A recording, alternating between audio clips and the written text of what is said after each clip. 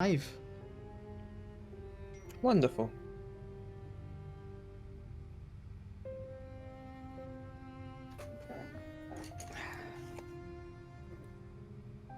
I'm just waiting for the notification on my phone to come through.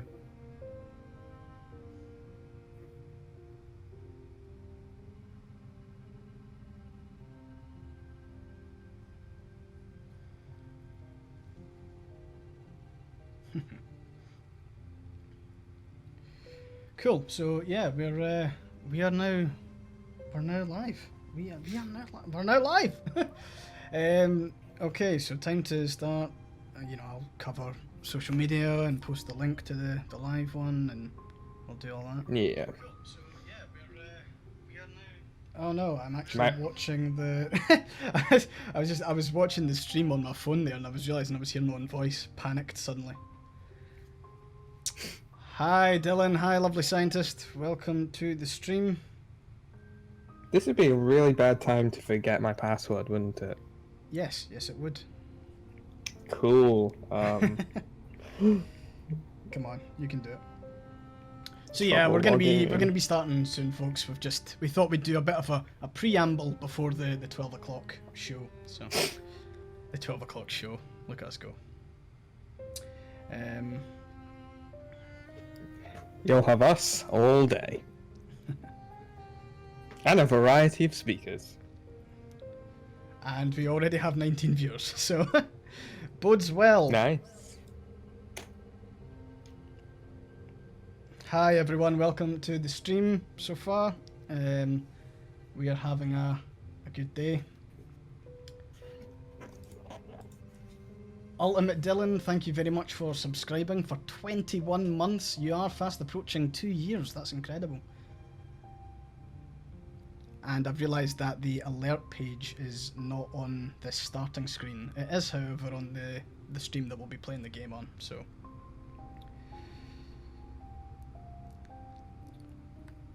I am to start playing in 7 minutes.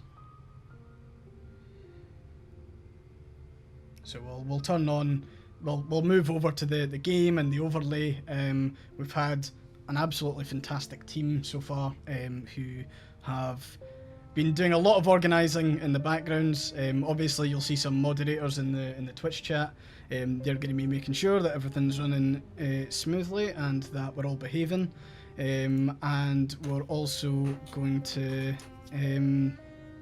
I suppose start the whole donation thing at 12 and try and raise some money for a good cause. So we're excited for it. I'm just doing all of the social media posting at the moment. Thank you for joining us. Yes, thanks very much.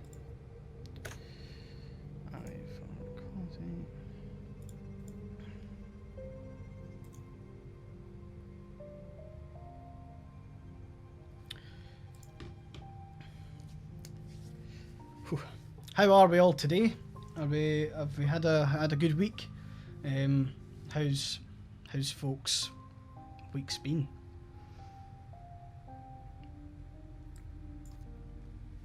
And I think when we get to 5 minutes to, we'll change over. We'll show you the absolutely awesome overlay that we've got planned for the stream. I have an Xbox controller that is plugged in and actually works, which is wonderful. Can I ask anyone who's joined the stream so far, how is our, how's the audio? Is the audio okay? Both for me and for Sky. Yeah, hello.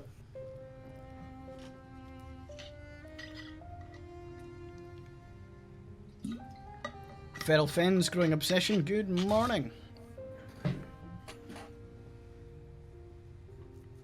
What's popping, gamers?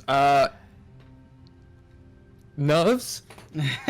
Hey, we're gonna have a great time. Overall, the balance of volume is perfect. Could be louder. Okay. Well, we can't dial up. I don't think we can dial up the speakers anymore. And if I do that, it'll skew the game audio. But if everyone else is kind of cool with it, we'll see how we go, and we'll go with that. I suppose I now better fix my posture. We're gonna move over to the overlay. And yay, there we go. So we are ready to lock and load. Excited to start. We have 4 minutes until I'm supposed to actually be playing the game. I think we're good. I think we're good. I hope everyone enjoys this wonderful overlay. Yes, we had a crack team who've been working on it and done a fantastic job, and we're excited to what happened. And I will need to remember to start that timer as well. Here we go. I like how I've already the controller's hovering over quick game as opposed to start. Yeah, it's not the best message. Have I got the commode installed? What do you mean, Hex? Are you talking about the Chaos mod? The one that can be controlled via Twitch? Nah, we don't have that one on today.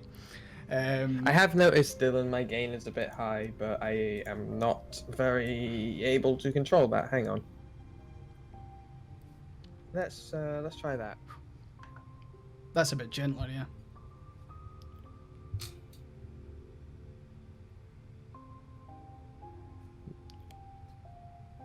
P breaks are allowed. Oh, right, sorry. Yeah, P breaks are allowed. I will be racing against time, whether it's my bladder or whether it's eating. I will need to consume something at some point throughout the stream for some energy. Right, I'm gonna get I'm just gonna get all the social media stuff kind of primed. We're nearly there.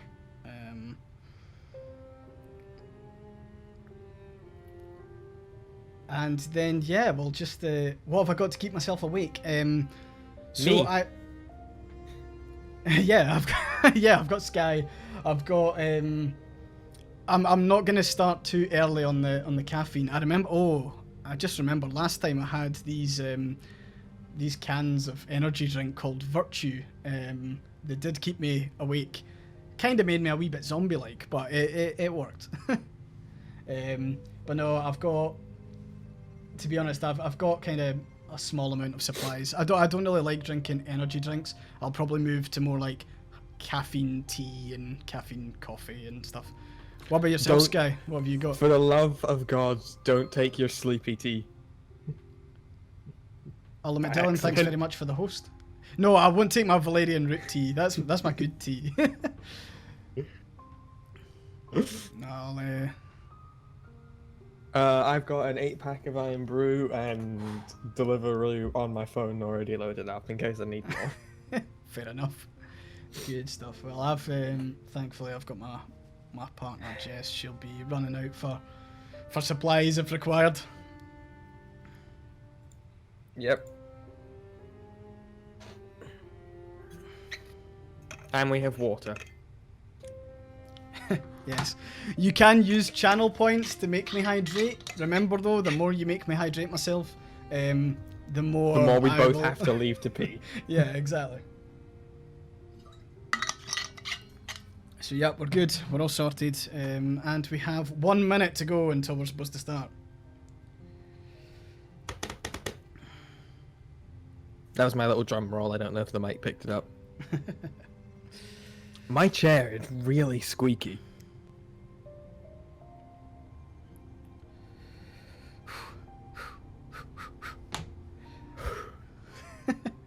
Video game time. Video game time. Here we go. Countdown has started, I believe. Let me know if it is a ticking. Yep, it's ticking. Okay, we are moving. I'm not actually seeing it tick on the stream yet, but I'm not sure how much that's delayed. Okay, it's working now. Perfect. We are going to be playing classic mode. I am not. I am not doing no death run. So I just wanted to let you know we started the stream with Nightbot saying the alias you set this command to be does not exist. Oh yeah, that's it's because we need to change it. So right, I'll need to jump on and quickly do that while we're watching. Welcome to the first minute of technical difficulties. Hey, look, we've got this. These things happen. So let me just do the thing. Alias is Charity. Here we go. And Do, do, do, do, do, do. there we go. Sorted. Thank God we have an opening cutscene. Yeah, I know. Ah, I just punched the microphone by accident. We're good, we're good. Well, welcome everyone. We're going to start playing. I've noticed the game is horrifically loud, but that might just be for me. Can someone let me know? Yeah, it's very quiet on the stream, I think. It's quiet on the stream, that's cool. Well, My gain is weirdly high. Hang on. if we think that we need to do a wee bit of adjustment in regards to the game audio, that's fine. But anyway, here we are. We've got an opening cutscene to start us off. I'm not gonna skip this one. There'll I'm be just some. gonna keep doing mic checks in the background. Yeah, that's cool. Whew. That doesn't sound good. How's that? Is it like Treasure of the Pharaohs Online? A wee bit like that. Well, Seize we'll the means of audio. we'll see how we go. But yeah, I think we've got this. Alrighty, can I play with this controller? Why am I quieter now? No idea, Sky. Alright, here we go. Okay. First enemy, hardest enemy in the game. Beaten. We're on a roll. So yeah, for those of you who are unfamiliar with Hollow Knight, it's a game by Team Cherry. So they've made some awesome stuff, and I just heard a noise. I think we might have gotten our first donation, but I'm not sure. We have, but the bar has not increased. The bar has not increased. Why has that not happened? Okay. Right, well, I will... Oh, the bar increased. The bar has increased. Excellent. So, okay, there's just a wee bit of delay on the stream end. Obviously, I'm not seeing anything. I'm watching the stream in that kind of delayed time. Thanks very much for the follow, Mart. Appreciate it. But yeah, here we go. And thanks very much for our first donation. I've just realised I'm going to have to get... Jess, by the way, will be on tech support later. Yeah. 1, 2... There we go. Why Jump am I down. so quiet? I can hear you perfectly, but... Cool, so we've got our first charm, which technically counts as our first percent. So for those of you who are maybe a wee bit interested about the game and what we're trying to do here, we're trying to do 112% off the game. So the game obviously had 100%, and then more add-ons and DLC were added. Now the real 100% is the real 100% is the 112%. So we're going with that. I am currently trying to do a couple of bits and pieces. This is really just the intro of the game. It works as a tutorial. But yeah, that's us going. Thank you, Dylan, for being the Nightbot who seems to be a bit slow today. Yeah. Yeah, I'm really quiet for some reason. Can you possibly turn me up? I've turned you up as far as you can go. But I'll... Give me 1 wee second.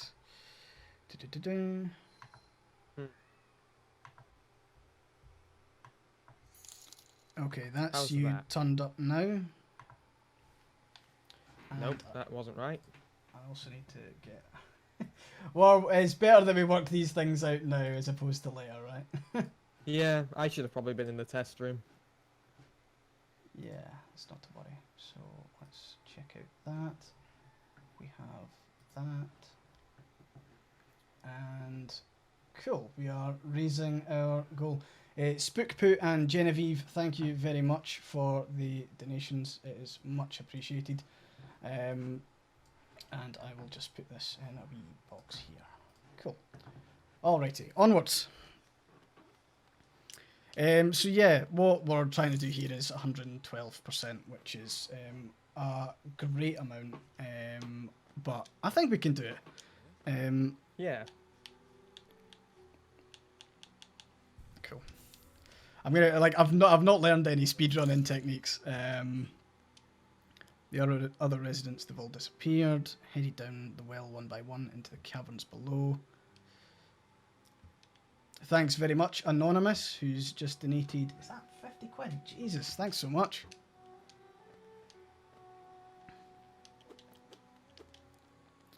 Cool, so now we're going to jump down here. I'm going to just be like working through it. Lomadia, thank you very much for the follow. Looking forward to our chat later on. It's all agony, Dylan. Okay, that seems to be a bit better for my volume. I just need to speak at this level.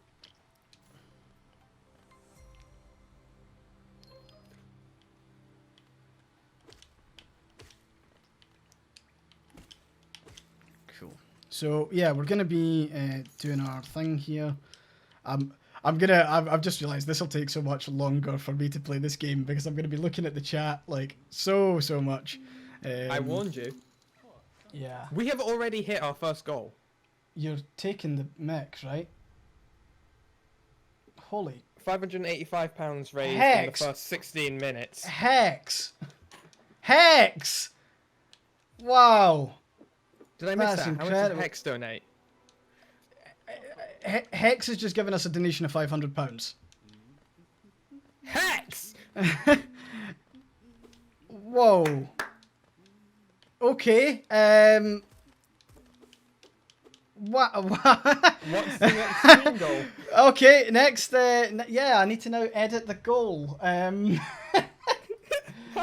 Ah, man. Okay, so we'll double it. The change might take a wee bit of time to kind of clock over, but wow.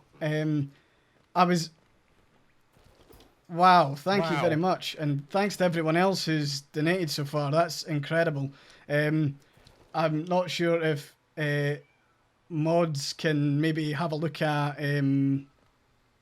possibly tweeting the fact that we've already reached our first goal of £500, which is insane. I'm going to quote tweet my own tweet.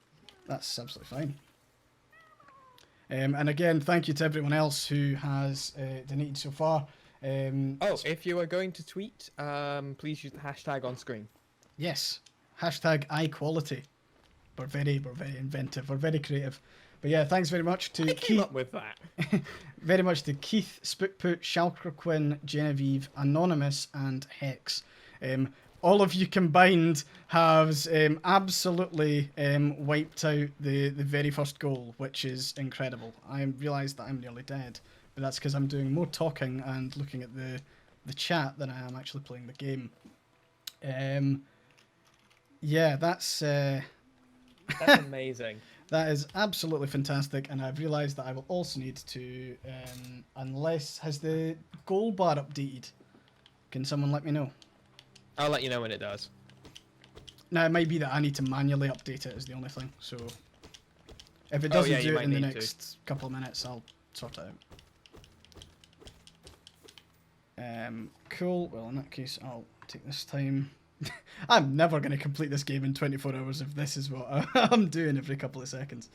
Right, let's go with that. Click on it. Hit done. Boom. God, like Dylan said, I can't believe it took done 10 minutes or less than 10 minutes. I mean, I'm until Jessica's here, I'm gonna just basically say we've already done. That is daft.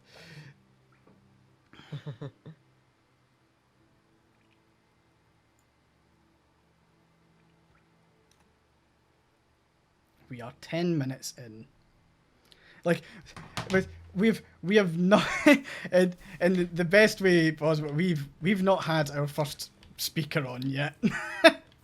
Oh, that's gonna be such a good thing to open with, though. Yeah. Cool. So the hashtag is hashtag Ayequality. Ayequality. Yep, we're going with that. So if you're on Twitter and you're posting and you're doing everything you can to draw some attention to the stream, please use that hashtag. It's much appreciated. And jump, and jump, and jump, and 1, 2. Purple Coffins, thank you for the host. Thanks, Purple Coffins. And we have 43 viewers. Thanks very much to all of you who have joined so far. We are, like, I was thinking the first half an hour it'll allow me to, you know, get into the game a wee bit and, you know, do all that. Nope, it's just been it's just been thanking people for their generosity, which is If anyone is curious, the moderation part of this server just says several people are typing after we hit the first 500. yeah. Cool. So you're seeing some incredible gameplay over here. Come on, Hex.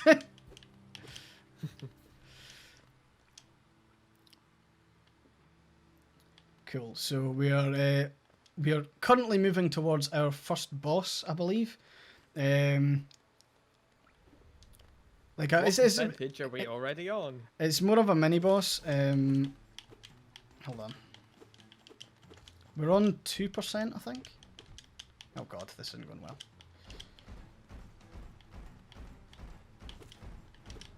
Okay. So I have no understanding of Hollow Knight. Like the most I've played it was for the announcement video. Cool. Well, I'm playing as a little bug. In fact, you know what? The best way to maybe describe it is like imagine a zombie apocalypse in the insect world. Think Bug's Life with like 28 Days Later, with maybe a bit of other stuff. Also, the bar has still not updated. Oh. Well, it had on my screen. Let me just... Why has it not done this? In fact, give me a wee second. There we go. Sorted. Yay! So God, one thing that halfway. one thing that we're going to be doing is stretch goals. So if anyone in the stream has any kind of like wacky fun ideas that we can maybe like do something when we reach a stretch goal, and that's maybe something that I do like quite literally on stream just now. Obviously nothing that will put my health at risk, ideally. Or mine. Or Sky's, yeah. But I think if we can, I'm more than happy. I have an incredible Obi-Wan Kenobi costume. So if anyone would like to see Obi-Wan Kenobi on stream, I could always run away and do that. I be one Kenobi. Yeah, I like it. Harley, I'm not singing. We've had this conversation. I mean, I've got Mulan primed and ready. I can't believe it's not been taken up yet. Twitch DMCA will destroy us. 1, 2, 3. There we go. So yeah, those wee green things that I'm breaking out of glass jars, they are grubs, and they're one of the kind of collectibles that you need for 112. So I'm trying to collect all of them. Obi-Wan Kenobi. There's so many ways you can cut it, isn't it? I mean, Ewan McGregor is from Perth. He is indeed. Obi-Wan is Scottish. It's canon. Oh. 1, 2, 3. Does Star Wars ever discuss what planet Obi-Wan's from? Well, I imagine some lore would potentially go into it. It's not something I think's covered in any of the films or that. No. Planet Scotland. I like it. His homeworld is apparently called Stew John. Stew John. The only information about it in canon is it's the homeworld of Obi-Wan Kenobi. Oh. And we see Hydrate or that. dihydrate. Yeah, we're hydrating. And I've just seen, sorry, Obi-Wan. Dreaded Scotsman and Joe Fish. Thank you very much for the follow. Hope you're doing good today. And thank you for joining us for 24 hours of Hollow Knight, which, if my current gameplay is anything to say about it, it might be 28 hours of Hollow Knight. No, it's not. I'm joking. back. That's a joke. It is day for us because we are Scottish. It is. Oh. Yes, also every time you redeem the hydrate, the mods will also remember to drink water. Yeah. So if anything, if you go and you use your channel points to say hydrate, it means that you'll be keeping us healthy. Although I believe Prince Chorus is at least drinking coffee. Is hydration always good? Maybe. So There's water in coffee. there is. So we're coming up for our first kind of big boss here. So give some noise. Let's see if we can try and beat that boss without dying once. That would be really cool. I would feel. What's the name of the boss? The boss is called False Knight, and he is that guy right there. And he is angry boy. And I'm not gonna lie, I've fought this boss many times, so I'm hoping that I can. He's so cute. Not really. I mean, maybe a wee bit, but unfortunately, He's just a little guy. I'm so God! quiet. I'm not sure if it's just in comparison to you. it's because I don't know. I've got my gain cranked all the way up, so. In fact, I'm gonna heal. Okay. So, fun fact, you can use these boulders to, like, hit back at them. Oh. No. There we go.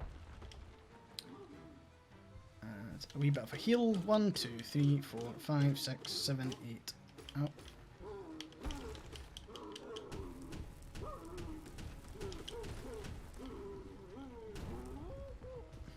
And that'll be that. So, yeah. He's so cute. Yeah.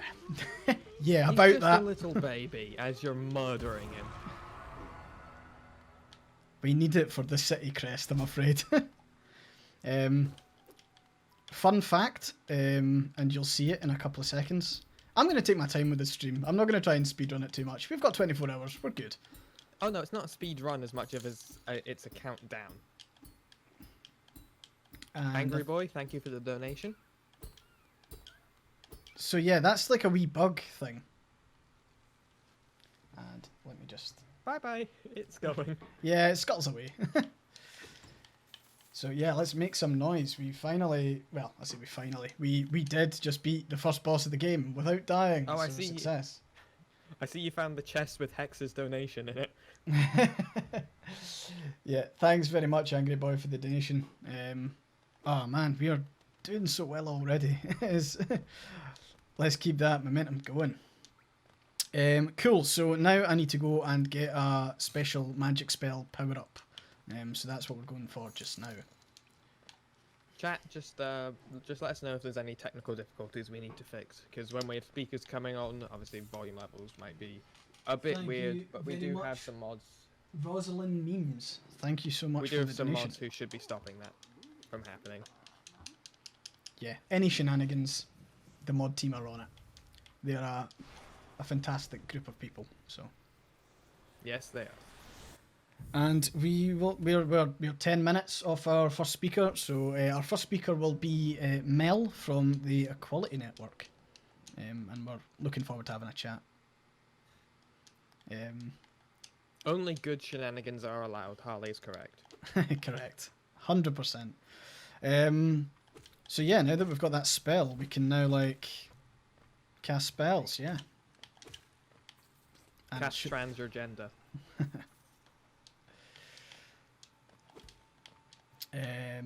Let's.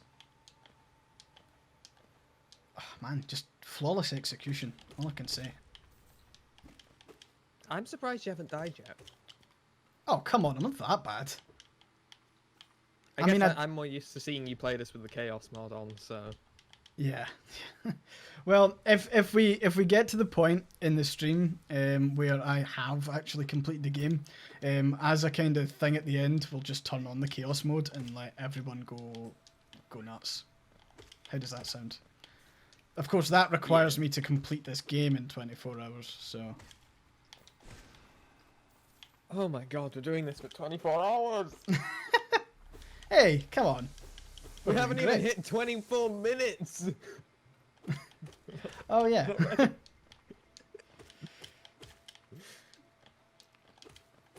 Is 24 minutes 1% of 24 hours? No. Is it? Yeah.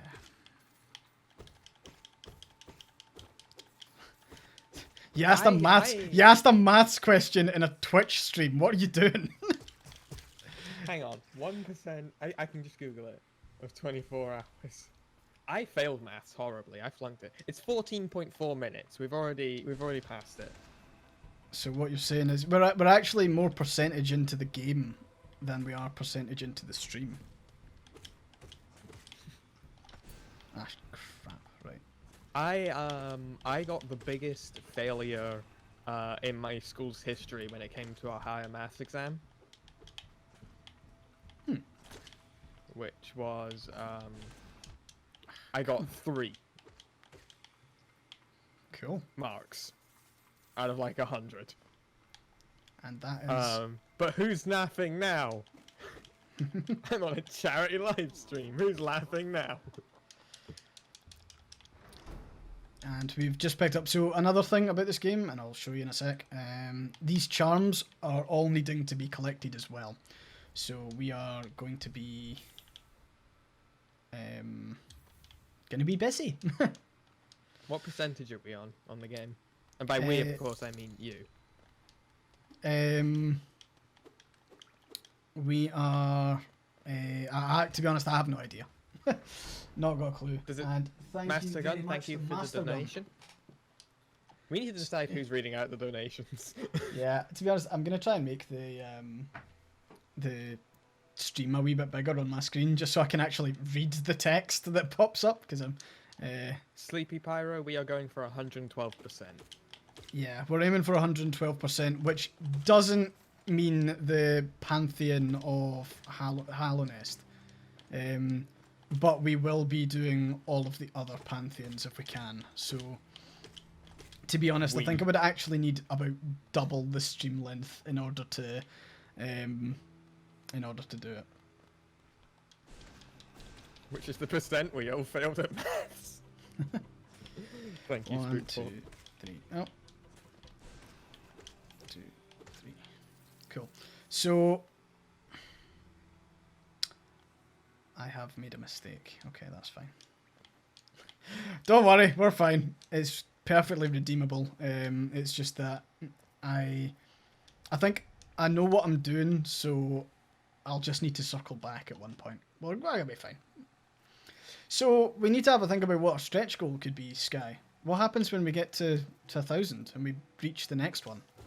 Is 1,000 going to be IB1? I don't know. It depends, because I'm not sure if people want to see me wearing Jedi robes for the full stream. And for those of you who've never seen me in this costume, right, and I've worn it for the past 2 Halloweens because it's just that great. But it's good. It was the best Halloween costume purchase I've ever made in my entire life. And let's... Cool.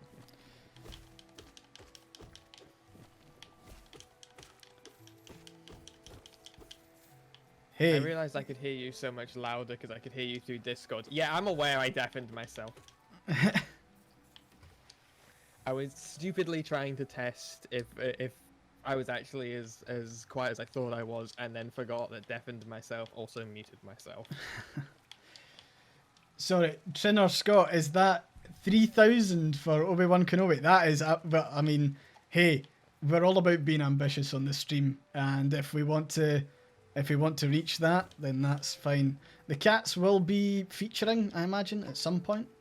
I dare say they'll want to be seen, or like both cats. They don't like to pretend, like they don't like to come up and pose, but they'll definitely like pose in the background. And I have, I can just turn the camera on. You can have a look at the cats. Oh no! Right into acid. Oh. That doesn't count as a death. I No, suppose. it's not death. It's not death. Death only occurs when, if you look in the top left, if all of the masks disappear. That's it. Yes, I have played a video game before.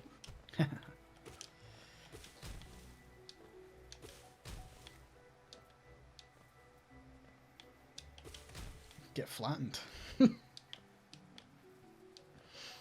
1, 2, 1, 2. Oh, 3. I should have just done that.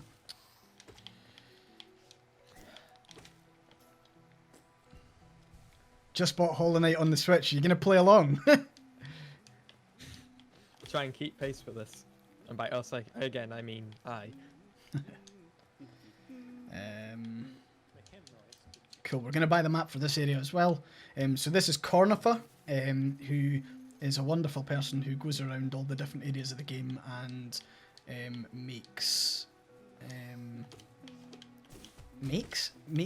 Yeah, he makes maps. That's what he does. Makes maps. Aren't they? He- Isn't that what a cartographer is? Yes, he cartographs. That's not fair. I've played Halo. Halo has cartographers. Halo. I'm so looking forward to Halo Infinite when it comes out. That'll be good. Oh yeah, me too. The Chorus art and I have style been for playing through all the Halo games to introduce them to them. We're on Reach currently.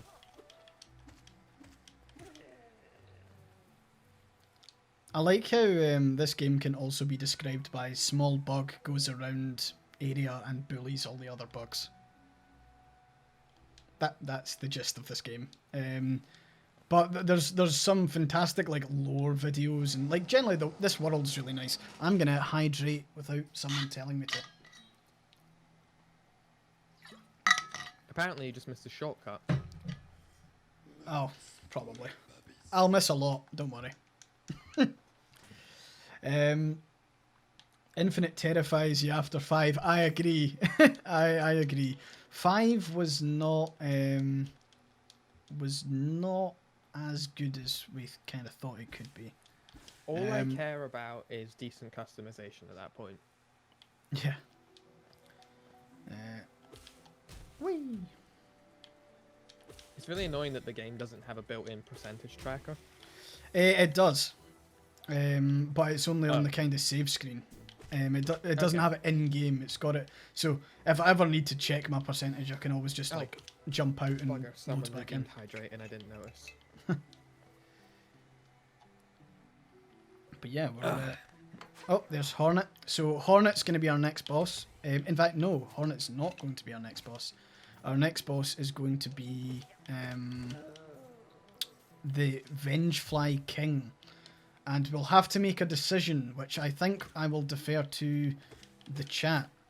We have the choice of either saving someone or letting them die.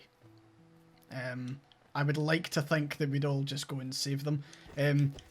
And if you like the idea of torture, then we will have a harder experience if we save this person. But anyway, I believe we have our first speaker coming on pretty soon. Yes, our first speaker is about to come on. So looking forward to that. Our mod team in the background are just probably running a couple of checks, but we look forward to welcoming Mel. Hello. Hello. Hi Mel, how you doing? That was I'm good. perfectly How are you timed. guys? We are doing fantastic. How's things been with you this morning? I've got a very chatty catty running around. He's climbing the walls today. Good stuff. Good stuff. What's the cat's name? Rue, Ray. as in, Cool. like, R-U. Rue, cool. Gotcha. Rue. Rue. Rue. He's an adorable little thing. He's 6 months old, and he is why we can't have nice things. Aw. Well, for the benefit of our chat, Mel, why don't you introduce yourself? Yes. So, my name's Mel. I work for the Equality Network. I'm part of the intersectional team. So we keep our focus on LGBT work intersectional and inclusive as possible. And we train other organisations to do the same. We host fundraisers, case in point, we're doing this. Undertake research to see where more work needs to be done, and we put on annual events like Vitastic is a good example. So if you've not heard of Vitastic, it's an annual event for bi people and their allies, friends and family. And every year around Bi Visibility Day, which is the 23rd of September, for those who don't know, we work together to celebrate bi and pan identities with workshops, discussions, fun activities. You don't have to be bi or pan to attend, but we do want to sort of create a bi bubble each year where we can share with others like us in a safe space. Well, It's super fun. as a bi/pan person, I'll need to attend that at some point. Oh, I will make sure you get an invite. Oh, thank you. You'll be That's happy a to really know. good day. You'll be happy to know instantly we've already hit our first stretch goal of £500. We're actually I up to noticed. 616. Yeah, I'm watching along on the TV. This is great news. It's that shot up, didn't it? Yeah. And we're still going. We're not even an hour in. I've not seen this game before, but it's so cute. I think I might have to get it. I could not recommend it more. Hollow Knight is so fun to play. It's a really fun wee world, and you just getting to explore it's good fun. I like that sort of thing. Yeah, it can be quite difficult at stages, as I'm sure chat is looking forward to me dying many a time. But yeah, it's great fun, and I'm looking forward to spending 24 hours with it. Hopefully by that time I'll be an expert. I'll see if you still like it in 24 hours. Yeah. Yeah.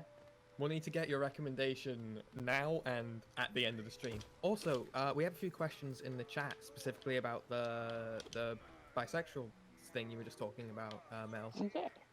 Yeah. Sharlaquin asks, do biromantic aces count under that as well? Yes, absolutely. We've actually had workshops in the past that are specifically around ace and aromantic topics. It pretty much covers anything that could be considered part of the bi experience. We try to be inclusive of all identities and preferences, so you're more than welcome. Wonderful. I should mention, this year is going to be an online event. We had a bit of a discussion whether it would be okay with it being in September, whether it would be okay, but we decided just to be on the safe side, this event is going to be entirely online this year. We are doing it over 3 days though, instead of 1 day, so that you don't have to just sit at your computer for like 8 hours, because that would be a bit much for everybody and myself. Yeah, I feel like we've all gotten Yeah. we've all gotten really used to sitting at our computers for the better part of this year and last year. Dylan, thank you for the £50. Oh, thanks so much, Dylan. I think that raises us to 666. Does it? The number Yeah. of the beast. Fantastic. Ooh.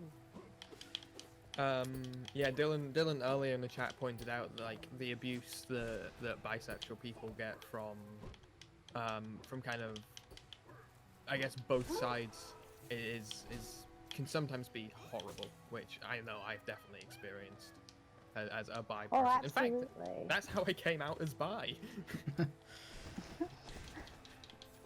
So, I have the fun coming out story. Aww. So how did you get involved with the Equality Network? Funnily enough, it was totally by accident. I happened to move into a building with where two members of the Equality Network, well, one member of the Equality Network and one member of the STA lived. And we both had a dog, and so we'd like meet up in the park and bump into each other in the garden and stuff. And we got chatting. And I was working in a shoe shop at the time, absolutely hating it. And I was like, maybe I could do some volunteering. And it just sort of grew from there. I kind of accidentally ended up working for the Equality Network through volunteering. But I love it. It feels so much more useful than just selling shoes. I feel like I'm making a difference in the world, which is always nice. Yeah, it is. I think I cut you off, when you were the question there. To be honest, I was my question was, how did you get involved with the Equality Makers? Great minds, Sky, great minds. But no, I think it's it's great that we've got obviously someone from the Equality Network on first. That sets the tone going forward. And of course, for anyone who's watching who doesn't know the work that the Equality Network do, hopefully you've got a bit more of an idea now. Mel, I suppose one of my questions is, like, what do you enjoy the most about working for the Equality Network? Like, what's the one thing, if you had to boil it down to one thing? Ooh, now you're asking. Yeah.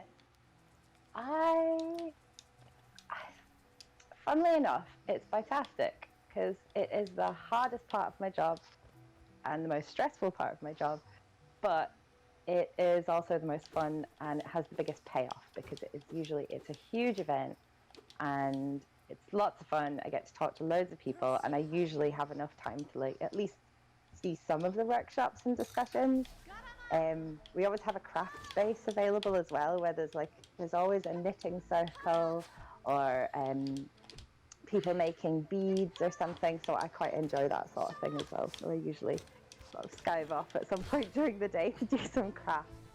But no, Fantastic is probably my favourite bit, purely because it's the biggest thing that the intersectional team does throughout the year.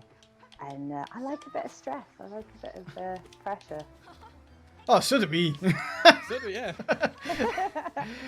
Sorry, I'm in the middle of fighting a boss, so that's why I'm a wee bit quiet. I'm trying to not die. I'm trying to keep my streak going. Spookpoot in the chat has asked, how has the lockdown affected your events planning, and how are you working around it? Oh, well, it's made things difficult. It's made things interesting. But for the most part, things have kind of carried on as normal. Last year we didn't run a Bitastic, and instead we used the money we would usually use to spend on that event on things like venues and catering. We put it towards another by group event that they were doing because we weren't quite ready to do an online event at the time. So we put money towards that. But other than that, we've just kind of moved online pretty seamlessly, as far as I'm concerned. Maybe others disagree, but I think it's gone all right. I quite like it. It suits me, and I think it's made some of our events a lot more accessible for some people, particularly people in like rural communities. They're able to attend events that they wouldn't normally be able to travel to. And also, I think it's created a sort of dip in and out culture with the events. Like, it's a lot easier to attend multiple events in one day, for example. You can just dip your toe in. Yeah, like you said, like people who live in more rural areas and like people with disabilities as well, online events can be a lot more accessible for them. I'm kind of curious about what the Equality Network also does for trans people. In general, I suppose. I mean, I think you're probably better off talking to someone from the STA for that. I know Becky's coming online later on, but she's in South Africa, I think, at the minute. Yes, she's in South Africa now. I think she's joining us on the Sunday. So. Yes. Oh, lovely. She is. But yeah, I mean, as far as I can tell you, certainly lots of campaigning, lots of policy work. A ton of events, obviously, as well. And I know the STA also does training for other organisations to make them more trans inclusive. So they work with the police, the NHS, and every organisation they can get their hands on, basically. They do great work, and they do an awful lot of it as well. And chat, if you want to hear more about that, we have someone coming on later. I'm turning it into a foreshadowing advert. Yeah, I've got a ton of speakers in today, and to be honest, it was a power of work to organising. And Mel, particularly from our side, thanks very much for being on hand to chat to us and get everything kind of ready to go. But yeah, things have been. Anytime. I love a bit of gaming.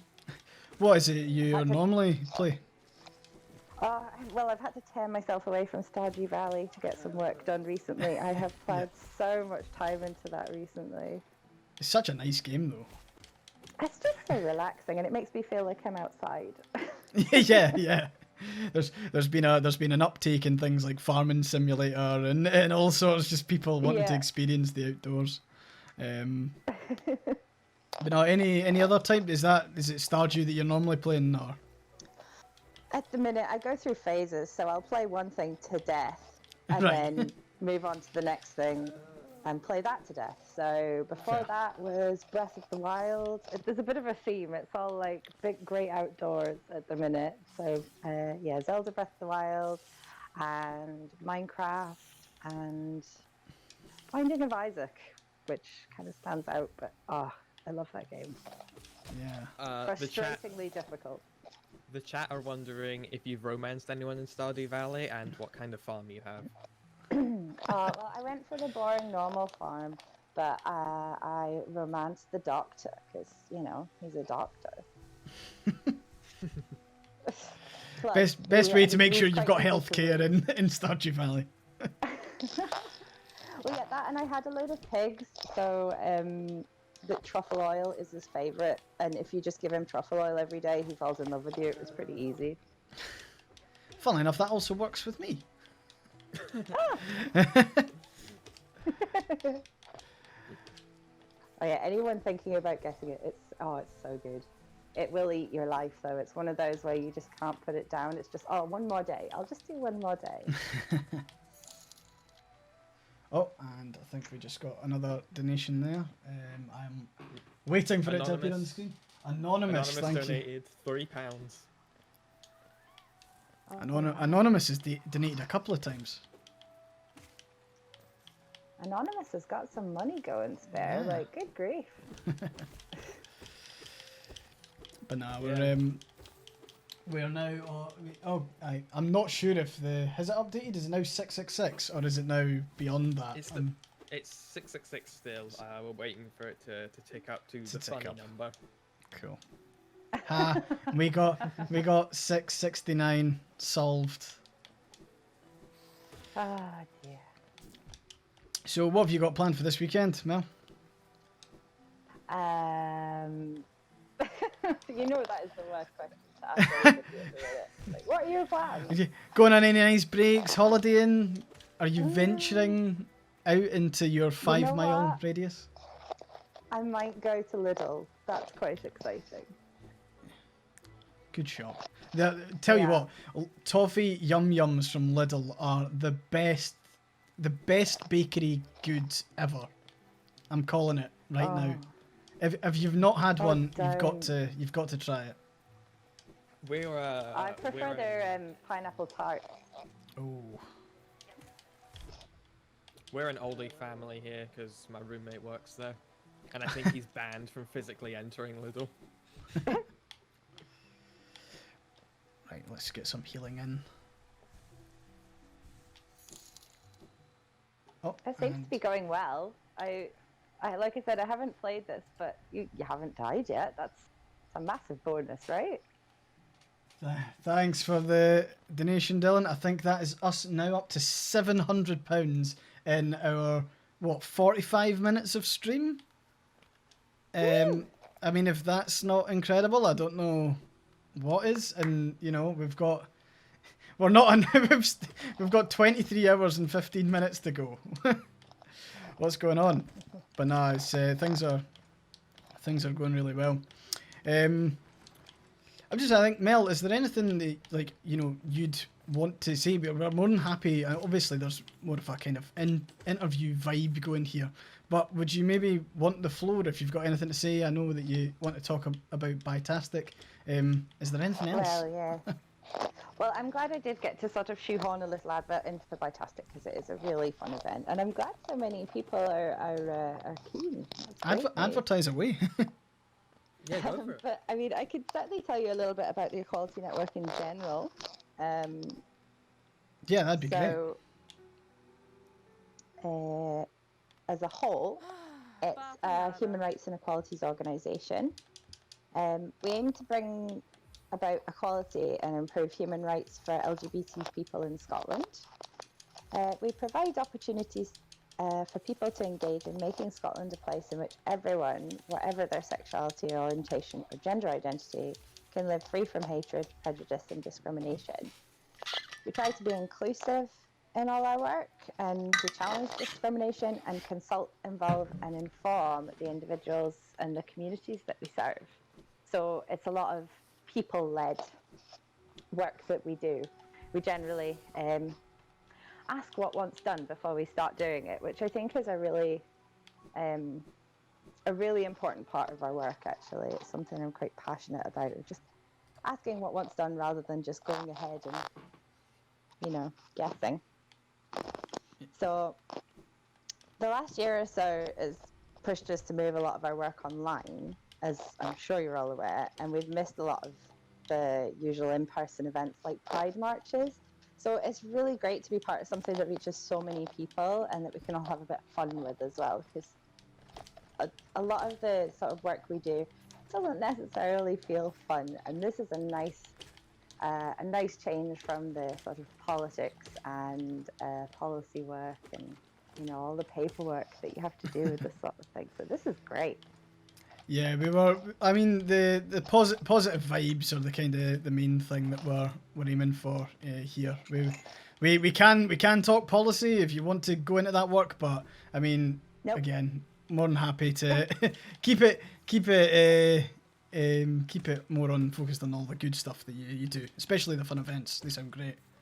We've had a bunch Oh, of channel points get renewed, by the way, for hydrating, and also to show off Fallon. Fuelin. Sorry, Gallic name. Jimmy Whalen. It's Fuelin. Yeah. I'm gonna get kicked from the stream now. To be honest, I know that we're keen. I'm hesitant to go and find a cat at the moment. That'll potentially be a job for Jessica when she comes back.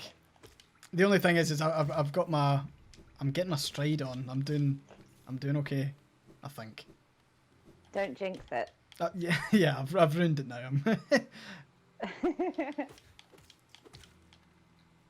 Yeah, mods can refund Scott. those channel points. Yeah, Scott is also in the chat. Scott Cuthbertson from the Equality Network saying, amazing, £700 donated. Thanks, everyone. Yeah, we're doing amazing, and we're looking forward to having you on for a chat, Scott. Hopefully soon. I was going to say, you're talking to Scott pretty soon, aren't you? Yes, we are. Cool. Posture Just check. Yeah, okay, posture check, thank you. I've just realised I've totally mucked up. It's fine. We're fine. We're fine. I'm basically your text-to-speech. Yeah. Good thing you have such a soothing voice. That the stream apparently can barely hear sometimes. Oh, I've just seen in the chat people are really excited to go to an actual Pride march. Yeah, I've been meaning to, but never been able because of social reasons to go to a Pride march. Yeah, I mean, if you can, I'd highly recommend it. It's great fun. It can be a bit overwhelming because it's loud and bright, and you know, it's kind of the point. But at the same time, it's a lot. The first Pride I went to, I was so nervous, but everyone was super nice and friendly and quite understanding when I needed a bit of quiet time, actually. Yeah, I was supposed to go to one in Dundee in 2019, but it happened the day I was moving into my flat, And I'm like, Oh. well, we probably can't unpack fast enough to go to this. So we'll go to next year's COVID. Yeah. I know, when I think of all the things I thought, oh, I'll do it next year, or I'll go to the next one. Oh. It's fine. Once we can all go out again, there's going to be a renaissance of events where everybody is so sick of being inside, everyone goes out and wants to go to events and live gigs and prides and all that. So I think when everything does open up, it's going to be big. Yeah. I can't wait. Yeah. I know.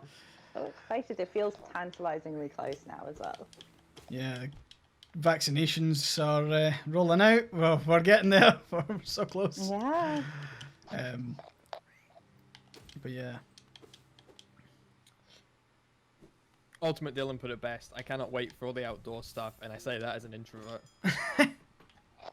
Yep. Same. Cannot wait. I never thought I would miss the loudness and the lights and everything like that, but I can't wait.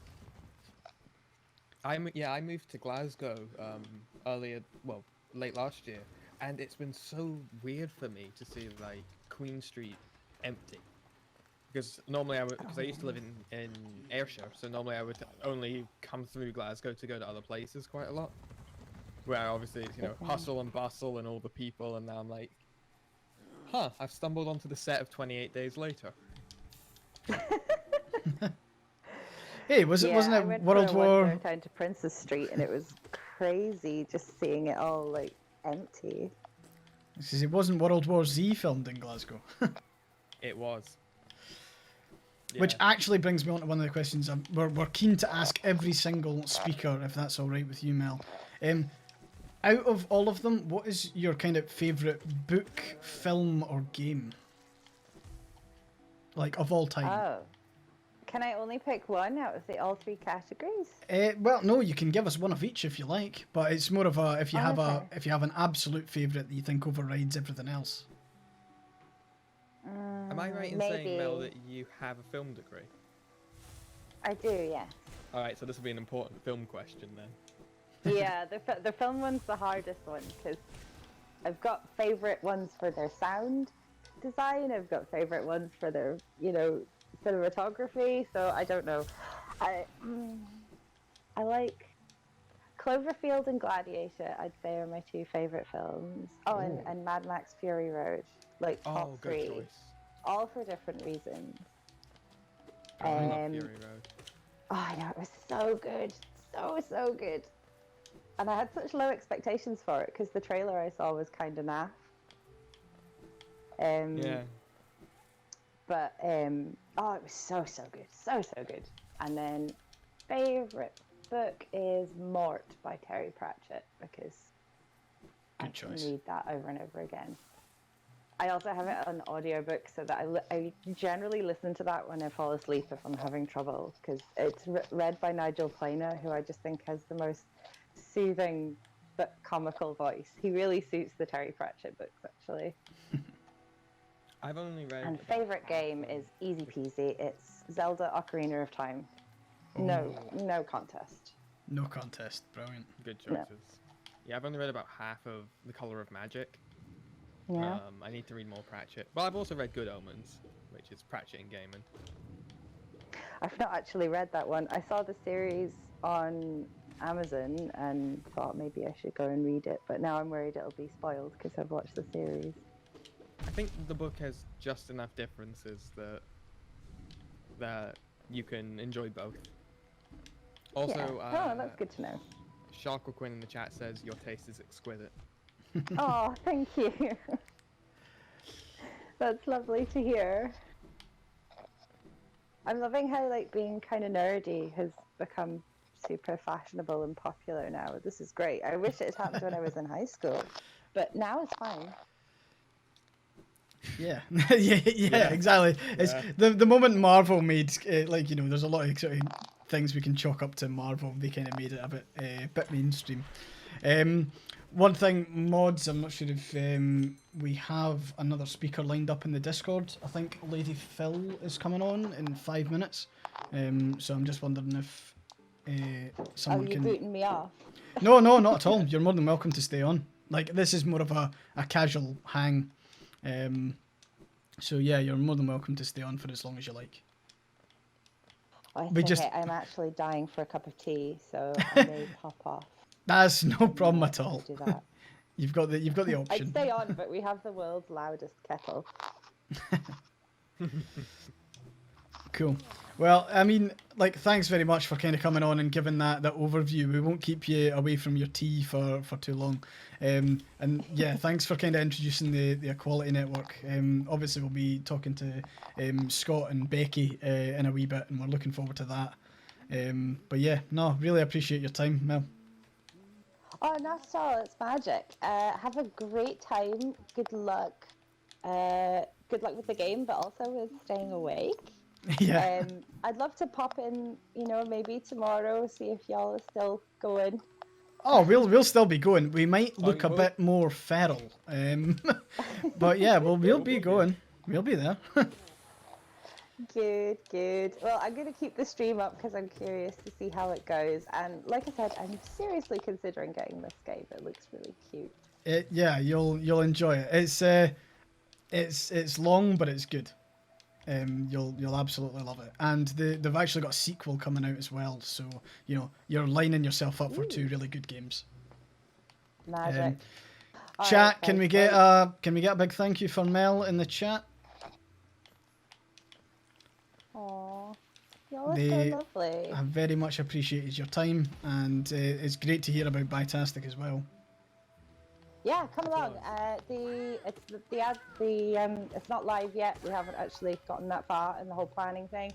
But as soon as we've got the date and everything settled, it'll be we'll send information about it in the Ayequality Network newsletter. So sign up for that on the website. It's down the right-hand side of the homepage. The website is actually linked below the stream, folks, so if you want to check that out and sign up for it.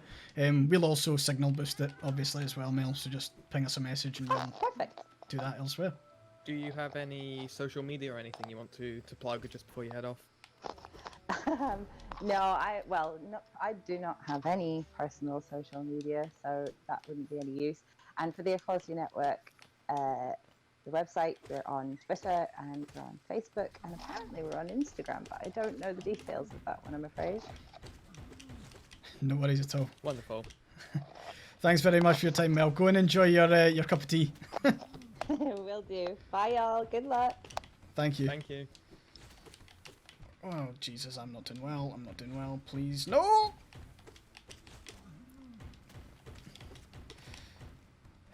I suppose maybe a catch up on the game before we I was go gonna into... say, like, we had this lovely chat with Mel, and then I just see you battling the most grotesque mushrooms. Yeah, it's evil mushrooms. They are the worst.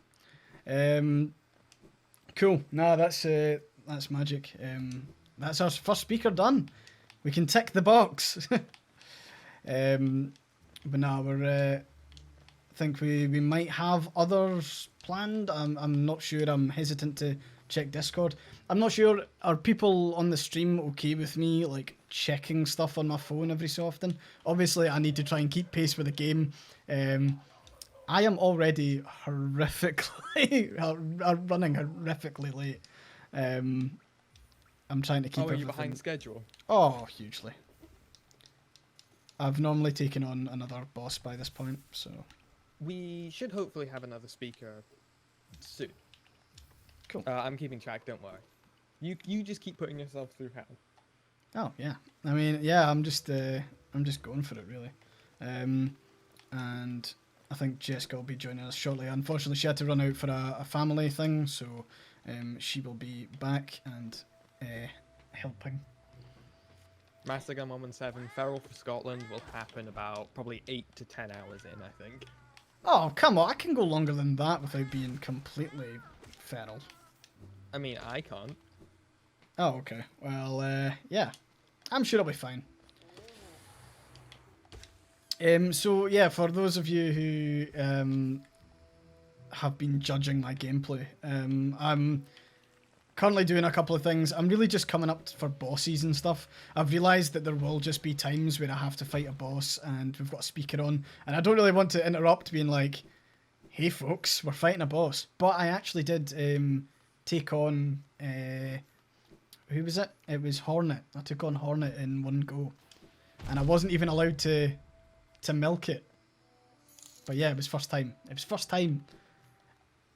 And we've got another donation in, which I'm waiting to pop up. James, thank you for donating. Thank you. Ultimate Dylan says, I redeemed 5 hydrates a bit ago and set it down the bottle. You must do it. What? You did? Oh, Oh God. that means me as well.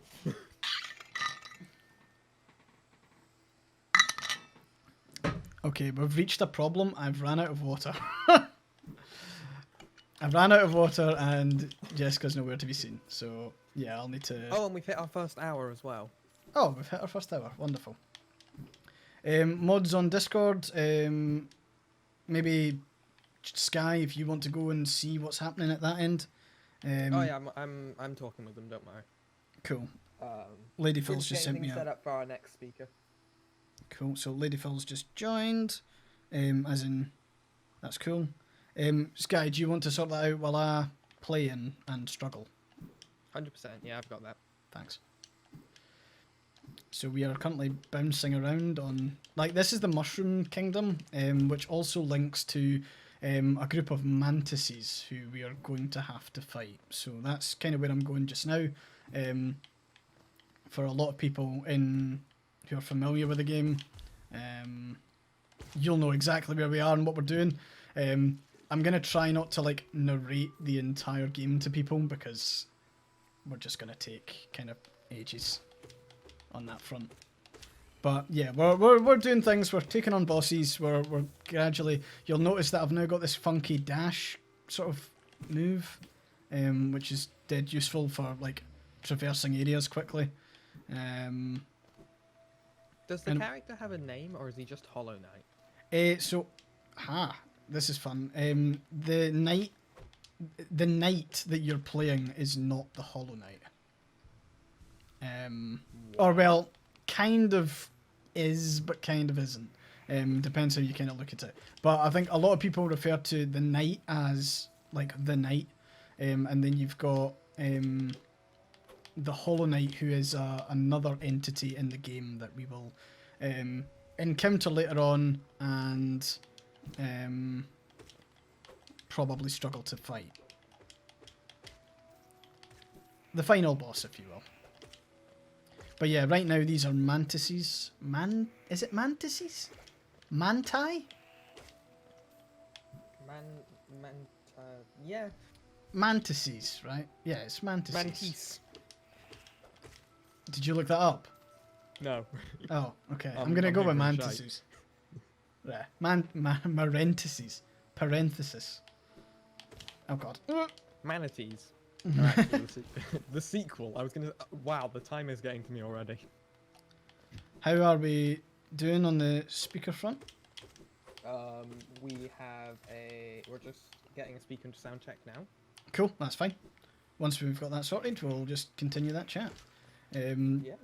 Our next speaker is Lady Phil, who is the co-founder and director of UK Black Pride. So, looking forward to a chat there. Yeah. Okay, we are resting. We have updated the map. We're getting there. The chat is still suggesting Different plural for mantis. marinara. Marmite. Cool. We're doing good. And if I'm able to defeat the mantis, so the next boss is the mantis lords, who are bigger and scarier versions of the enemies that I'm fighting at the moment. But they're actually one of my favourite boss fights in the game. They're so much fun to fight. And if I beat it first time, then you'll need to clap or something. I don't know. Boom. And I bought a charm. You might have seen me buy a charm. It's called greed, and what that means is that enemies are dropping extra money. The only problem is that the charm will break if I die. So it's a kind of risky thing. There is a way that you can fix it, but it's yeah. If you're to win. No, that's not what I said. Bad hex. Oh, I joined the wrong chat briefly. All right. Cool. So we're getting there. Oh, come on. 1, 2, 2. Oh, come on. 3. So are we doing IB1 Kenobi when we hit 1,000? Is that Well, what we're doing? someone suggested 3,000, which I thought was quite bold. That was quite bold. I feel like we can do more horrible things at 3,000. Maybe 1.5. It's just that, like, you know, if we somehow manage to get it so early, I'm gonna be sitting in Obi-Wan Kenobi gear, and plus, a lot of the time, Oh, a joke. I need I'll need Jessica's assistance. It requires assembly, I'm afraid. 3,000, we can do it. Well, alrighty. Let's see how we go. Does that mean I need to play really well? If I have to play well, then no. But if we're relying on your guys' generosity, then I think we're safe.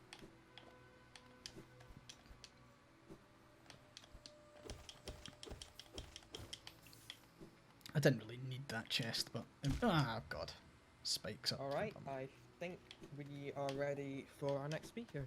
Fantastic. Ready when you are.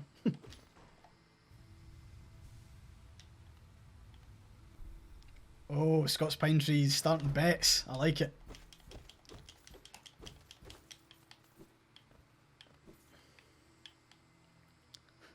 Please gamble responsibly. For disclaimer for this stream. As in, no chance I'll get Mantis's first go. To be honest, I might actually die before I reach Mantis. Oh wait, I'm a fool. Just in general. Hello? Hello, hi. Is this Iron Sky? Yes, it is. Hi, Lady Phil. How you doing? I'm good, thank you. Very well. And again, apologies for the late delay, although I am 4 hours behind. That's no problem at all. I was wondering, for the benefit of our audience, would you mind introducing yourself? Of course, of course. So my name's Philip Okujima. I am also known by Lady Phil. I am the co-founder and executive director of UK Black Pride, and I'm also the executive director of Kaleidoscope Trust, which is an LGBT human rights organisation working to uphold human rights for LGBT plus people in the Commonwealth. That is fantastic. We're so delighted to have you on. I suppose, like, you know, I'd love to kind of hear in the first sort of start. Would you tell us a wee bit about your sort of journey, I suppose, and like maybe delve into, you know, your early days of activism before becoming director of UK Black Pride? Yeah, of course. I mean, it's always weird talking about yourself in the early days because there's always so many pressing things to deal with in the here and now and for the future. But I guess, you know, I like to see myself as an advocate for change, and activism has taken many different forms, whether it's signing a petition or being on the front line and campaigning and protesting around Black Lives Matter. But I think my early days of being active was from school. I lived in an area where it was pretty rife with the BNP, far right organisation, and it was a predominantly white area. And for me, going out with my friends, I was once told, you know, when there was a march, be careful, young girl, you know, these people don't like your sort. And when you're 11, 12, you don't really understand what people mean when they say your sort. And it wasn't until I saw these, you know, big burly men marching down the street with with particular flags and stickers on their bomber jackets and DMs, that I realized that because of the color of my skin, that I was automatically seen as a target, a threat, or somebody not to be liked. And that upset me more than anything. And I just felt like it wasn't understood by my friends, but we were all young, so we were growing. So from there, I started reading a lot of books and thinking how to challenge these sort of forms of inequality, and really learned a lot more about how racism is rooted in much of work and the activities that was going to shape my life. Worked for a trade union. Before that, I was a civil servant. And in the trade union was where I really understood about self-organization and got involved with our LGBT groups, such as Proud, which was in PCS. They did amazing work to highlight what had happened around Section 28 and what work we still have to go. Yeah, and then sort of moving on from the trade union was entering into this realm of looking at UK Black Pride and also the LGBT mainstream movement, and realizing that as a black out lesbian woman, I couldn't divorce myself and only campaign on LGBT rights, or only campaign on race relations and rights for black people. So it had a connection to it. Then it had this synergy and movement, which I understood from like Stonewall riots in 1969, when we had gender non-conforming and trans siblings at the forefront, who also happened to be people of color and Latino X, which were campaigning around access to health, access to justice, against the police brutality, and wanting to have a safe space. So I guess everything that I've done up until this point has led me to actively campaigning for the rights of people who are most marginalized in society. That is an amazing answer. It's such a story as well. You know, like the sort of the journey of it. I was wondering, could you maybe touch a wee bit more on the intersectionality of, you know, fighting racism and fighting bigotry? You know, I'd love to hear a wee bit more about that, if that's okay. Yeah, sure. I mean, you know, as I was saying, I think when we talk about intersectionality, often it's confused with diversity, and it's not a synonym for diversity. Intersectionality was a word coined by Professor Kimberly Crenshaw, and it was about the gaps that were missing within a law framework that protected Black women within the workplace. And when you look at various social categorizations like race, gender, sexuality, sexual orientation, class, and other such categories, and you take me, for example, as a Black lesbian woman, those compounding factors of race, of gender, of sexual orientation, of class will compound and intersect with one another on an ongoing basis. And you'll find that those factors often face discrimination and oppression. So within that, it's about making sure that the framework or the lens or the approach taken to services you access, society that you're in, schools, hospitals, anywhere where there are different people that require different things, you need to take an intersectional approach. Otherwise, you could possibly erase a group of people.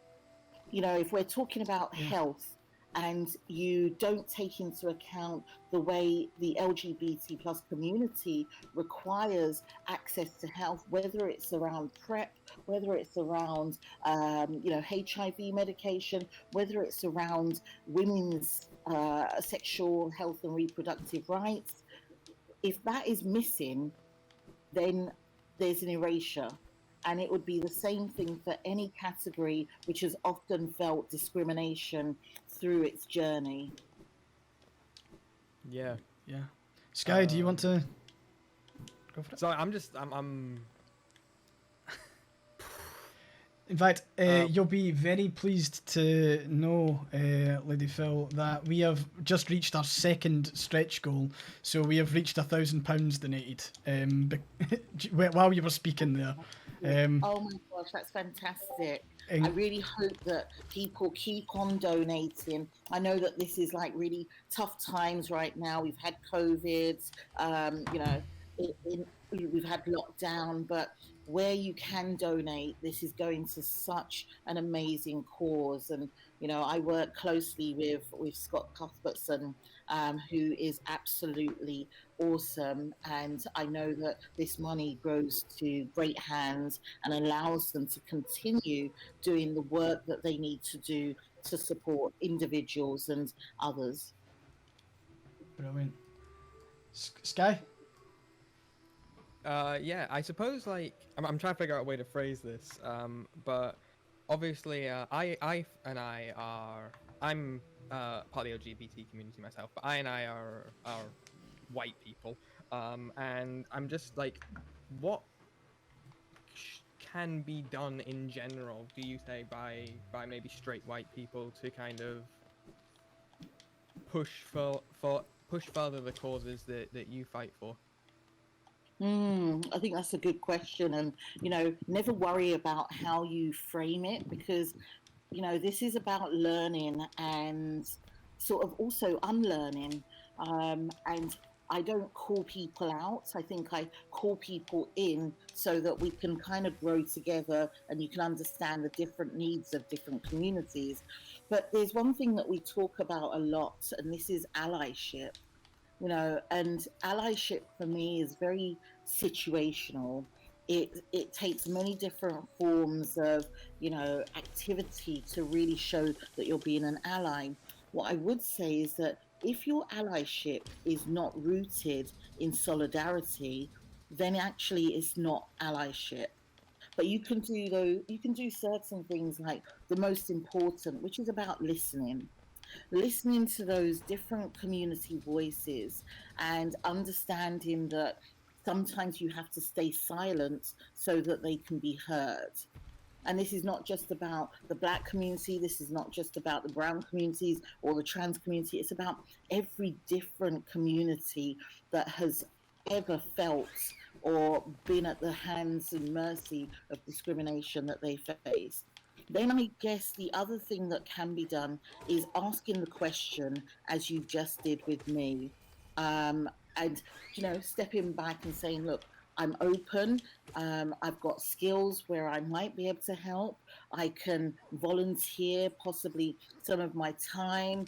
You might understand finance or IT or whatever it may be, because organizations, especially at the grassroots level, really need the support because they don't always have the capacity and the resource to push forward. And then I guess this is about put your money where your mouth is. And whilst thinking about this amazing fundraiser that's being held, this is exactly what needs to be done. If you can donate £1 or £100 or even £1,000, that's what needs to be done in order to continue the work. And then lastly, I think I would just say is understanding that solidarity is a verb and it won't take place unless there's meaningful action. And the way you have meaningful action is about collaboration, not competition. So I hope that that was helpful in setting out the many different ways we can be allies, because there's not one single way. That was absolutely fantastic. And just there was so many bits, and I think the chat, the audience that are watching the stream flagged in. Calling people in is such a great phrase, and it's one that we could be using a wee bit more of. Another that I really liked was, you know, it is about learning. And I suppose, you know, we did a stream 2 years ago where we were raising it for Time for Inclusive Education, the Thai campaign here in Scotland. And you know, as a straight guy who sees himself as more of an ally, it was amazing how common you know, non-inclusive language was in places like schools, where Yeah. you know, you can describe something you know, that's bad as gay or something like that, and Yeah. you know, takes a bit to unlearn, but you know, I think being able for people to commit to that and say, you know, I'm gonna learn and listen, is fantastic. Absolutely. Oh, and can I just say, I love the work of the Thai campaign. I recall when I was in Scotland once, I met up with Jordan, who was super awesome. And, you know, since then, I have been featured on the Thai campaign. So I really love what they do. And I Yeah. guess another thing I should say, though, you know, for others that are not in Scotland, we've got to start realizing that not everything is London centric. We've got to make sure that we're remembering and thinking about how we work with our devolved nations. 100%. You know, there's pockets out there, and like especially you know, in sort of middle England, I suppose, that seems to kind of get ignored, for want of a better term, and the north as well. Jordan will actually be joining us later on, so we're looking forward to a catch up with Jordan. Oh, brilliant. Sky, have you got anything? I know that we don't have you for very long. How are you for time just now? Yeah, I've got a few more minutes, and I'm sorry that I have to rush. But No, is no problem at all. 5 or 10 minutes of your time is gold dust for us, and we couldn't have appreciated it more. Do we have any last minute questions, maybe from chat or Sky? I'm just reading through chat at the moment. A lot of them are just agreeing with the points that that you've made. Chat, do we have any more questions? We've got people being saying your interview has been wonderful and thank you so much. oh, thank you. And it really has been. Like, I've not said very much because I've just been kind of blown away, enraptured listening to you. Oh, well, look, anything I can do to support now and in the future, you know, you've definitely got my solidarity, allyship, and support. I guess what I would just sort of end this on is, you know, for me, you know, activism and campaigning, you know, is not an isolated thing. It's not something that somebody can do by themselves. But at the same time, we've got to ensure that we apply self-care so that there is no burnout. Because I guess when constantly under a barrage of attacks, whether it's from, you know, government policies that are changing, that impact our trans and non-binary siblings, whether it's around, you know, what we may have seen around Grenfell or Windrush, whatever the campaign may be, working together, turning up the volume on society, making it absolutely impossible for them to ignore us is probably the most important thing that we can do.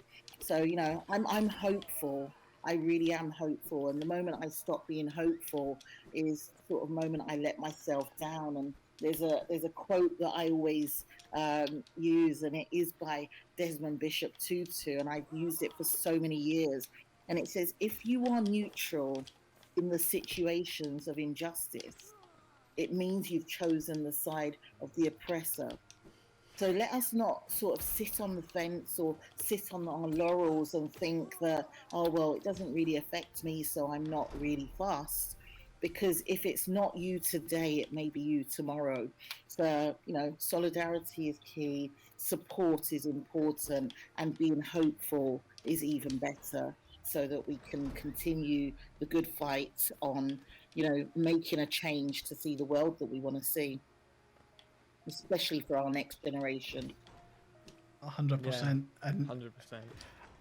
yeah, there's no more we can add. We're speechless. All we can say is thank you so much for your time. and we hope you enjoy the rest of your day. Is there anything you would like to maybe plug? Do you have any sort of like events planned or anything that you could maybe flag in for our audience before you head off? Yeah, absolutely. So I would say, for those of you who wish to know more about UK Black Pride, visit the website. It's ukblackpride.org.uk. There'll be a series of events coming up, and we're still looking at how we're planning for our 2021 events. But also at the same time, I can't go without saying the amazing work that Kaleidoscope Trust does to work with activists and civil society in the global south mainly, where they still face being criminalized for same-sex intimacy, and there's laws that could put them in prison, or they could be tortured or persecuted. So if you want to know more about Kaleidoscope Trust, please visit the website. And I guess before I go, I'll try and put that in the chat so people can log on and volunteer, or want to do something to support, because now's the time for supporting, not waiting around. Brilliant. Hey, and Sky, thank you so much for inviting me, and also to everyone who's online for listening. I really appreciate being here, and keep on donating. Thank you very much, Thank Lady you Phil. so much. It's been an absolute pleasure having you, and we'll let you know how the rest of the stream goes. Yes, brilliant. Good luck, and take care, everyone, and stay safe. Thanks very much. Thank See you later. You too. Bye. Bye-bye. Bye.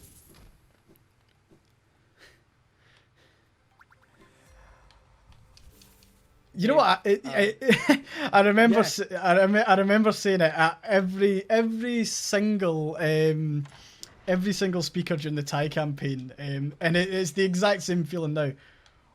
What incredible speakers have we got lined up?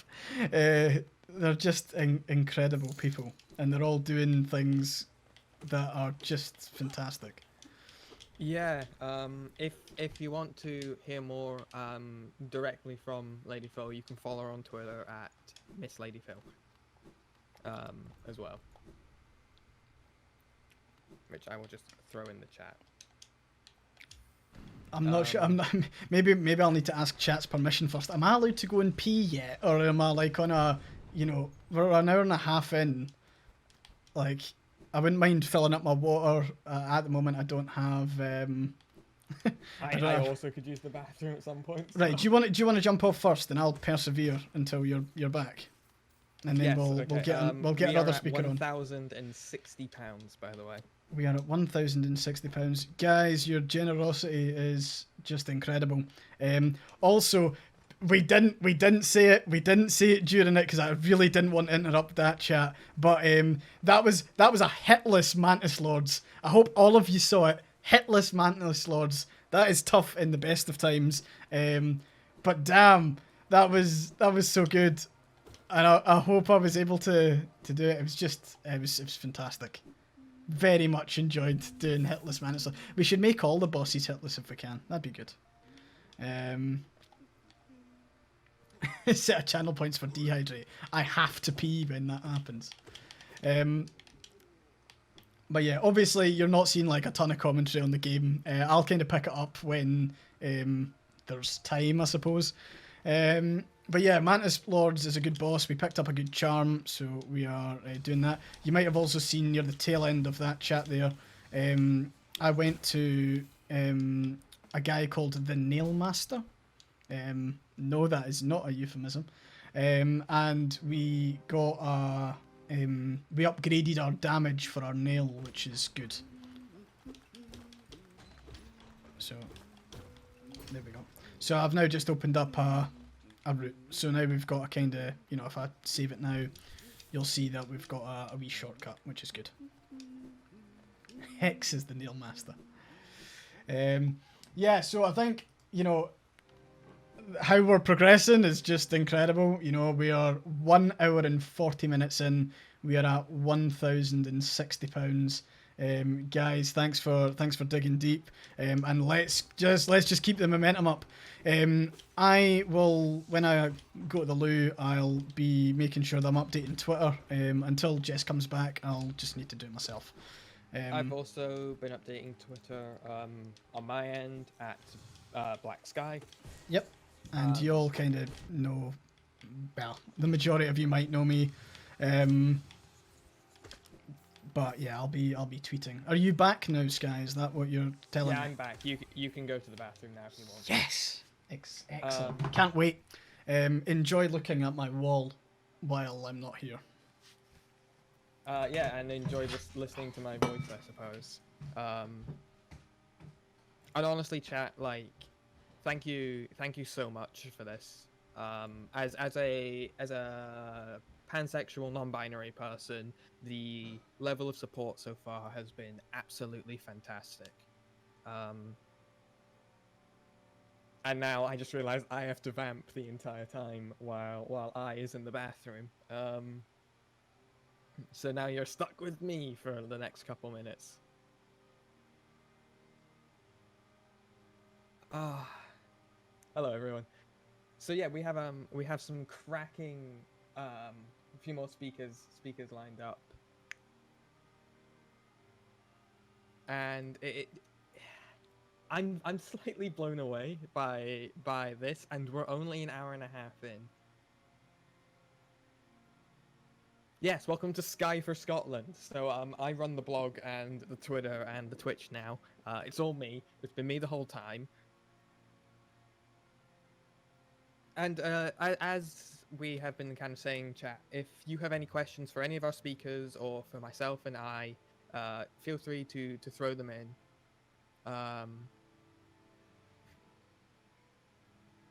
It is great.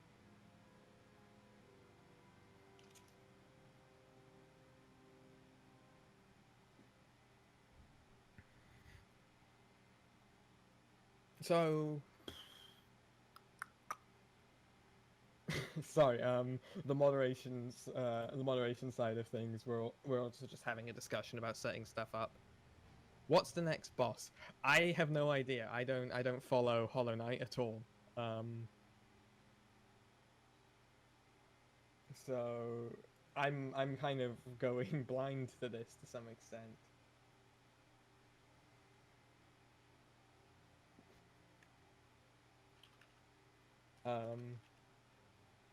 I'm here to provide the LGBT point of view. Next boss is the Soul Master, apparently. I don't know, I just work here. Yes. Oh,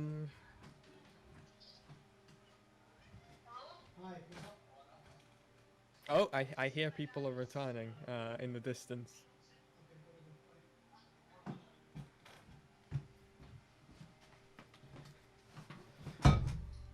I have a packet of onion rings to get me through the day, and I'm so tempted to start eating them. And we're back. Hello. Miss anything? Not really. We've just been chatting. Cool. Is Scott joining us?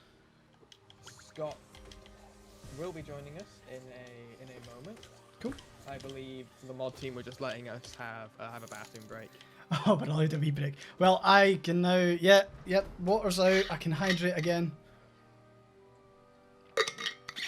I am just going, if that's okay, I'm just going to do a bit of a self plug.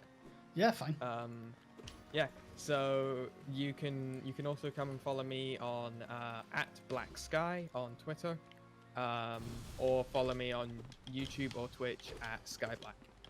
I also stream and create content like I does here, where I'm trying to do an analysis of media from a left-wing LGBT perspective.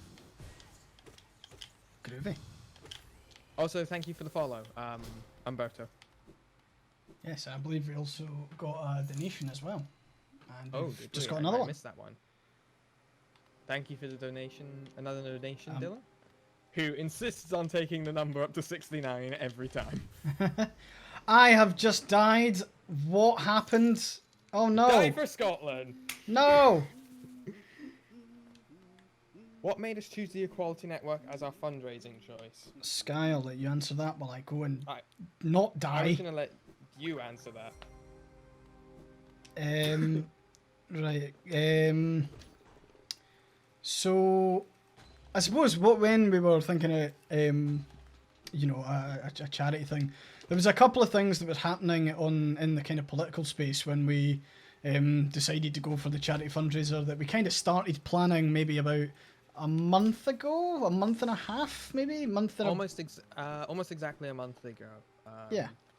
Yeah, there were some pretty big shifts in specifically Scottish politics in regards to transgender representation, and to some extent there has been a bit of a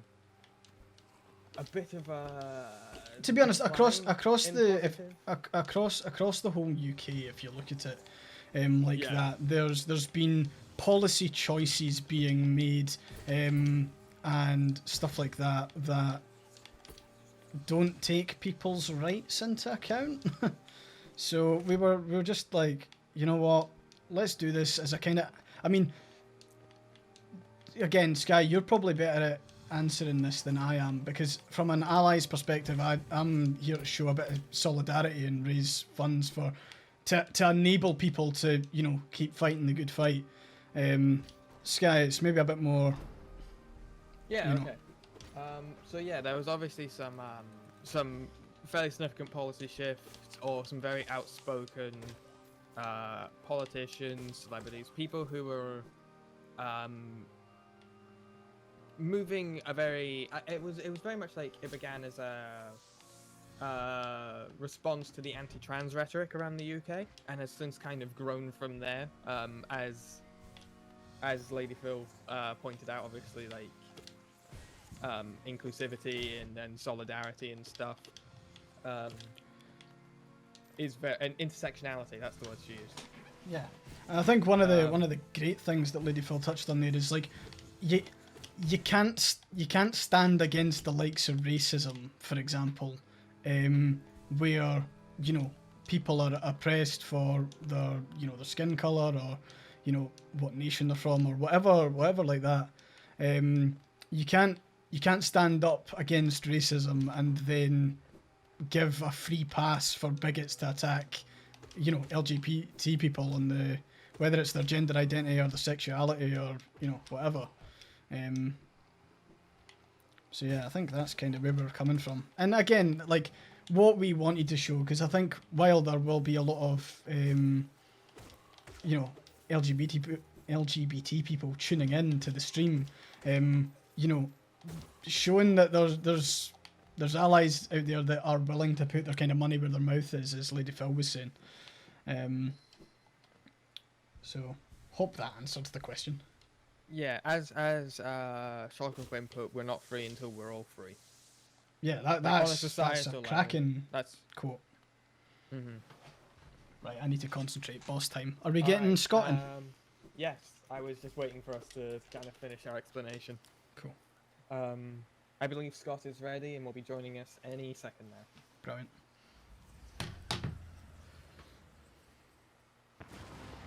Okay, What's here the we- wages on this one? We're glad you're here, Umbar, so thank you for tuning in.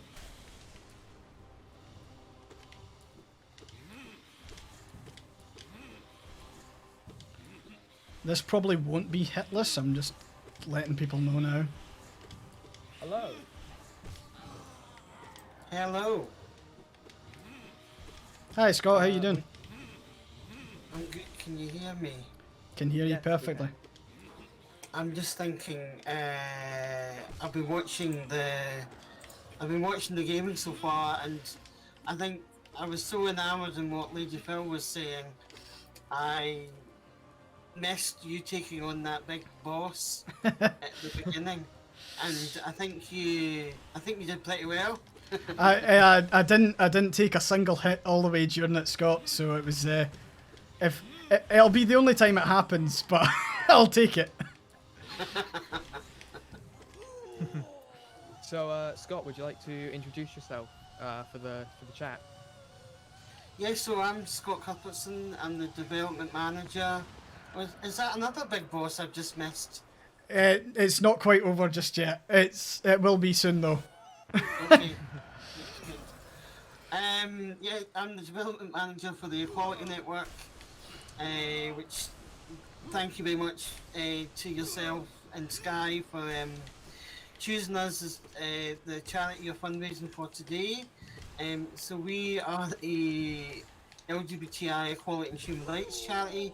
We mainly work in Scotland, and I can talk a wee bit about the scope of our work later on. Well done. That was hitless as well. Brilliant. Sorry, I don't mean to interrupt. No, I mean, this is what it's all about. Yeah, so we're mainly work in Scotland, but we also work internationally with, as Lady Phil was saying, with the Kaleidoscope Trust and others to support LGBTI organisations around the world. Yeah, it's an interesting time to be working in an LGBT organisation. Yeah. Thanks very much, Master Gun, for the donation. Yep, that was another £10 donation. Thank you there. How did you get started with the Equality Network?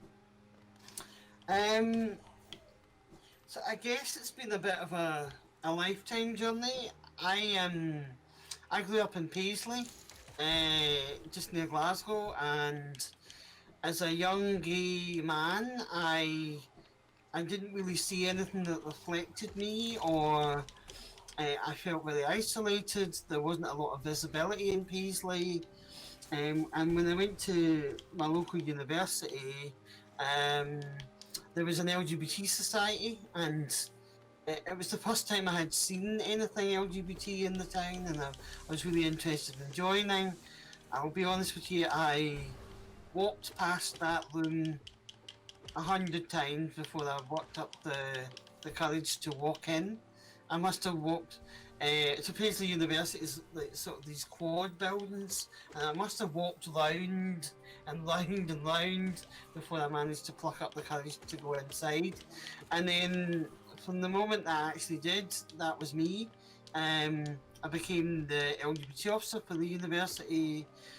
Then I became the national LGBT officer for Scotland in US, then the UK, and then I was offered a job with the Equality Network, and I couldn't think of anything else I wanted to do more. And so for the last nearly 15 years, I've been working at the Equality Network, mainly on our community development programs, just working with LGBT people in communities from Shetland all the way down to Dumfries and Galloway. Training, activism training, workshops, events, organising the engagement for all of our campaigns, all of our policy work. So it's a stressful job, and the last couple of years have been a roller coaster ride, I'll say that. But it's something that I think I get a lot of pleasure out of. Yeah. Did you say it was the University of Paisley? Yeah. Huh. Because I'm currently studying at the university. Well, what came from the University of Yes. Paisley? Small I mean, I world. say that to people at the University of Paisley, and they're like, well, that doesn't exist. Well, it doesn't exist anymore. But yeah, so I was at the Paisley campus. It's a very interesting campus to be on, but it's where I learned to be an activist. The current union, I see someone's put in the chat, Paisley isn't a real place. And we've got Miss Lee's saying sending love to Scott. So you've got fans out there, Scott. We did Lots of loves to Miss Lee's as well. Paisley, it's an interesting place. It's I think it suffers because it's so close to Glasgow, and it means that a lot of queer people and young LGBT people tend to go to Glasgow to socialise or to go to the bigger spaces, and that means that Paisley hasn't really been able to develop its own sort of LGBT identity. But that's not saying it's not there. It's got a great LGBT society even now. There have been LGBT pub and club events in the past. There's a Paisley Pride setting up. Trans Pride Scotland, unfortunately, was supposed to have a big Trans Pride there last year, but unfortunately, because of COVID, it didn't quite work out. Yeah, and if you look back, because this is LGBT History Month, Paisley was actually quite a prominent town in the 70s and 80s for LGBT people. There was a specific Paisley branch of the Scottish Minorities Group, which was a sort of LGBT activism group back in the 70s and 80s. They were very active. They used to meet in the local trade union hall and then at the students' union. So, yeah, it's amazing the things you can find out about your own history. Yeah. We've got. we had a- Sorry, go on, Sky. I'll let We you. had a question in the chat earlier, well, a few questions from Umberto717, asking if you could talk more about exactly what the group does, what you've achieved, and possibly your ambitions, and possibly where this money might be going towards. Obviously, we understand if you can't be specific on that, but I think it was just some general curiosity. If I was to talk about what we've achieved in Scotland for the Equality Network, so we were founded 20 years ago, mainly to work on policy change. And what I mean by that is that every law that we have in Scotland for LGBT people post the sort of 1997 period, the Equality Network has been there working on it. Most recently, that was around equal marriage and same-sex marriage. Countless hours of policy work, community engagement, getting people onto the streets. We had massive rallies and demos outside the Parliament to show parliamentarians about our commitment. We did a march in Edinburgh where thousands of people came along and marched down the Royal Mile to tell Scotland how much we wanted same-sex marriage, equal marriage.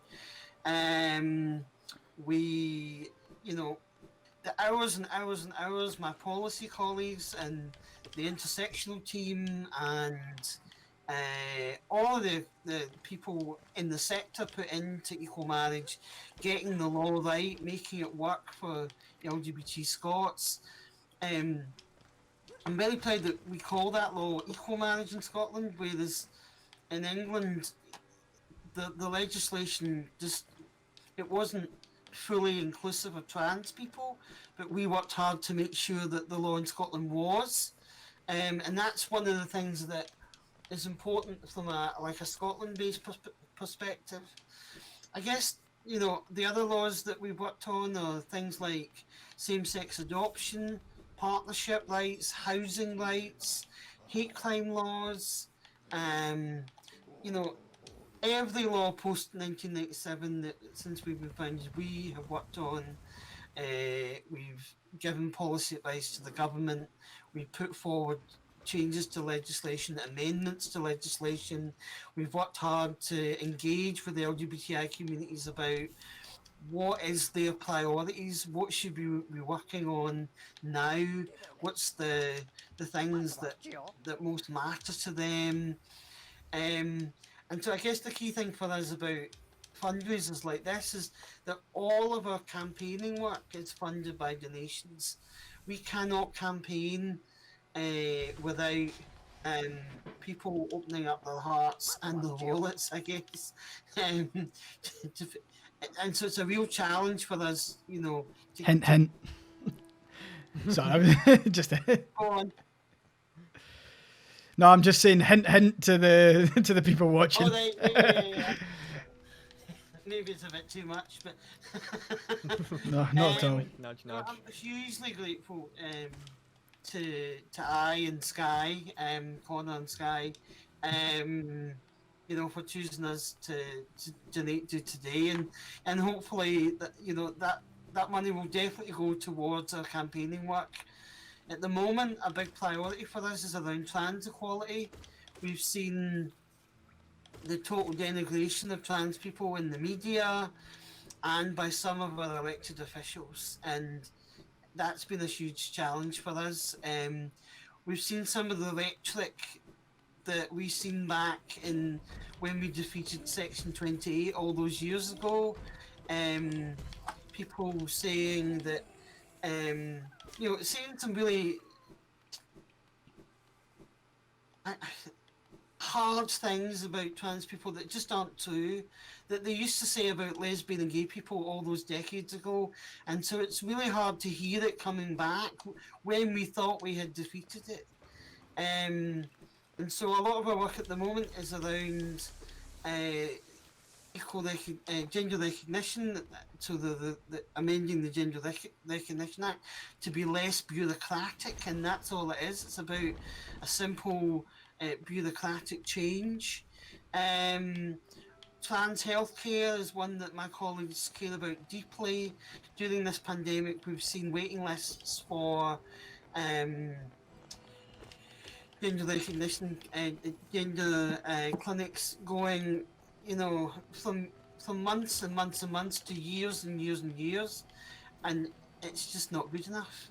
And then there's the other simple things that we do. So a big thing that's close to my heart at the moment is around gay blood donation, and the outdated homophobic rules from the blood transfusion service. And I'm pleased that come June, those rules will be going out the window after 15 years of campaigning by us. We got rid of the lifetime ban. It was replaced by a year's ban. It's now down to 3 months, and then finally we're getting a blood donation system that's based upon individual risk and not membership of a group. So the fact that you're LGBT will become inconsequential, and it will be about your own risk and your own behaviours, and that's real progress. So I've been doing a lot of work on that recently as part of the implementation group for that with the Scottish Blood Service. And even I think it goes to show that even when you're highly critical of people, they are willing to come and listen to you and engage around what you're saying. That's such fantastic news to hear about the blood transfusion stuff. It's it's amazing that it's it's amazing that we've got to this point. Sorry, go on, Sky. Born masculine, someone who was born masculine who is bisexual. That was always something that particularly irked me, was the blood transfusion stuff. Ultimate Dylan in the chat says we have officials who are part of the LGBT community openly attacking the trans community, and it's just mind-blowing. I think the chat have really grappled onto what you were saying about trans people earlier. I mean, I am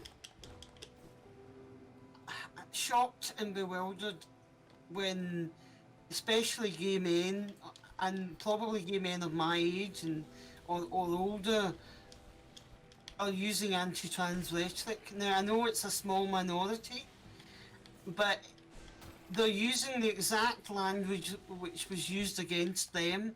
They're saying that trans people shouldn't be in women's spaces. Well, that's exactly what they said about gay men being in male changing rooms 20, 30 years ago. It's exactly what they said about lesbians being in women's changing rooms. It was absolute guff then, and it's absolute guff now. And it's hard listening to gay men who have been oppressed like that as a gay man. And I've tried my best to call lots of these people out, and I will continue to do that. And I think the important thing to say there is it is a minority, and during equal marriage there were gay men that were I was going on to TV debates, and there were gay men on the opposite side arguing against it. During decriminalisation, there were gay men arguing that that camp gay men shouldn't be decriminalised, and they were giving straight acting gay men a bad name. There have always been small minorities in our communities that fight against our own equality. It's bewildering, it's confusing, but they're not in the mainstream. And I'd say that to trans people now, the vast majority of LGBT people support you in your rights. They're looking for ways to challenge transphobia, they're looking for information. I'm not sure what happened there, but did all you? No, sorry, I beat another boss, it was tense. Okay. So that's why I went really quiet. I am trying to watch the game as well as the chat. And, No, the focus is entirely on you. I'm kind of missing it, but I'm sorry about that. No, I mean, it's- I'm also basically not following what's going on in the game anymore. that's absolutely fine. It's supposed to be background noise to the really important stuff. Yeah, I remember I was having a conversation with one of my cisgendered female friends about the bathroom conversation, which obviously all trans people know too well at this point. And the point I made to her was very much like, she was explaining how she uses, when she's out in clubs or stuff, she uses bathrooms to escape weird, slightly, over enthusiastic men. And Creeps. my kind of response to that as a non-binary person was, if I'm presenting more feminine, where do I get to escape to then if I'm in the same situation? And it seemed to be one of those things that she hadn't quite thought about. Yeah. And it's like, well, if you're presenting feminine, I remember exactly what she said actually, was, if you're presenting feminine, why would people have a problem with you coming into the woman's bathroom? I'm like, I can't take that risk that every woman in there will be okay with it. Which is like, I think the personal trans struggle for someone who doesn't necessarily present as feminine as they'd like to, or is considered quote unquote socially acceptable, which I'm not hugely a fan of that ideology anyway. But as Hex in the chat says, the bathroom situation hurts women because there are many non-feminine cis women being accosted in toilets now. Yeah, it's bizarre scenario. I mean, I watched in horror the other day is someone who claims to be an ally of women had essentially invaded a lesbian chat site to check out whether the women were women enough. I was like, you're a man, why are you going into a women's space to check whether the women are, let the women decide that. It's a bizarre scenario. And all the surveys show that women support trans equality by a margin of almost 3 to 1. We know that, and there is a narrative around that it's about protecting women. I'm not going to speak for women because I don't think it's right for me to do so, but we also know that the women that are speaking out and saying that we're trans inclusive, they are being attacked just as much as trans people are. But I have to just say this again, all my solidarity goes to trans people right now. I know that the entire... Oh, you just died. Yeah. I know that, we're working hard as an organisation ourselves.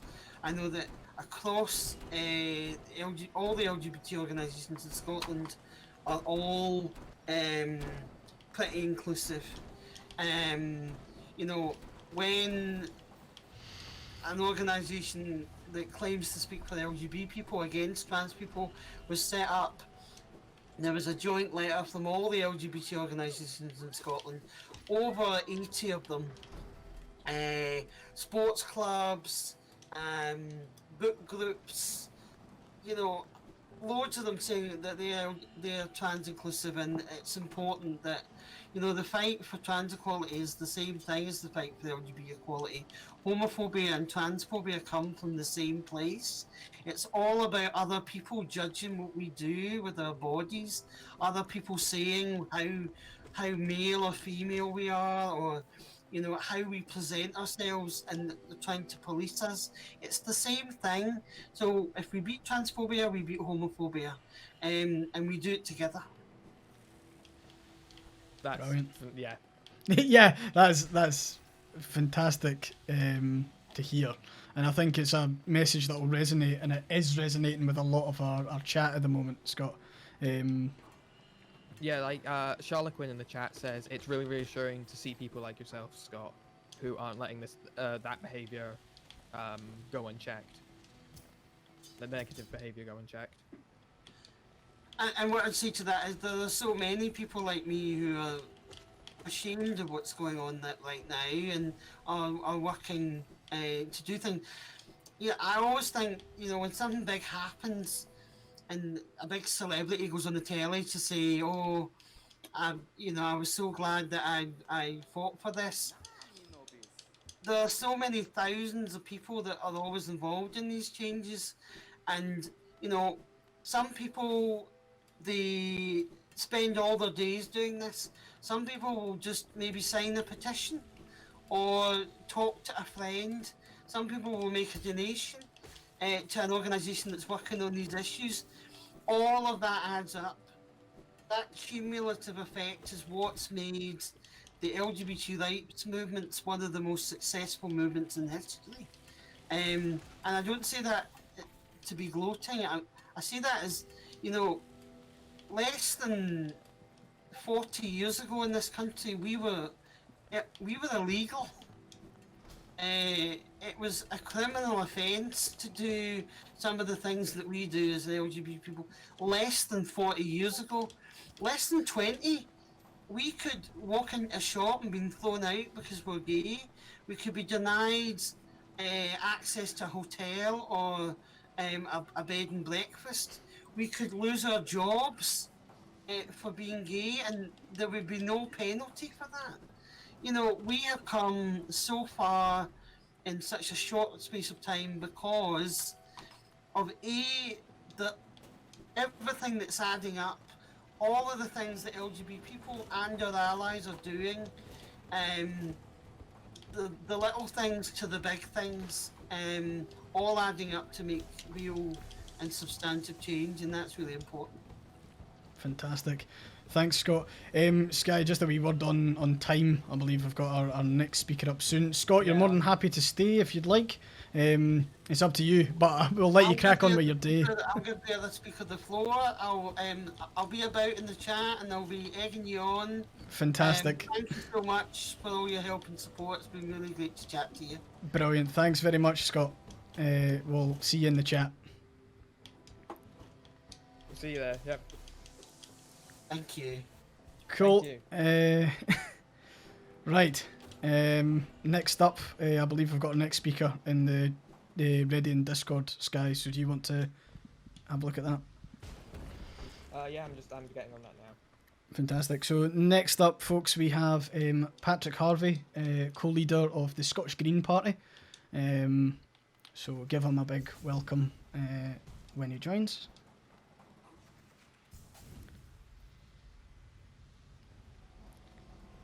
That was just Scott leaving. Yeah, so that was Scott Cuthbertson of the LGBTI the Equality Network. Who are LGBTI Scotland on Twitter. Yes, that's what I was trying to say. So yeah, next up we've got Patrick Harvey. So I think he'll be joining momentarily. I'm going to get a tweet off. I think he has just joined, actually. I think that was perfect timing. Oh. Hello. Hello, are you there? Yes, we are. Excellent. Fantastic fantastic to be joined by you, Patrick. How are you doing today?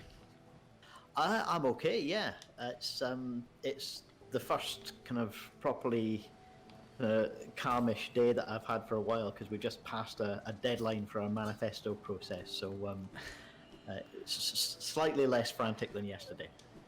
Excellent. And we've been going really well so far. I'm not sure if you've been able to catch any of the stream, but our initial goal was £500. We have sailed past that, and we're now on around £1,100. So Wonderful. Good we're news. making some great progress. Sky, do you want to maybe start with a couple of questions? Well, yeah, first, if you would just like to kind of introduce yourself and tell us and the chat a bit about who you are, what you've done, and what you do, if that's okay.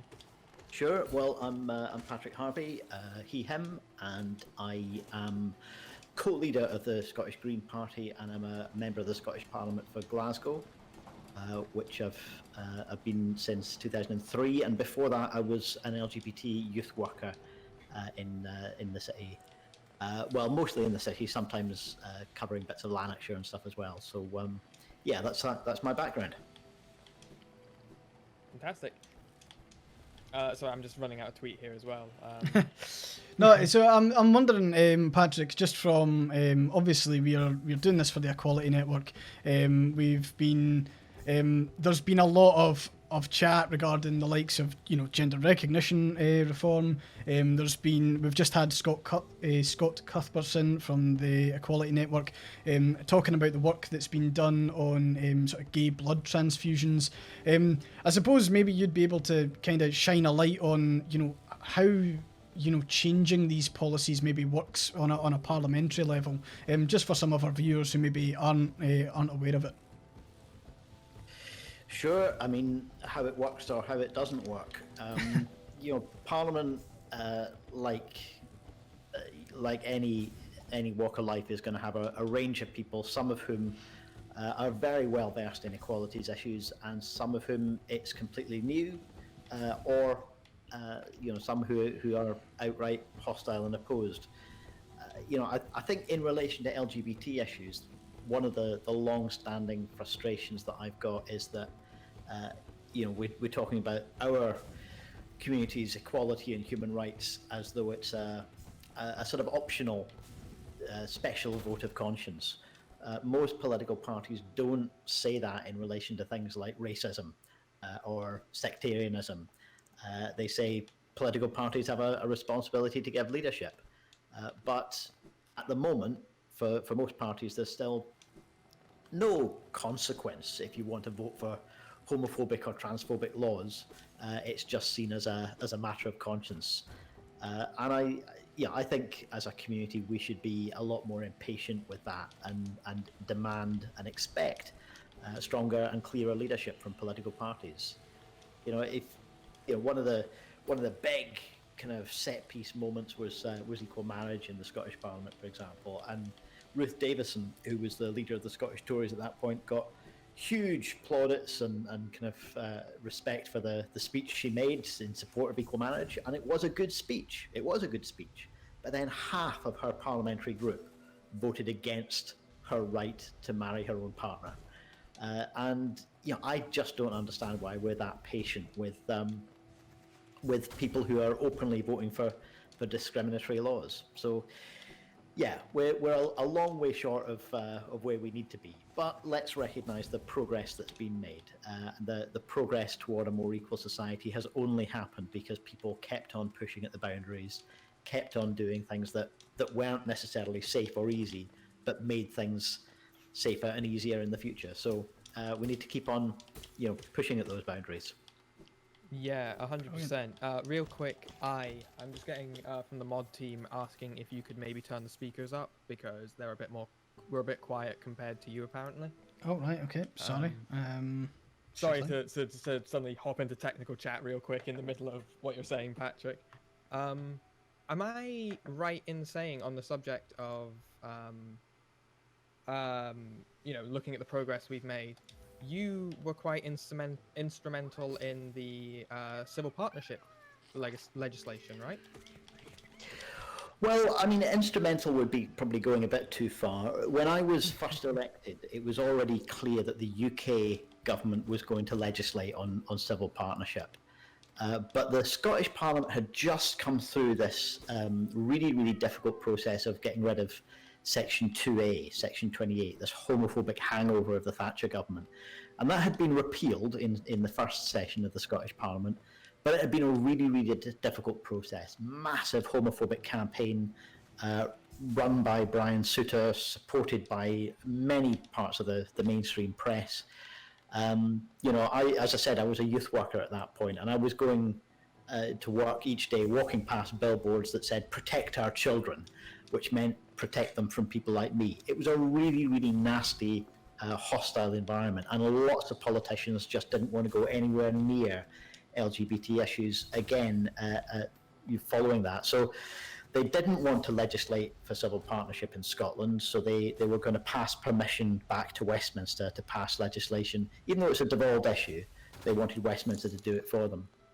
And I thought that wasn't good enough, so I lodged a members' bill proposal in the Scottish Parliament just so that we would get some level of debate and discussion about the issue. I didn't really expect that members' bill to be supported. What I expected was that it would force some debate and force people to actually take some responsibility for the issue by saying, let's take evidence, let's examine the issue, and let's say what we think, rather than just, nodding it through and letting Westminster do it all. So, it wasn't exactly, leading the legislation, but it was helping to make sure that there was a debate. And on the day after I lodged that proposal, the Daily Mail had in big black letters on the front page of their newspaper, "Green threat to the family." This kind of idea that civil partnership was some sort of nail in the coffin of the whole concept of families. Completely absurd, reactionary, homophobic stuff that you would expect from the Daily Mail. But it's important when you have that kind of political response that you don't just shy away from it. You don't just hide from it. You have to confront it, I think. Yeah. Agreed. Yeah. No, so anyway, so I suppose coming on to a stream like this with the work that the Ayequality Network do, and I imagine they're one of the sort of many agencies that the Scottish Government kind of look to in regards to these things. Do you have anything that you'd like to kind of say on that side? I imagine like the work that the agencies do and the volunteers and the campaigners. Absolutely. I mean, the Ayequality Network has been one of the most consistent voices in Scottish politics since before the Scottish Parliament was created, I think, actually. And certainly during those early days with the repeal of Section 2A, some of the folk who've been central to the Equality Network for years were also central to the campaign to get rid of that. People like Tim Hopkins, who's made such an important contribution on so many different issues. One of the first times that the Scottish Parliament voted about sexuality, about same-sex relationships and people in same-sex relationships was pretty low-key. It was pretty low profile. It was called the Adults with Incapacities Act. But it was the first time that we got to recognise same-sex relationships in law and give them a parity of legal recognition. And it's because people like Tim were right across the detail of legislation that wasn't in all the newspapers, but making sure that we got those details addressed. That's why we established that strong track record that the Scottish Parliament has still never yet once voted against the LGBT plus community's equality and human rights. There have been times when we've been too slow. There have been times when we've fallen behind. But the Scottish Parliament has never yet, not once, voted the wrong way. And I think that's a really important track record to talk about and to maintain, especially now that, in particular, trans and non-binary people's human rights and equalities are absolutely in the sights of people who are hostile to the whole equality movement. And they recognise that we're too strong to beat. The equality movement is too strong to beat when it's united, and so splitting us, fragmenting us is their only objective at the moment. And we absolutely have to resist that. We'll be stronger when we stand together, when marginalised groups have got each other's back and fight each other's corner instead of just fragmenting and only fighting their own corners. Yeah, I think solidarity and stuff between the community is incredibly important. as I think we had a question in the chat, which from Spookpoot. How can we make it easier for these laws to go through as non-politicians and as members of the public? Well, I mean, one of the things that we've all recognised over recent years and been forced to recognise in this last grim year that we've all come through is quite how important being a networked kind of society is now. You know, the campaigns that we can take forward by getting together online can be really, really powerful. Just recently, we've my own party's Glasgow branch has launched a campaign to reform trans healthcare, for example, because you know you mentioned all of that debate about the GRA that's come up previously, and you know that's been horrible. It's been hostile and toxic. But if we can recognise, if we can have some kind of recognition that actually the healthcare that trans people need to access is slow and inadequate, and even you know once people finally get through that long waiting list, it's not providing on the basis of respect that it should be. You know, I think we need to blow apart the false narrative that some people have created that you know people are being rushed through transition. Nothing could be further from the truth. People are having to wait years even for a first appointment. So joining a campaign like that, you know, shining a light on the reality to challenge the false narratives that have been generated can be really, really important. And you know, we're lucky being the most networked generation there's ever been. We can reach out to each other easily, connect with each other, and build those kind of campaigns. And I think if we can do that, and especially over the next few months, putting candidates from right across the political spectrum, from all the political parties, putting those candidates, you know, in a bit of a spotlight. Where do you stand on these important equality issues? You know, that's going to be an important way of exercising power. Democratic power isn't just an X on a piece of paper. It's about our engagement and participation all through, in between elections. Yeah. Brilliant. I've got a wee bit of a question, if you don't mind answering, Patrick. I suppose one of the, you know, I run a kind of blog on the side, and one of the community is very active and very engaged. And one of the questions that did come up was talking about like non-binary legal recognition on things like ID. Now, it was kind of a split discussion around it. On one hand, there was some non-binary people who were very, you know, they would love to have that recognition and be able to, you know, have an ID that actually corresponds to, you know, how they identify. On the other hand, there was a wee bit of kind of like general mistrust in regards to, you know, whether it's the likes of, you know, law enforcement or, you know, medical groups or any other group that would collect data on an individual. You know, almost the flip side was they didn't want to be anywhere near it. I was wondering, could you maybe chat about your thoughts on that? Well, yeah, I mean, there are yeah, a range of views from any community about how policy should operate around them. But you know, the election that we had 5 years ago to the last Scottish election to the Scottish Parliament, I remember a hustings event, a debate that was held jointly by I think it was the Ayequality Network and Stonewall Scotland and LGBT Youth Scotland and Scottish Trans Alliance. I think that was the four organisations involved, and all five political parties had leadership figures on the platform, all of them giving commitments not just to reform of the Gender Recognition Act, but also to recognition of non-binary identities. And it felt like an incredible moment of recognition that you know, we have systems that don't recognise people's lived realities at the moment, and that needs to change.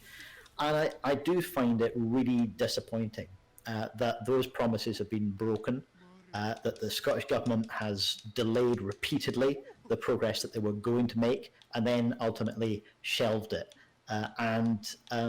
You know, there are details to debate. You know, if we'd had that legislation brought forward, we would have debated exactly what the details were and figured out, you know, what's the range of views from within non-binary communities as well as from everybody else about exactly how should it work. Would it go too far, or can you make changes that are going to make it more appropriate? So you only really get to debate the detail and figure out if you can get the detail right once you get the legislation introduced. And the fact that we never even got that far, I think, is a real failure to follow through on promises that were made and taken in good faith 5 years ago. Yeah, you can't have the debate if you don't have the debate, for lack of a better term.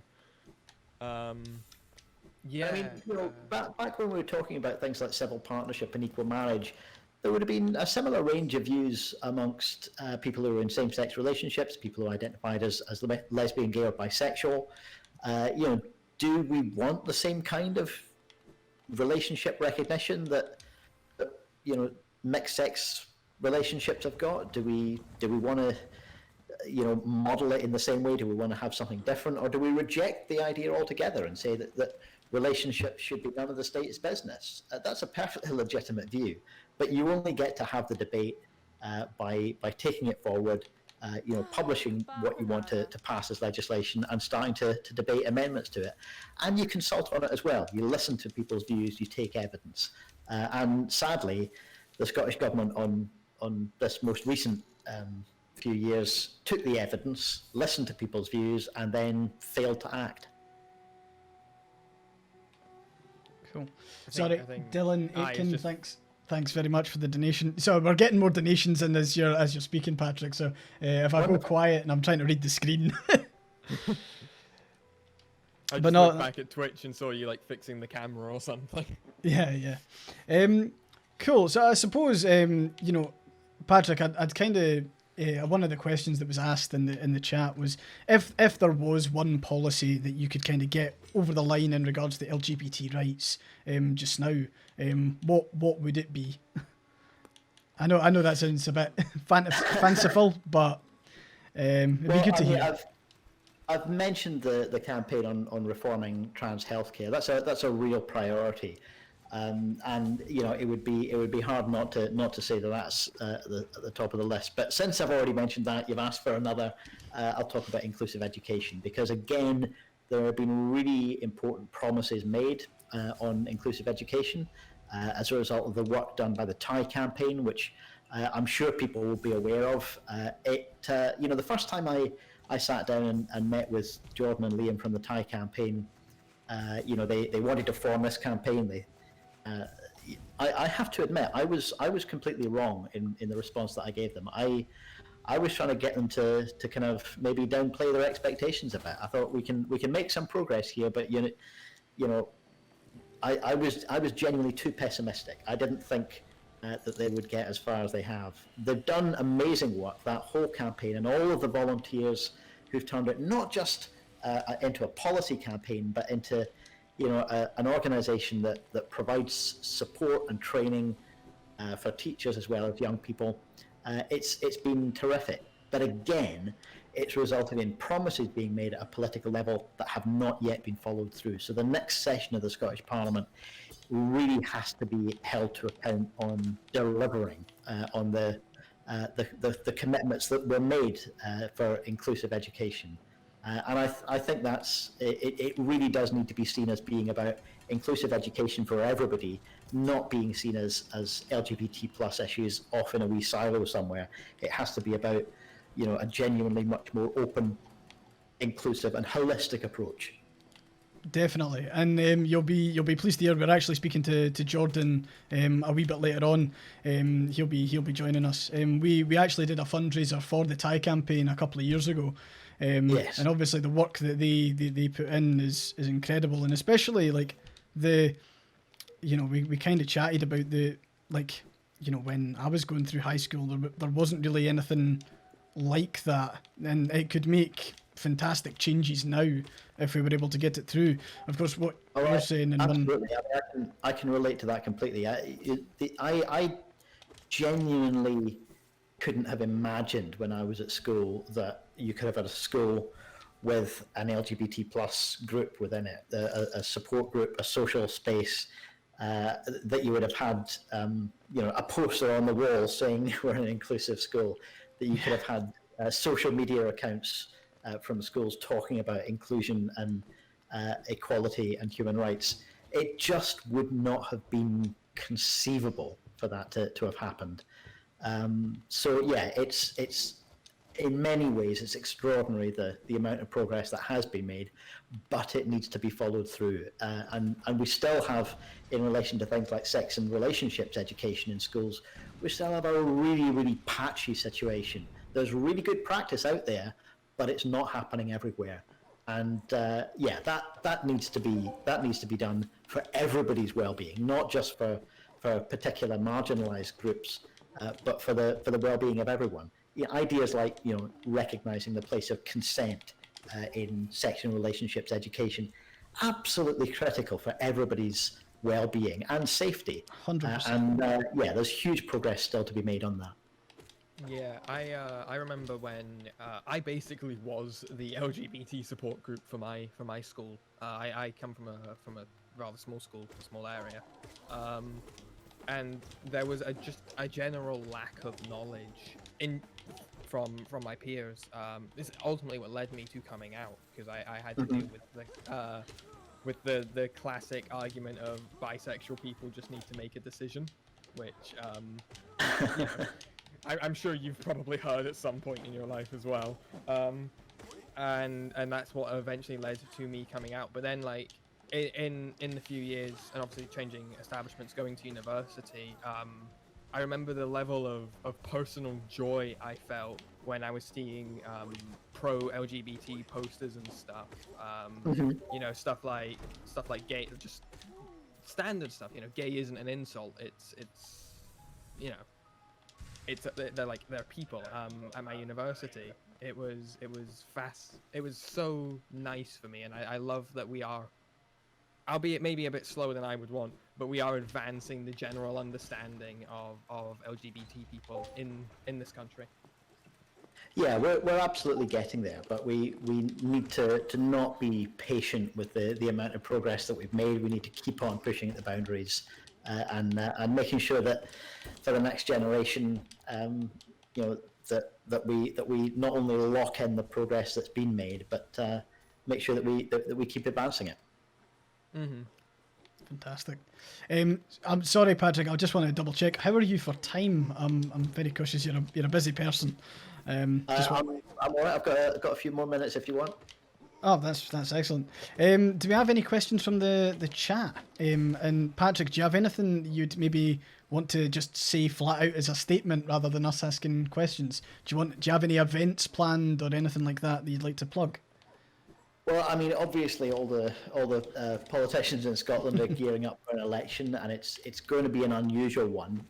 We're going to probably have a lot less physical, real-world campaigning for obvious reasons, but it's still going to be a really, really crucial one. We're aware of the extraordinary impact that the last year has had, and especially things like the impact on people's mental and emotional well-being. The mental health services in Scotland were not meeting the demand that was there even before this, and the impact will have been particularly sharply felt in, as I say, marginalised communities and people who potentially might be at risk of alienation from family or friends, or feeling particularly isolated. And we're going to have to make sure that the next session of the Scottish Parliament advances equality as part of its recovery, as part of Scotland's recovery from COVID. So this is a really important election. Whatever your politics, obviously I'm going to hope that you're going to vote Green, but whatever your politics, whichever political party you're thinking about voting for, do please engage with them. Make sure that you put your questions and your priorities to the candidates who are standing in your area. Reach out to them online. Make sure that they're aware of what your priorities are, and let them know that you expect serious answers about the place of equality and human rights within Scotland's future. Fantastic, yeah. I don't think we've got any questions from the stream apart from kind of amazement that you're on chatting with us. you know, we've Ultimate got Dylan did come up with the term "buy for Scotland," which is a nice play on I's handle there. Yeah. I was wondering if you just had anything like social media that you wanted to plug. We are using the hashtag Ayequality hashtag to try and get some speech out. But if there's anything you want to plug for our chat specifically. Yeah, well, I'll certainly put a plug for the Reform Trans Healthcare campaign. Should I put that in the general chat? Is that where I put that, or? Yeah, more than happy. You'll get it posted into the stream if you want to put it in the Discord, and we'll flag it in. Okay, well, I've put a link to that on the general chat, and you can hopefully share that with people. I hope that people will sign up to that one. It's particularly focused on Greater Glasgow and Clyde Health Board, where the waiting times are really the worst in Scotland, but it's an issue right across the whole country as well. And the Scottish Trans Alliance, I know, also have a campaign on the same themes at the moment, so sign up to their campaign. And yeah, if you want, you can find me on Twitter. I'm at Patrick Harvey, all one word. That's Harvey with an IE. I'm on Instagram as well, but I'm rubbish at posting regularly on Instagram. And you can find the party's account at Scottish Greens as well. Perfect. Fantastic. Thanks. We're looking forward to chatting to a couple of your colleagues. We've got Lorna Slater on tomorrow, and we're also speaking to Blair Anderson. Fantastic. Although tomorrow we might be a bit more sleep deprived when we talk to Lorna. Hey, we'll be fine. We'll be fine. But anyway, Well, thank you so much for your time, Patrick. It's an absolute pleasure. Continues to go well through all of that. Yeah, we're on a roll. Brilliant. Thanks very much, Patrick. Speak to you soon. Thank you, Patrick. Nice to speak to you all. Take care. You too.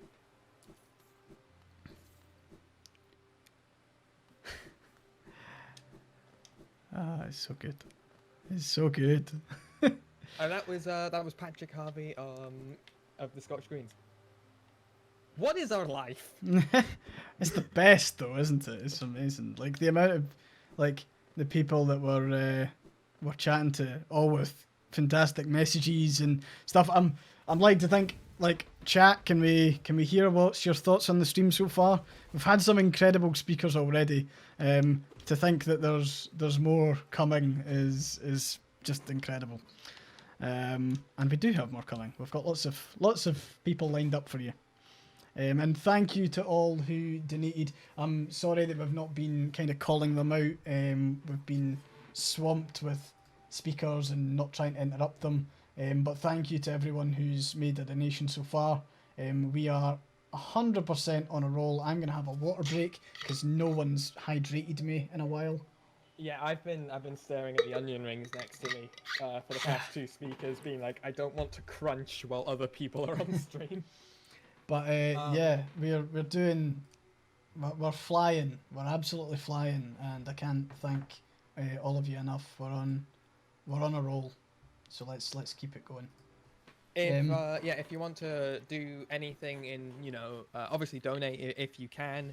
If you want to promote the stream, like I said, we are using hashtag Ayequality. You can see it under the chat. Just let's get it trending. I'm determined to get it trending by the end of the 24 hours. Get it trending across the whole UK. Smash it out the park. Destroy it. Hashtag Ayequality. Lego 2x4 wants to know how far you are in the game. How far am I in the game? I've got no idea. I'm not gonna lie, I am being a lot slower than I normally am, and I'm being way more sporadic. However, we are getting somewhere. So I'm pretty good. I've not fought a boss in a wee while. I stupidly forgot to open a shortcut that is only accessible in one way, and then I ended up ruining everything like I always do, but we're getting there. We're getting there. We'll be fine. Picked up a bunch of charms. Like, I don't know the exact percentage, but I'd say we're getting there. This area in particular is vile. These are called flukes, and all of them are awful. Okay, we're not actually going back up there. We are actually going to be trying to fight a boss pretty soon. So Wish me luck. Yeah. I'm trying I'm- to. We've had so many fantastic speakers. I'm trying to like come down from it briefly. Oh no, there's more to come. You'll be on a high for like the entire stream. Umberto, it's Ayequality as in AyeQuality.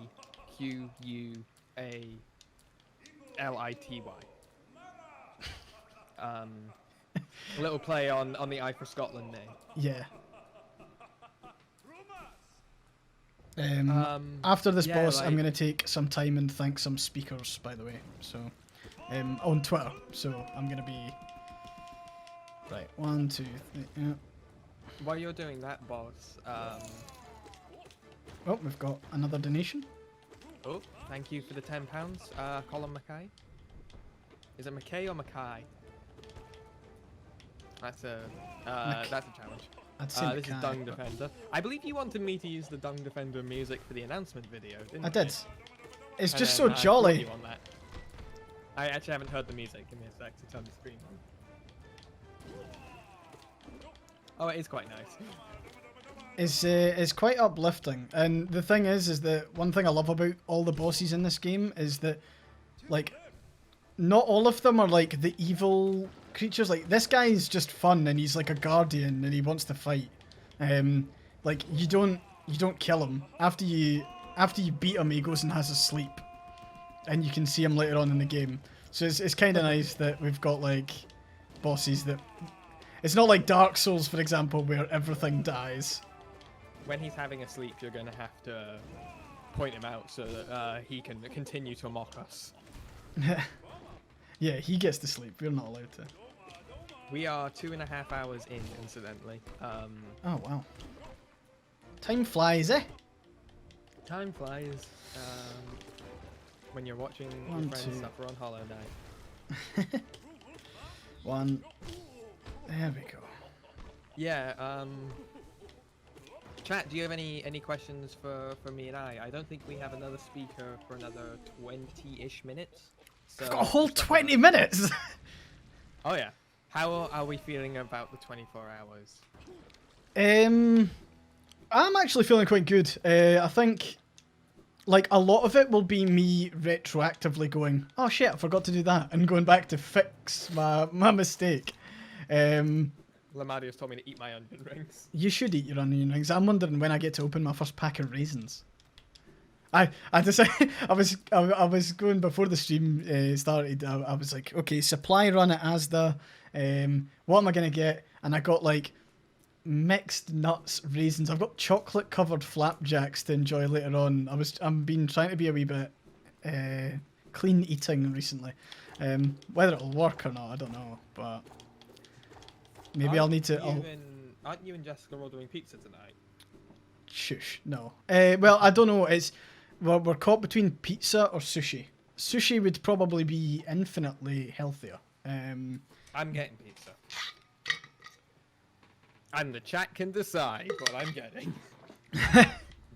Closer to the time. I'm just thinking I'm gonna be There's the doing next like the least sexy mukbang on the planet.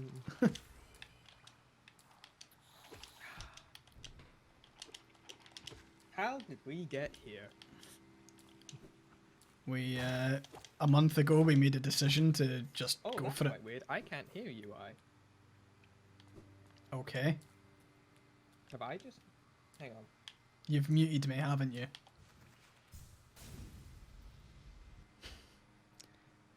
Can people hear me? I can't hear you unless I put the stream on. Okay, have you muted me on Discord? I have not. You're just not... Your audio's not coming through on Discord. Oh well, that bodes well. You might need to take a quick pause. Right, but the audience can hear both. So I'm just Yes. thinking, what's our plan then? If you can't hear me, You're saying you're still so quiet. Dylan, what, who? Are we talking about Sky? Me, probably. Right, well, in that case, what I'll do here is... To be fair, when Dylan said that, I wasn't actually facing my microphone. Okay, what about now? I've tried to edit you a wee bit. Yeah, we turned Patrick's game Hello. up. Cool. That works. What am I doing? What am I doing? Where am I? If you could click on your Discord real quick and just double check that your mic Yes. is transmitting in voice and video. Yep. Looks fine to me. Or... I'm going to disconnect and then join again.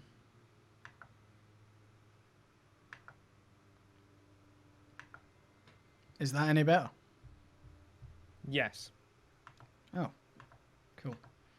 Sorry, I'm kind of playing about. Cool, let's continue the game. Sorry if you think that I'm like moving away and doing... That is acid. If you think I'm moving away and like doing too many stuff, I kind of want to... Right.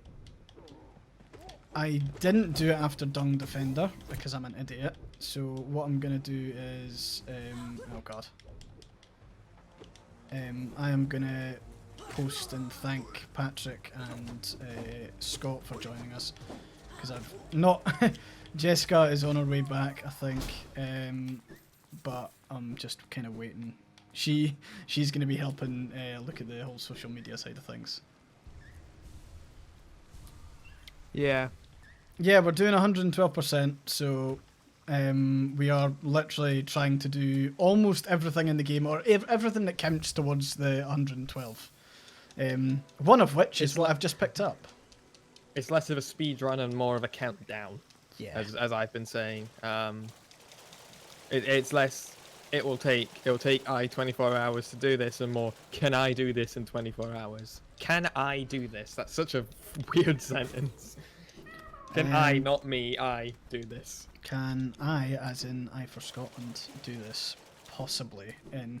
So, yeah, sorry, for the power-up that I just picked up there, and for folk who maybe don't know, I just picked up a thing that allows me to swim in acid, which is great because there's tons of acid in this game, and it would, like, knock me out and, you know, put me back, and can actually kill me if I get hit into it too many times. So... now I can swim in acid, which is great. Right, I don't know what I'm doing next, though. I know what I'm doing next, that's fine. We're good. So, we still have another... Oh god, we still have a lot of time for our next speaker. Cool, when's next speaker? 3 o'clock. Oh, yeah. Oh no, a whole 15 minutes? That's not a lot of time, that's nothing. Trillion, thank you very much for following me. I appreciate it. We are doing a Hollow Knight. When is IB1 Kenobi? Right. Okay, let's defer to the chat actually. Chat, do we want me dressed up as Obi-Wan Kenobi at 1,500 as a stretch goal, or do we want to save it for maybe a wee bit later where we're a wee bit further on and we go for 2,000.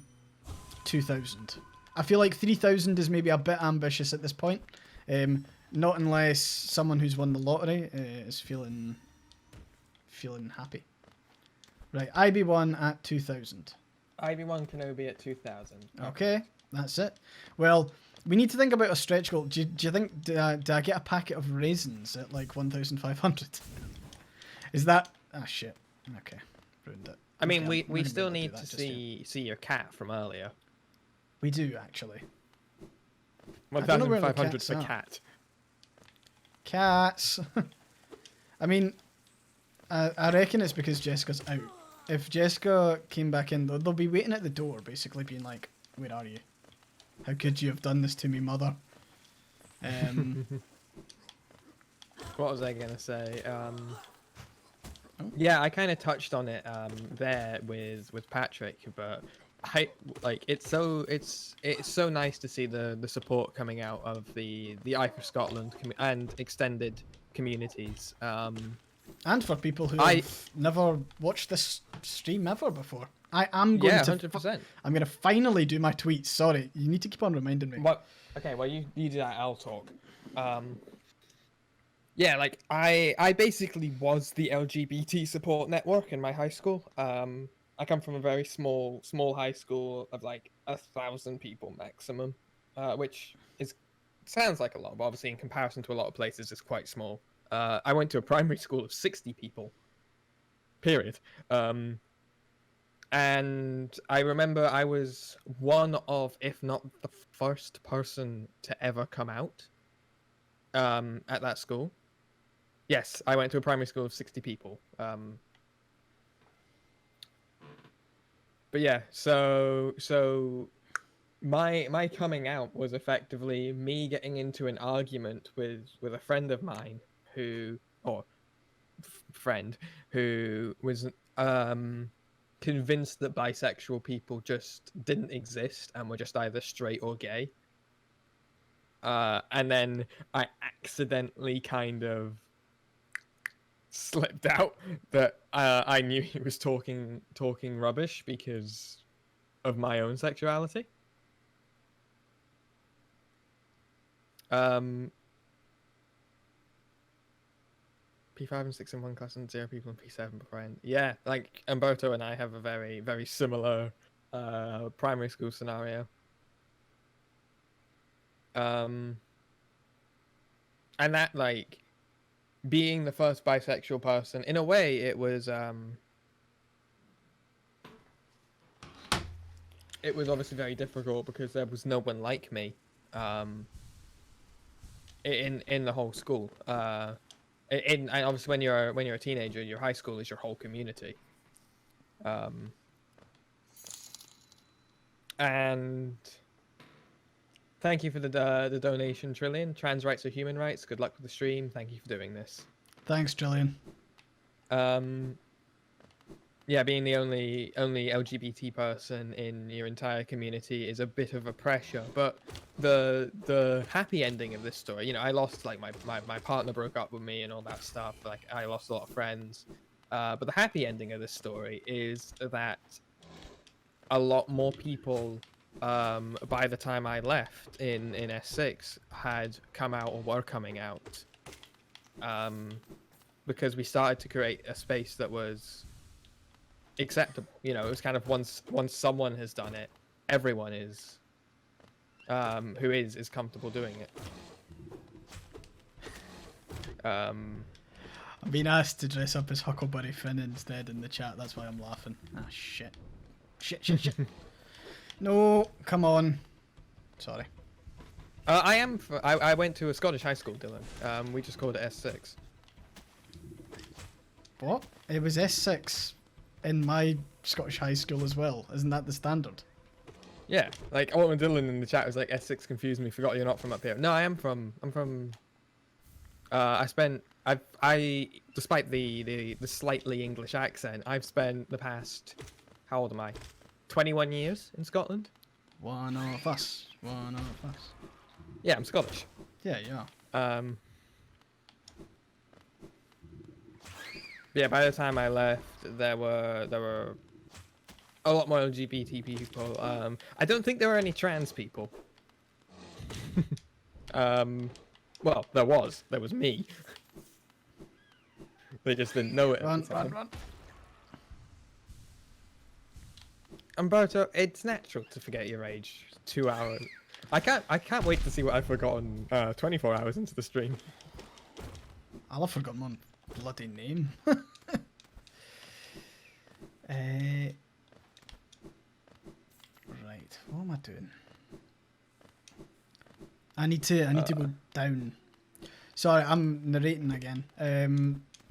Yeah. Also, I noticed every time you were dashing, you were like shifting your head in the same way. Yeah. That's my pro gamer move. That's what you're supposed to be doing. So our next guest is Hannah Rutherford, who online is known as Lomadia, who is a online content creator. And Twitch ambassador. And Twitch ambassador, yes.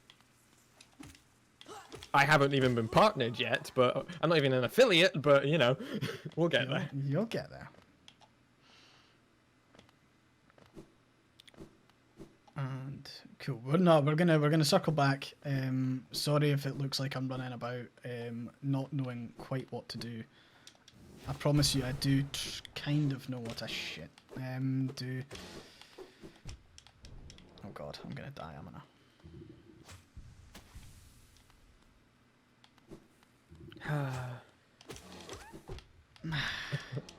I'm still laughing at the fact it says agony endured.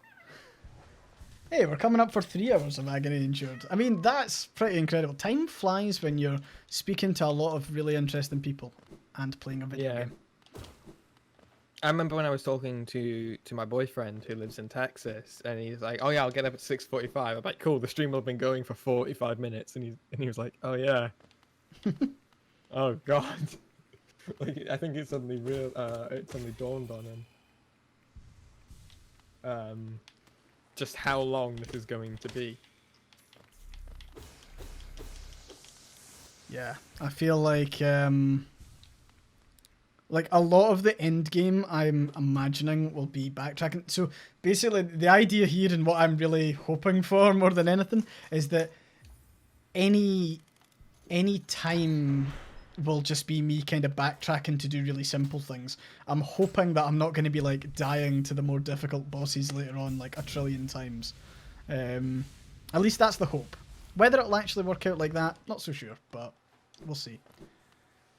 Don't worry for people like Lego 2x4. We're gonna be here for another. Where'd the agony injured thing go? It left the screen. Okay, it's back. We're gonna be here for another 20 something hours. So just, almost 21. Tune in whenever. Yeah, I'm gay. I don't know math.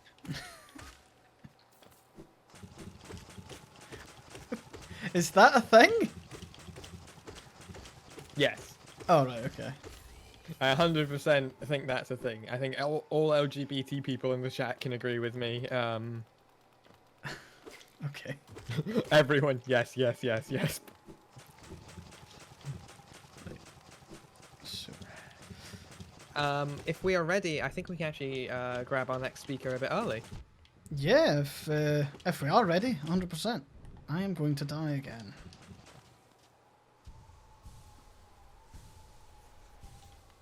They're going to enter the conversation at midway through the gays can't do maths discussion.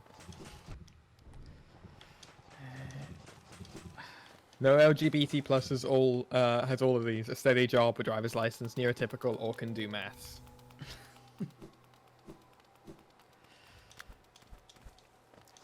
1, 2, 3, 4, 5, 6, 7, 8, 9, 10, 11, 12, 13, 14. Yeah, I got. Shit. There we go. Hello. Hello. Hello. Would you like to introduce yourself? Hello, I'm Lamadia, or Hannah. Let's go with Hannah if that's easier for everyone.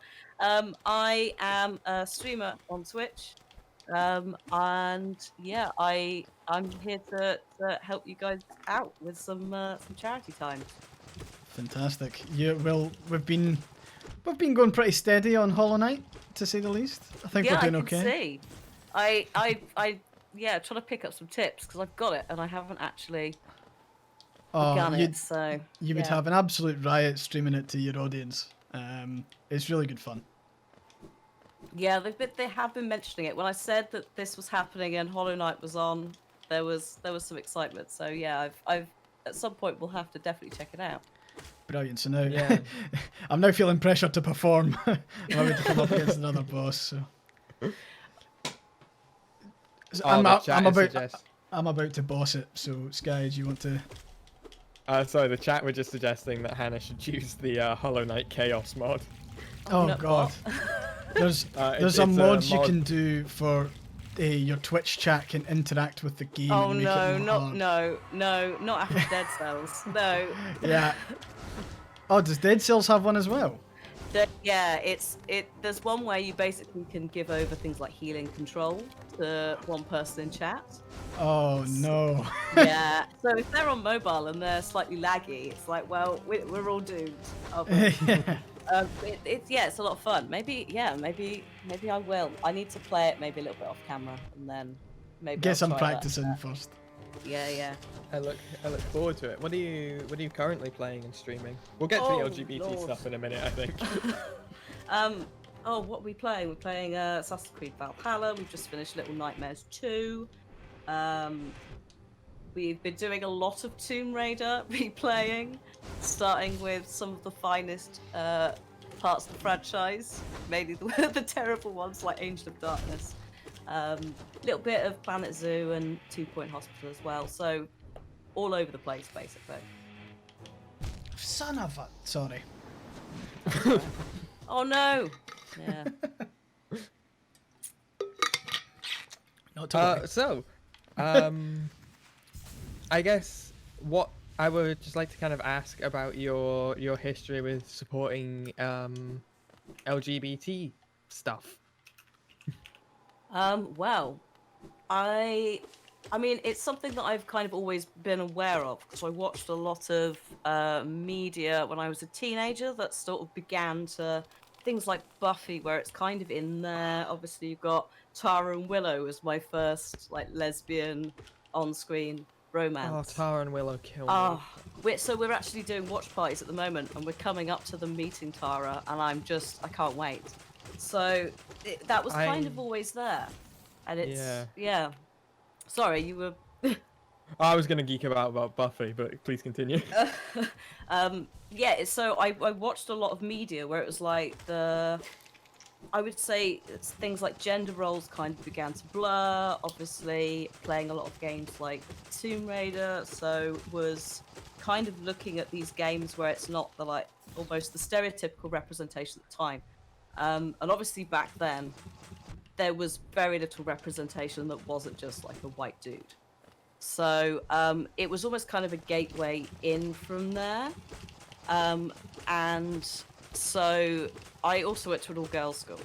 So there was that sort of element to the background as well of it was around the time that people, because it was the late 90s, you had a lot of people who were kind of experimenting, weren't quite sure of their sexuality.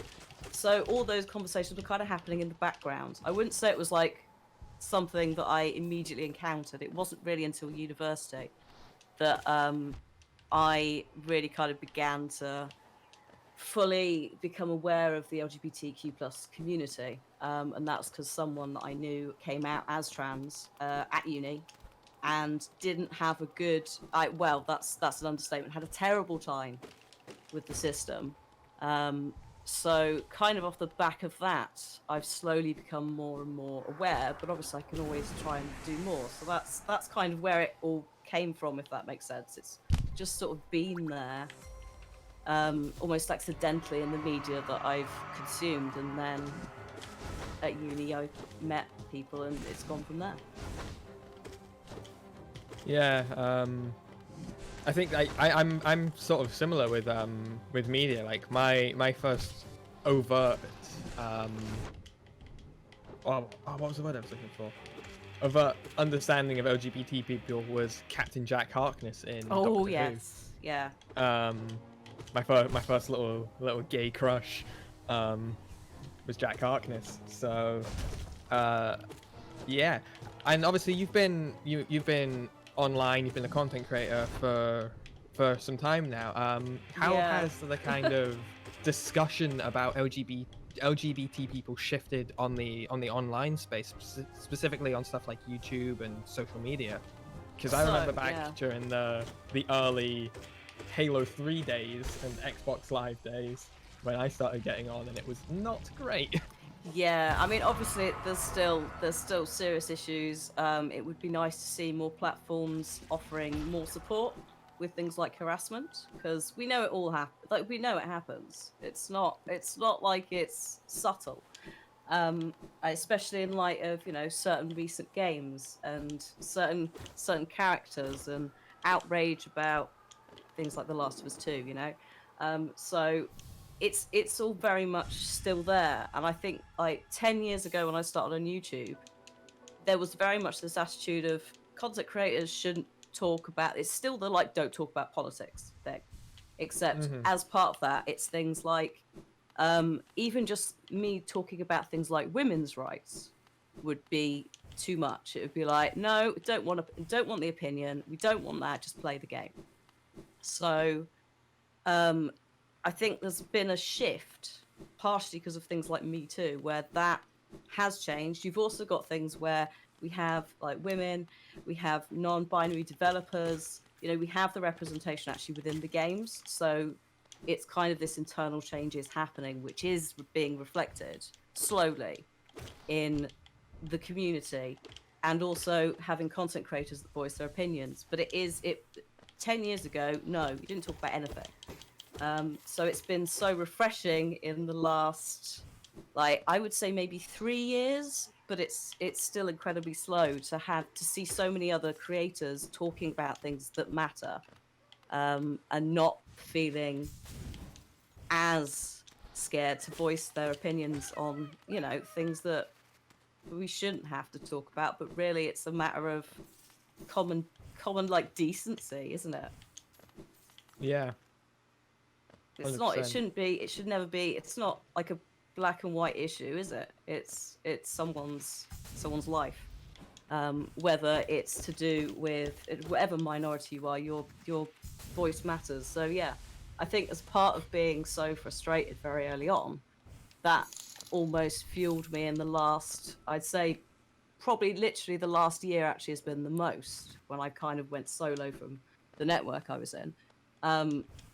Yeah, I felt more and more comfortable as more and more people have talked about matters. So yeah, it's getting there, but there's so much work that still needs to be done. Yeah. Agreed on all of that. Do you have anything to hop in with? No, I suppose it's just a kind of question on a content creator basis.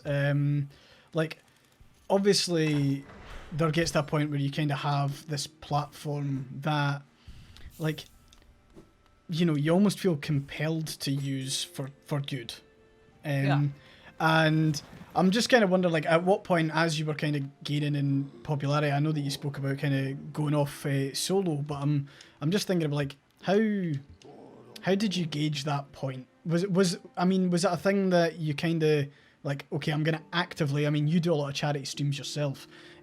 At what point was it like, right, we're gonna do a charity stream like regularly? Like when you've got a kind of big enough audience. Does that make sense?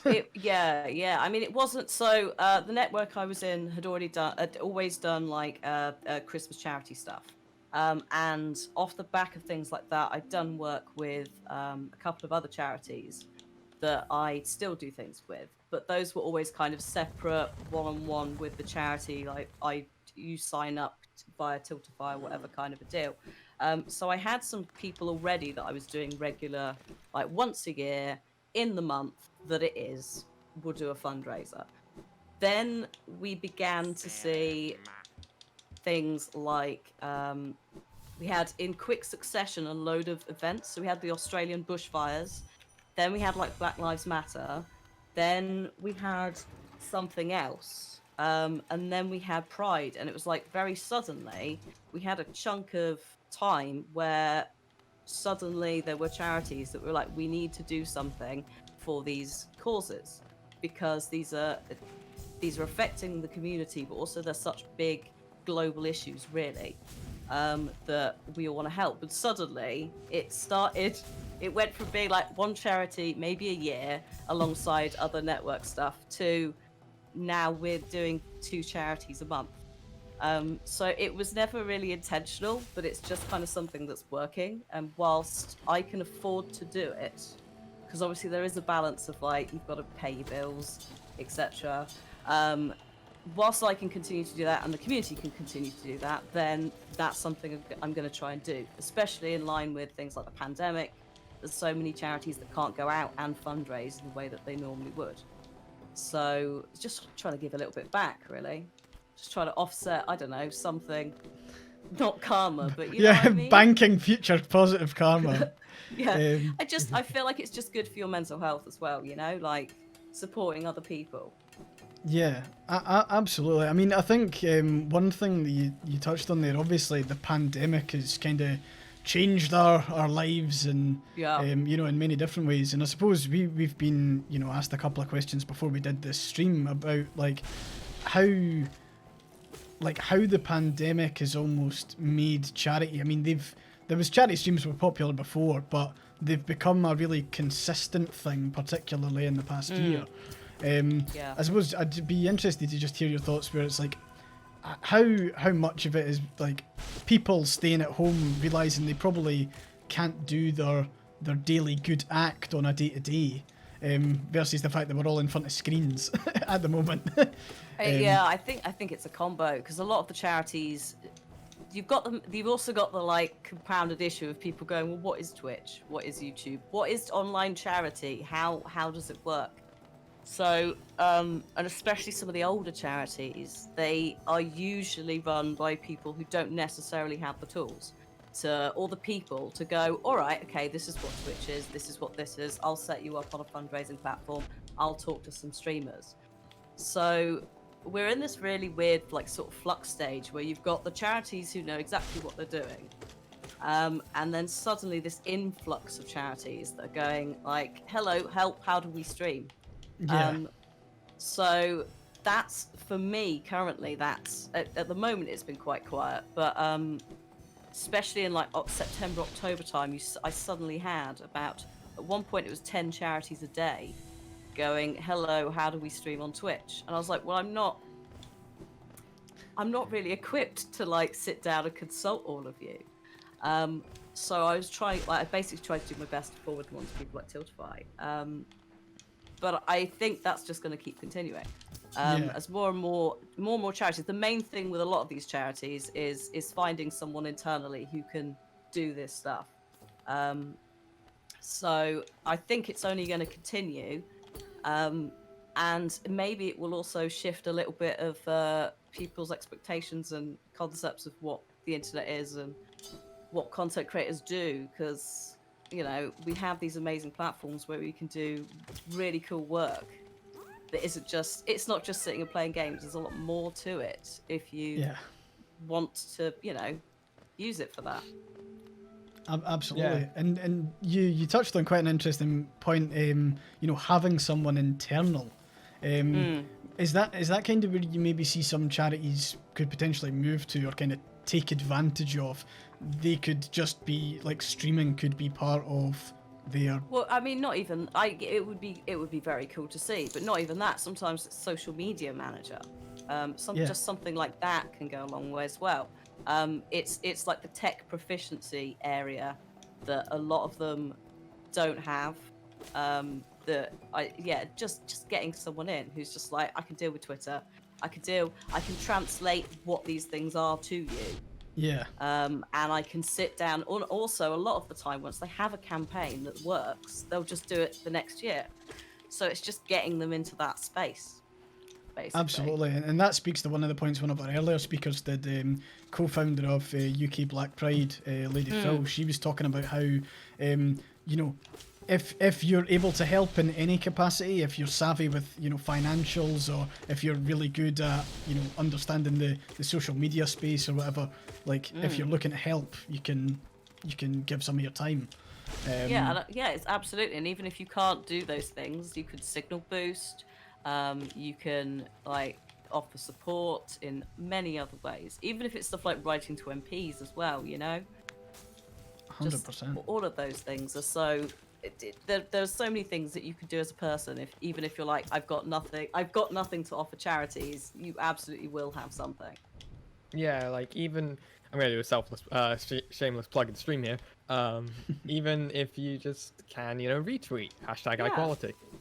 Yeah. Like, well, yeah, so like even stuff like that goes a long way. You know, raising awareness and kind of helping people. I don't know, like just learn, I suppose, more than anything. Yeah, it's so important as well, is education. Yeah. Cool. Do we have any questions from our lovely audience? And you'll be pleased to know that we kind of smashed our we smashed our first target in 10 minutes, Hannah, and Very nice. We're kind of just stretching goals. I think one of the stretch goals will have me dressing up as Obi-Wan Kenobi. Excellent. I did see something actually when I was lurking about something about 2K and Obi-Wan. Yeah, possibly. Yep. Yeah, 2K is where we hit Obi-Wan Kenobi territory if we do. Excellent. IB1 Kenobi. Sorry. Oh yeah. Other people can say that. I feel it's awful if I do.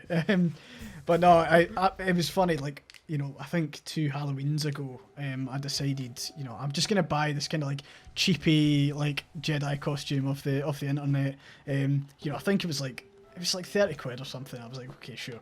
It arrived and it is the most comprehensive like Jedi outfit possible. It's got trousers. It's got all the robes. It's got Excellent. like the brown cape. It's amazing. And ever since then, it's kind of become a wee bit of a thing. Nice. Ah. So I think we're both taking a yeah, gulp of I'm water. sorry. Absolutely fair. No, you've got to pace Hydration, yourselves. dry hydration's key. I'll maybe treat myself to a packet of raisins at some point. I've been sneaking off to grab an onion ring every now and again. So maybe I you- can just narrate a wee bit.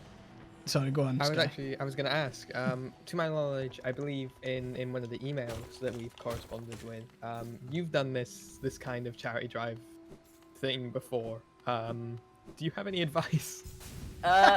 Well. Bit late now, No. Sky. Oh god. I mean, yeah, pace yourself, hydration, regular breaks in some way, even if, like to go to the toilet, things like that. I it's been a very long time, so the main thing I can just say is good luck. That's absolutely fine. Yeah, I think we're doing pretty well so far. Except I've realised that me doing it me playing through this game myself, kind of in not speedrun fashion exactly, but quicker. I realised how much slower I am when I'm actually speaking. Yeah, to be fair, I was watching earlier and I was like, I can't, because I've played both Ori games, and that's probably one of the closer comparisons that 100%. People make. And no, talking went out the window. Yeah. Just no, I navigation, maps, no. Yeah, I am incredibly impressed by the whole thing. But we're getting there. We've not reached any of the tough bosses, which is the thing that I'm probably Yeah. least looking forward to. But You just have to ask someone a really complicated question, and then you're done. let them chat for like half an hour. So Sky, do we have any other questions from chat? I'm keeping an eye out. There's a hope that you're going to play Bayonetta 3 at some point. Yes, Wild Horses could not keep me from that game. The previous two are ridiculous. Wonderful. So yeah. There is I'm a looking forward. question for you, which is, what's your favorite game when you're not on stream? Ooh, so because obviously most of it's PC or based, all the consoles are rigged up to the PC. My main thing is Switch actually. I have always been like a PC, not a PC gamer as in like supremacy, because that's just silly. But that's what we had in the house. We didn't have consoles, had a PC because my dad needed it for work. And I got a Game Boy, and it wasn't until the Switch came out that I was going, oh yeah, I forgot how much I loved the Game Boy. So I think most stuff, it's Switch ports. So I have got this on Switch. Nice. And just various things. Stuff as well, which is more maybe turn-based. So Dicey Dungeons, Slay the Spire, because I tend to do a little bit of it in front of the TV. Ah, cool. So it would be those kind of games that I tend to play off camera, just because they are a little bit more chill. But I've also got things like Civ on there, Civilization 6. Yeah. So Nice. it's that sort of stuff mainly that I'll do off camera. Nice. I think it's funny. You kind of raised the point that I absolutely loved playing on the Game Boy. Yeah. It's something that I've not really, I hadn't really considered about the Switch. Of course, it's another handheld. It's just device. a massive Game Boy, isn't it? Yeah. Like, just another of the many versions that Nintendo can try and sell us. My yeah. first console was a Game Boy Advance, actually. Since we're I've still got mine somewhere in the house. so do I. It's amazing. I've not got any of the games for it, but I've still got it. Can't believe I What, found it the other day. What was your introduction to gaming then? So my dad was not allowed to play games because he was an older man, and that's not something that adults do. So my family are all quite they're all quite old. They're all retired. So I kind of came from that older generation, or basically like they skipped a generation when having me effectively. So older parents, not quite as tech savvy as they sometimes could be. My dad likes to think he is, but bless him, no. And so he would basically buy games for me that he could just kind of supervise. Yep. So and I still every now and then, obviously not at the moment, but I used to call to check on them, and he'd be like, "Oh, your mother's out the house. I'm having On it, Dylan. doing a bit of driving in the driving sim while she's not here." It's like, okay, but he would buy. It would be things like I had the Disney games, so like Lion King and Aladdin. For the PC.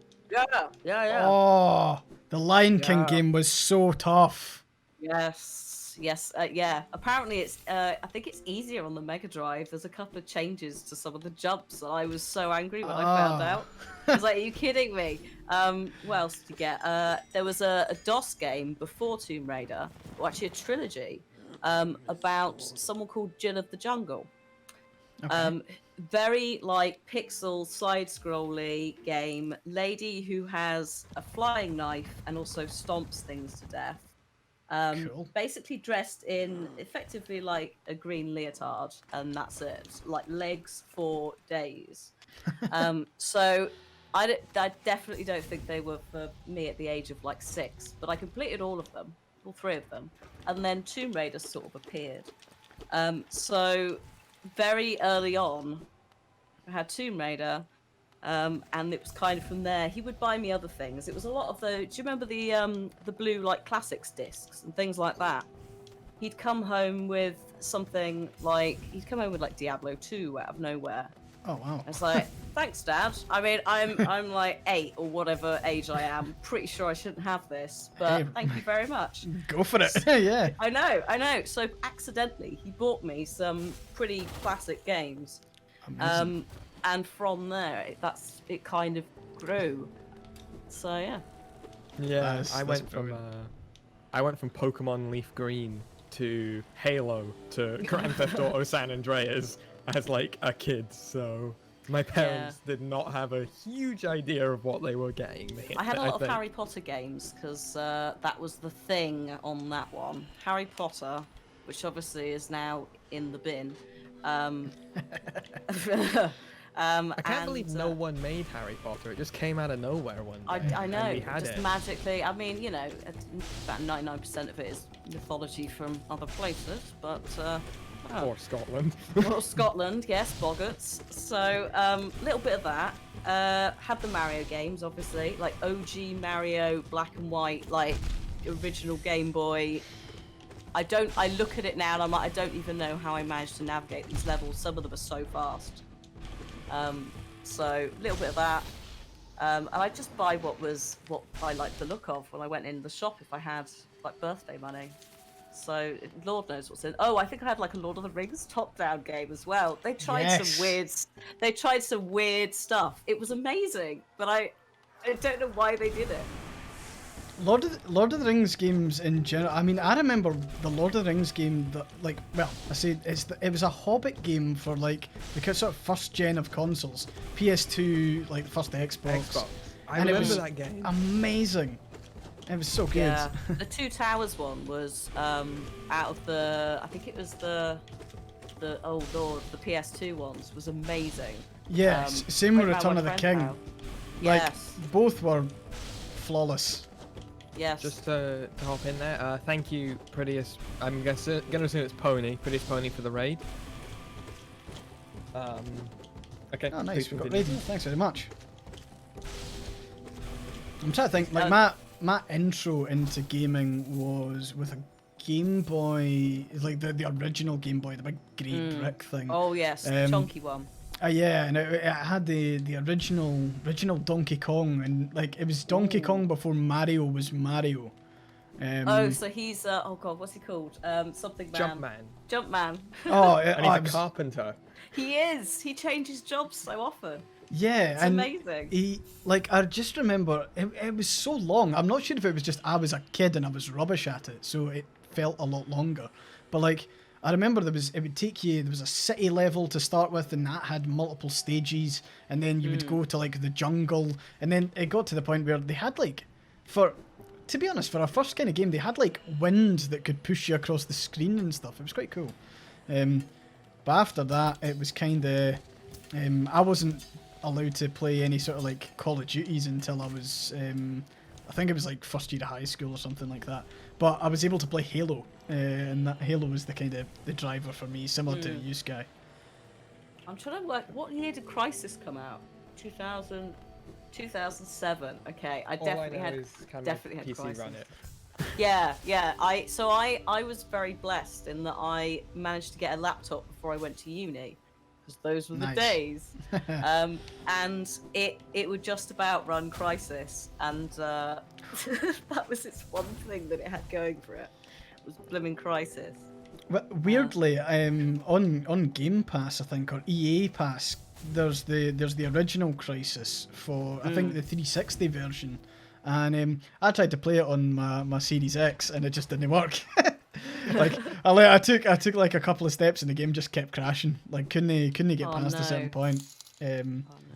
Oh, we've got another donation coming in, and I'm getting the screen delay. So Umberto, thank you very much, and amazing what you're doing. I feel like thank you very much, Umberto. Yeah, we're doing not too bad, I think. We're getting there. How much of the game have we got through? Oh, I've Do you got know no yet? idea. Don't ask me that question. Can't you find out at a save point? I can only find out if I like leave the game. Oh. So it's like you can only check your percentage as you leave. If you want, I could do it, and we could go back to the screen, and I'd maybe be. I able am to go to the curious how far we are, like 3 hours in. Also, you just got a follow from Bibliosphere. Bibliosphere. Wonderful. Yes. We're looking forward to having Bibliosphere on later. Yes, that'll be an interesting chat. Yeah. I'm gonna nip to the bathroom real quick. Yeah, that's fine. That's allowed. We'll Yeah, give you that's it. what you've got to. Just Nature is a calling. you can't you can't just hold it for 24 hours. That'd be ridiculous. Yeah. I suppose, like, is there any games coming out this year that you like the look of? I'm just keen to Oh. chat games at this point. Yeah, well, I mean, yeah, it's a little bit of a sort of change of pace, isn't it? Obviously, as well, there are a couple of games coming up. I've got to go through my list of stuff, but I felt so there was many there was a things. notepad flicking over in the background there, wasn't there? There is a diary. I've got my work diary. Brilliant. So I think I would be, in light of the Bayonetta elements, I think it would be remiss of me to not be playing Resident Evil Village. Yes. In light of ridiculous women that. I was gonna say, look how far we've come from the early Tomb Raiders to now someone who will totally not feature in any Rule 34 stuff. Something like I'm looking forward to that. There's obviously the Pokemon stuff as of yesterday. Yeah, I can't. that's looking interesting. It's if Nintendo don't just like re-release everything. I mean, obviously it would be nice if it wasn't all at full price forever, but Yeah. it would be silly for them to not remaster things. I'm not sure about Skyward Sword remaster, but I love the idea of Pokemon remastering the original games, but also it looks like maybe they're doing this franchise thing with Pokemon Legends. Yeah. So we get like every time we get a remaster, we get this like side thing. I don't know. That's quite cool though. I like that. It would be cool. So I don't know what they're doing with it, but obviously we're going to keep an eye on that because I think Diamond Pearl are end of the year. I think apparently Horizon Zero Dawn is still on schedule, but Lord knows about that. Yeah, I only played Horizon Zero Dawn when it came on PC because I've never owned a PlayStation, and I really enjoyed it. It was, Yeah. I think once they'd kind of worked out the kind of bugs, it was a wee bit buggy on release for the PC. And of course, but talking about PC, I've always been console, so I was kind of the opposite of you. Yeah. And I'm looking to build my first game in PC. So naturally, as a wide-eyed person looking at the graphics cards releasing, I decided to try and buy one, and that was 7 months ago or something like that.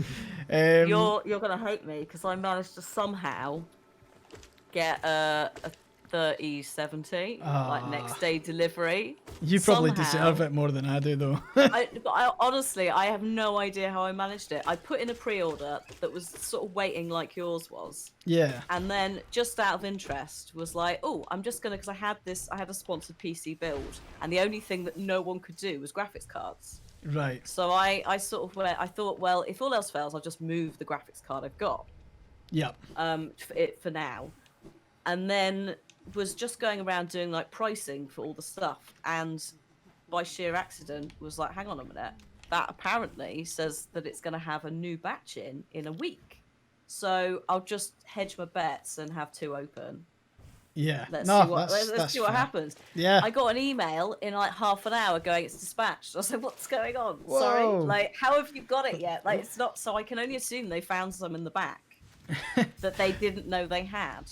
Lucky. Absolutely wild. But yeah, the amount of there's a couple of people in the community who are trying to get hold of the newer ones, and they've like just given up. It's going to be interesting to see if this the claim that Nvidia are making about cryptocurrency farming, Okay, like, what's if the that claim? actually works. So they're basically saying, oh yeah, you won't be able to use the cards for farming, like the new cards. We've like done something magic to them. Oh, that would be incredible. That would free up so much. Yeah. Of so, course. I mean, yeah, Yeah. we'll see. The scalpers are still gonna do No, their thing, but it's going to be interesting to see if that claim actually works once they're out in the wild. Yeah, definitely. I just wanted to hop in and say that one of my former classmates, Aaron, has just followed the stream. So hi, Aaron. Hi, Aaron. And I have I'm still on a 1070 for my graphics card. Well, I we're was on currently. 1080 for years. They're good range.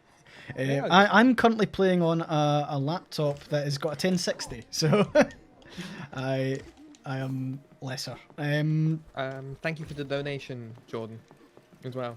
Thanks very much. We're on 1,250 folks. That's incredible. Great job, everyone. Let's see if we can get it all the way through, and you might see me dressed as Obi-Wan Kenobi. Not sure if that's so much of a prize, though. It is for me. Okay. Yeah, but I mean, I've been.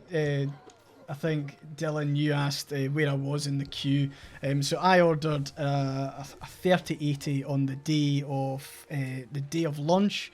I was at like queue 840 when I first got it. Wow. When I first got it.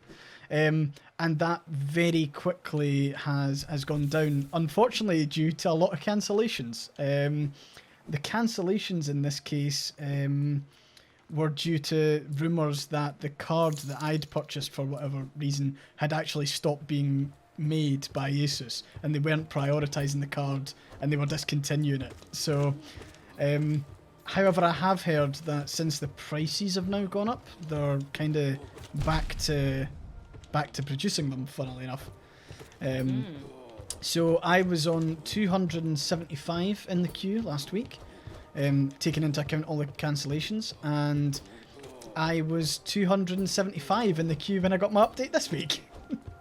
Yeah, so I'll be waiting a wee while longer, but Yeah. it'll be worth it. Fingers crossed. It's compounded, isn't it, by just everything going on, which Yeah. has just made it extra sucky for And I think everybody. production had kind of wound down for the Lunar New Year. So, yeah, we'll get there. Yeah. I long for a gaming PC. At the moment, I'm using my partner's laptop, and it's been the streaming laptop for too long. I should really be returning it soon. Yeah, it was just something because the one I had was 4 years old. Peeps in chat who watch will attest it was beginning to do like blue screens during streams. Nah. So it's like this has got to go because it's just getting to the point where it can't run a game and things like that. So better to replace it before it completely dies. And now actually it's living a lovely life. I replaced the motherboard, upcycled it for my partner, and it's nice. been fine. So God knows what happened with it, but it was obviously not in a happy way. Thanks, So, Bobby yeah. Bean, for the follow. So to cycle back to the slightly LGBT questions, but keeping it on gaming, what was, just because I'm trying to think about it myself, what was the first game you encountered with LGBT elements? Like even just characters? Because I'm trying to remember mine, and I don't know what it is. There was kind of an empty space, wasn't there? Like much like appropriate female characters. I don't want to say strong women because that's the trope. Just realistically written people. It has been a challenge for ages. Just things like scripts. Sorry, I just suddenly mine was thought of Dragon things Age. like Resident Evil and the script and that. I think it would have Yeah. to be something. I think it'd have to be something like Mass Effect. Yeah, mine was Dragon Age. With, It would, or maybe like Skyrim, something like that, where it's a romance option basically. I'm trying to think if there's anything before then that was like not explicitly. I think it might have been Obviously, but- Fallout New Vegas or one of the Mass Effect games. Yeah, I And think, it was- I think it's gonna have to be. And it was kind of like, yeah, it was like a romance option. There was one game, I mean, bringing it back to, the Equality Network and what we're kind of raising for. The first, I'm not sure if it's just an Xbox game, but the first game featuring a trans character. And apparently, according to the game's Wikipedia, it's very much a, first game with a, like, canon trans character. It's like, tell me why. Yes. And like, it's fine. I didn't even stream it. I probably should have, but like, I just kind of like it was on Game Pass, and I kind of devoured it. It was really fun. So Dishy actually in chat is one of my not consultants when we come to representation in games, but I usually go, is this something we should stream or should we avoid it? Cool. Oh, actually, yeah, Dishy's also pointed out The Sims, of course. Oh yeah, yeah, this is. Of course, The Sims. How could we forget? yeah. So actually, yeah, I think it probably would be The Sims, although that wouldn't be a narrative thing. That would just be obviously the options. So I think, yeah, it's. Sorry, I've lost my train of thought now thinking about The Sims. In regards to tell me why. Oh yeah, so apparently, we were all bigging it up as like first representational. Oh no. Yeah, I no. read something literally last week about apparently the voice actor isn't trans. Really? So I'm a bit confused about, and it seemed to come from a reasonable source. So I'm a bit confused about where that's kind of fallen down, what the misinformation is. Okay. What we did love in it was, on the whole, it was organic commentary. There were some issues with some of the plot. representation. I mean, yeah, the plot. But on the whole, a lot of the discussions around being transgender were mostly nice, Yeah. real conversations. It wasn't just all The like, Last of Us 2. yeah, having to have a fight over everything. It was much more of a like, this is the reason I'm here, and then also the acceptance from sister and so forth was super wholesome to see. Also, there is an opportunity for a gay romance, which we definitely explored, and that was really really wholesome and sweet as well. It wasn't this like struggle of two people trying to keep it together. It was just like two people who find each other. Yeah, I felt like Yeah. the entire thing didn't come across as like fetishized, for want of a better term. Yeah, Like yeah. it wasn't for the sake of it, It was natural. Yeah. I just want to say, Hannah, you are welcome to stay as long as you want, but we do have another speaker who would like to join us. Yeah, that's Hannah, you're fine. welcome to stay for as long as you want to, though. Oh, in that case, I will take my leave because Are you sure? yeah. I'm sure you can. We're quite happy to have multiple voices in here. Nah, I will head out because That's fine.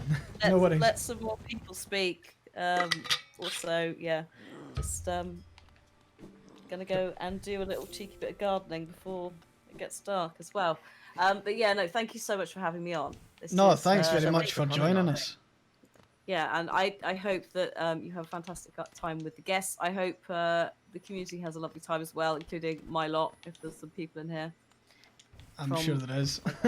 Yeah. But no, the chat's singing your praises, and thanks very much Just for coming on. Just before you head off, Oh, is there any social media or anything that you want to plug? Just like my Twitch, which is Lomadia, Lomadiah. You can't spell it. Twitter is that without a H, which is very confusing. There you go in the chat with a H on Twitter, on Twitch, not on Twitter. Don't worry if you've confused it. Confuses me. Yeah, just we do some stuff on Twitch. We do it like Monday to Friday. It's a range of things. We try and take games and not so much like discuss all the commentary that needs to be had about them, but if we come across various things in the game that we want to talk about, then we'll cover it. So things like talk about The Last of Us 2 and tell me why and all of that. So yeah, hopefully I'll see some of you there. Brilliant. Thank you very much for your time, Hannah, and Thank you hope so you much. enjoy your Alright. gardening.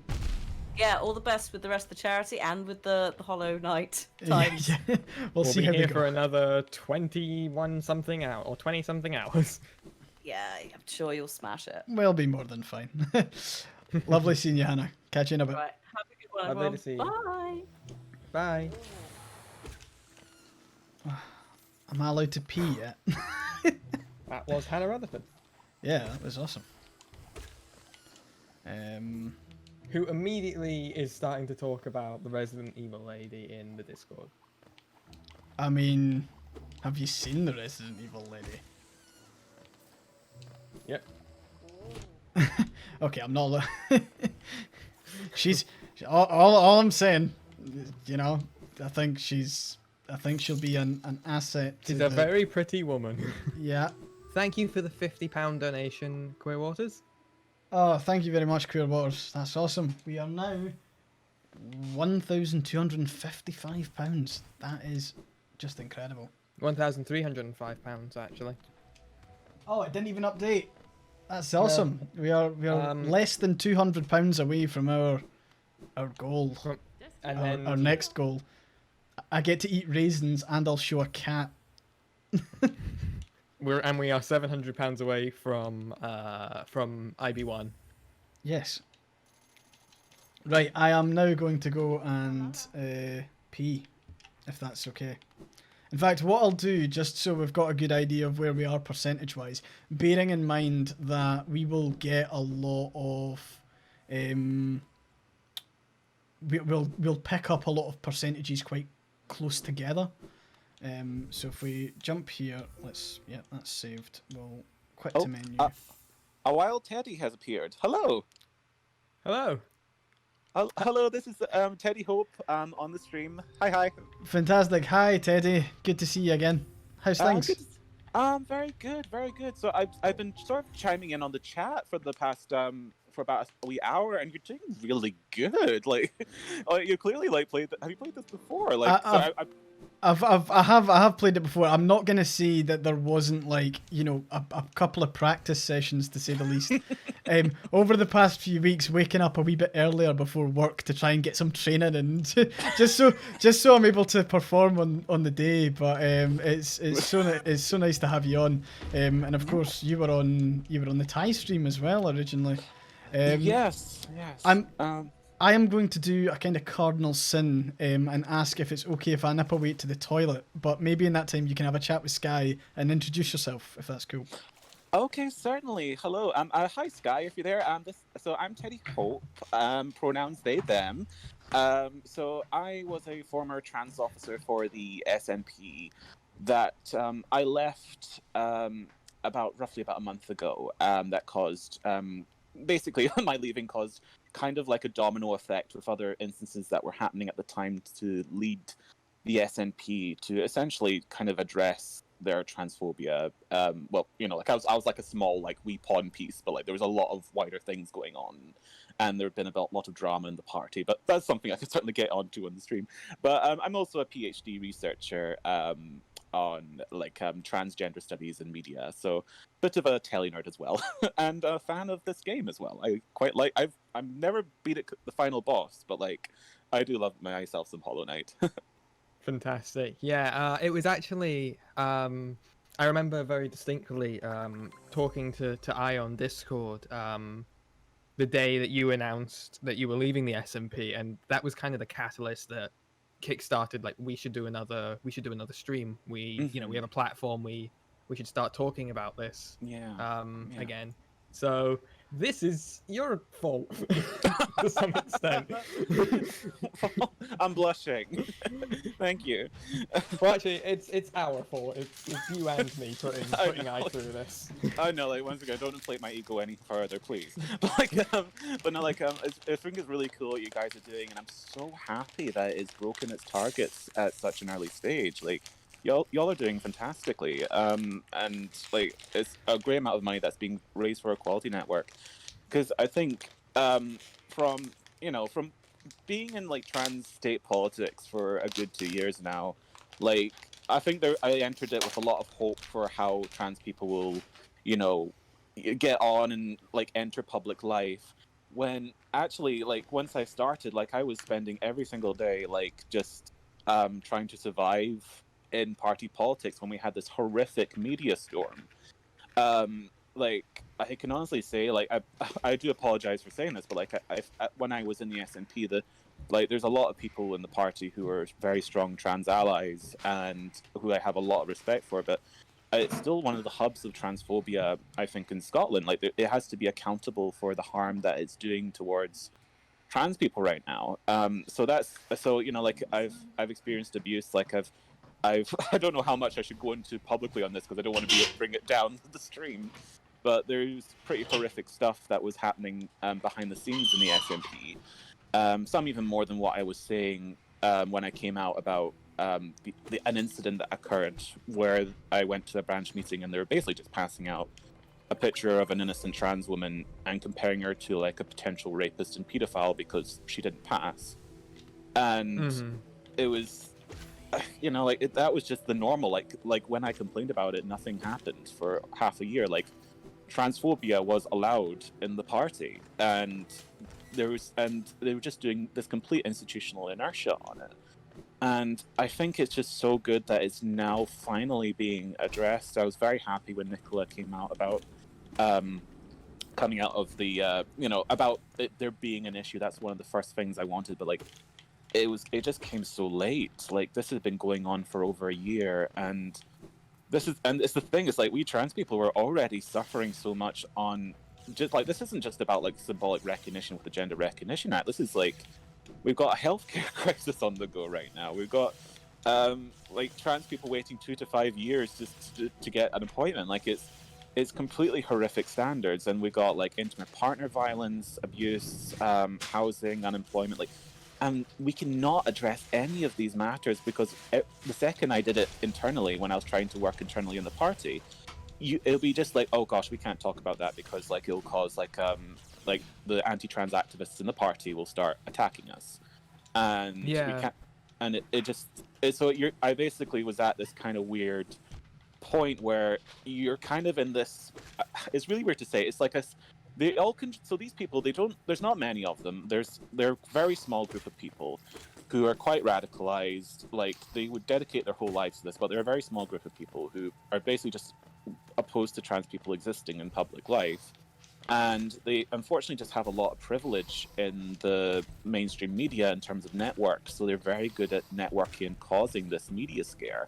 Like, I think when the first GRA reform was announced, I don't think there was like much expectation about what it would entail. But then I think the second it was like there was going to be like the announcement on it, like you could tell, like you could hear the phones ringing up when anti-trans activists were like, okay, I'm going to call my journalist friend and we're going to run a story about this.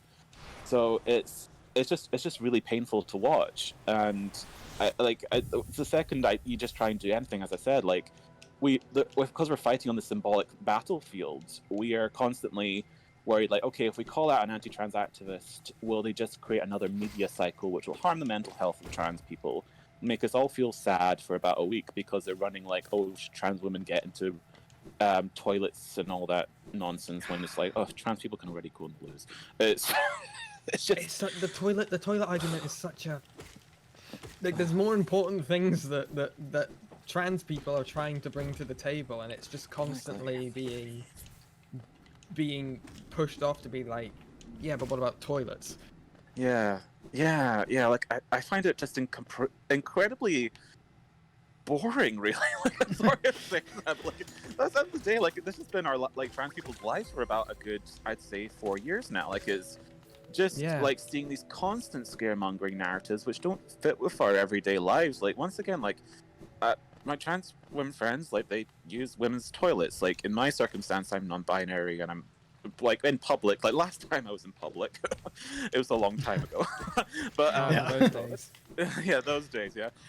Like, I would be highly gender non-conforming, so like I would ask the staff which toilets are available, if is there like, because I'd have to use this disabled, which is not, which is unfortunate because those are for disabled people and they're already under-resourced in that regard. But that's just the unfortunate. It's like one sad thing upon another sad thing. But like, some would just say, look, you can just use the women's toilets, it's fine. Like, it's just, it's up to the discretion of the company actually supplying that service. And it's just, you're at this weird moment where you're just kind of like, we've already got this stuff. This is completely removed from reality, and it's using like scaremongering stories, and it's just emotionally draining. And I feel just so hurt for trans people right now, because I think cisgender allies have woke up to it, definitely. But it's not ending, and it's just really sad to watch. And it's taking so much of our vital energy away from where we should be taking our activism right now. Like, there was a fantastic article written by I highly recommend people follow Harry Josephine Giles on Twitter.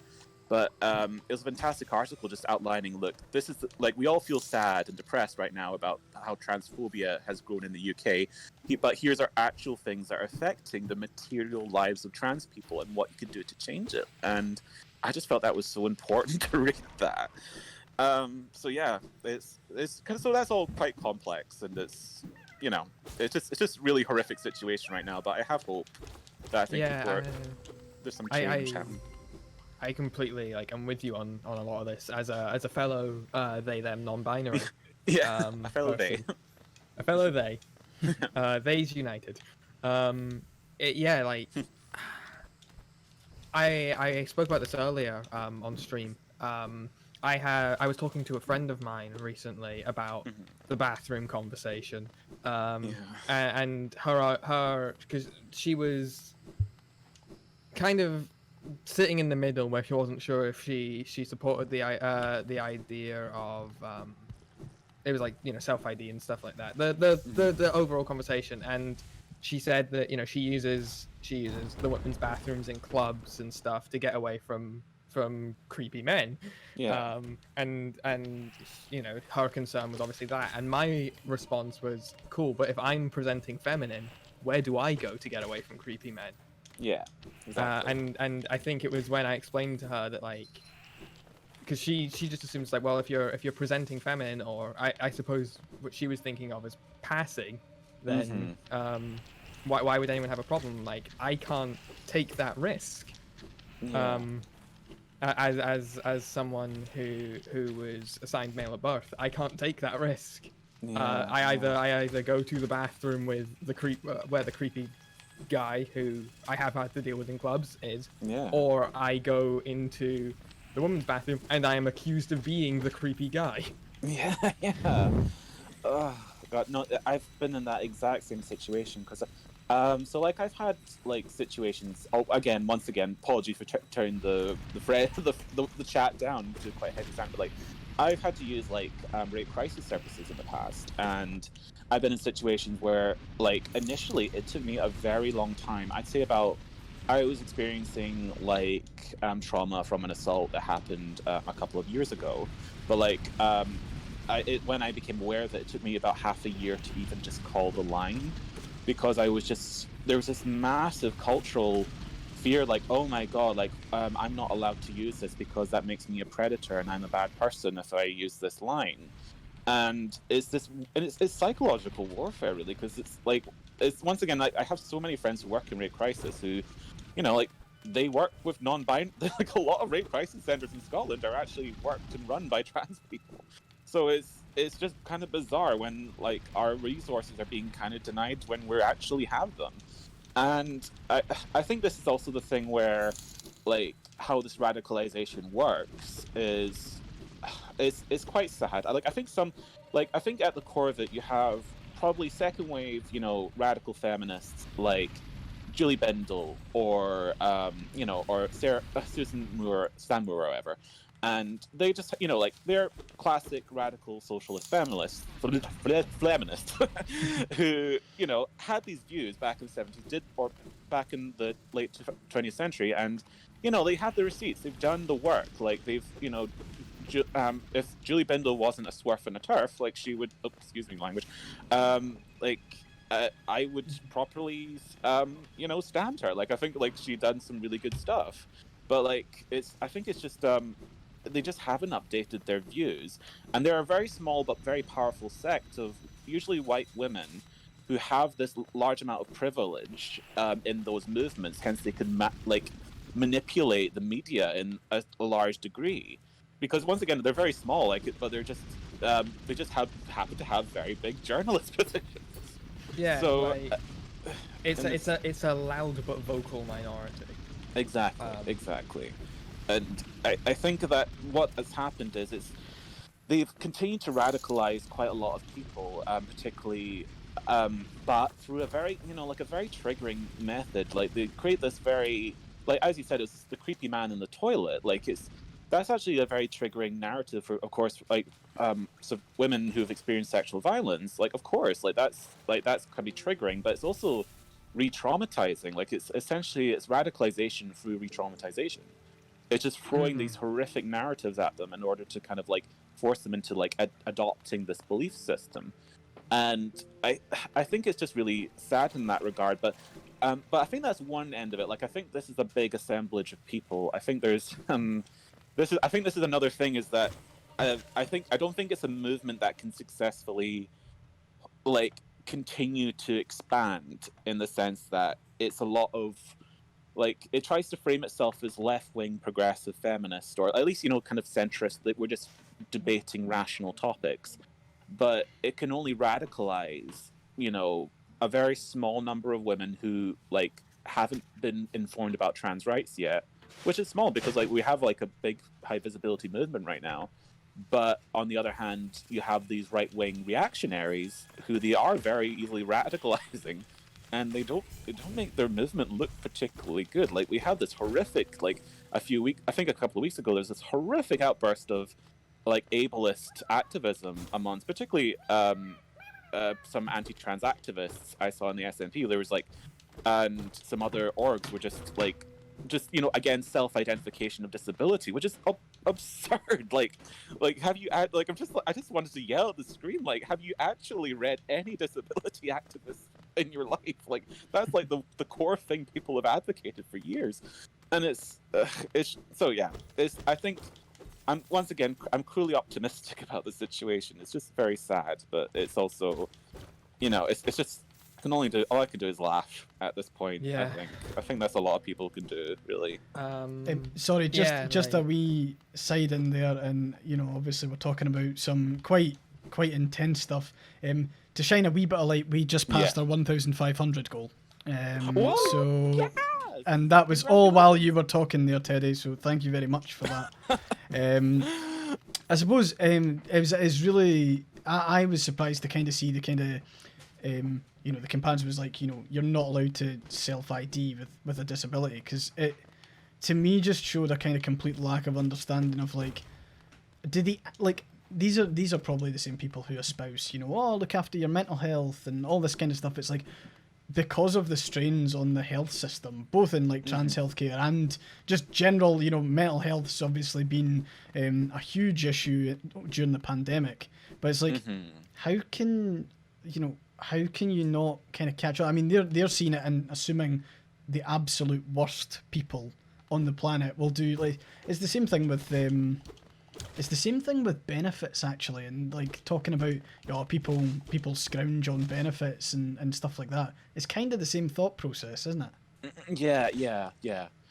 I think it's interesting because I just think it's just like from keeping an eye on this activist group that's been growing over the past years. I don't talk about it publicly. Like, I try to keep my Twitter very, like I see people are wanting to follow me now, and I'm like, you're just gonna follow. You're just gonna get like really camp trans jokes. I'm sorry, but that's what they want. Our good We telly need more of that. discourse. Yeah, but I think like I've watched it grow over the past years, and as I said, it's this weird kind of like. It's a centrist idea. Like, transphobia is a radical centrist ideology. It's something which we can just have a rational debate about. Like that kind of mentality. And when you actually look at the how that plays out, it's constantly suspending a kind of judgment on transphobia or what is transphobia by just having this constant debate. Like, it's been going on for I'd say about 4 years. It's just hard, and you can't. I think it's. Sorry. No, go ahead. You can't position discussions about any, gaining rights for any minority as a centralist debate, because it effectively comes down to, I don't think this group should have human rights. Well, I do think this group should have human rights. Okay, let's compromise. They can have a little human right. Just a little right. They can have some human rights, but not all of them.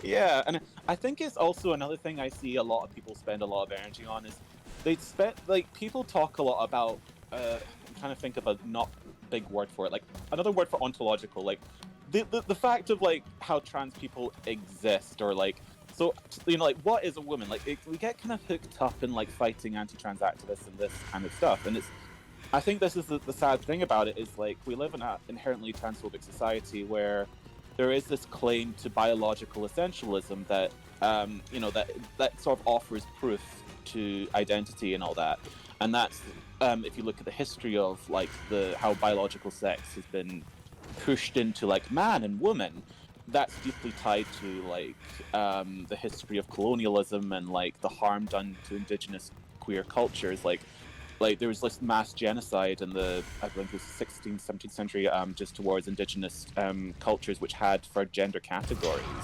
I'm pretty sure is there not a Maori term that did take into account a third gender? There's been third genders throughout like Europe. Like, there's the Femellini, there's the Sworn Virgins, I think, in some, I think it's one indigenous culture up in Europe, and it's been a while since I researched this.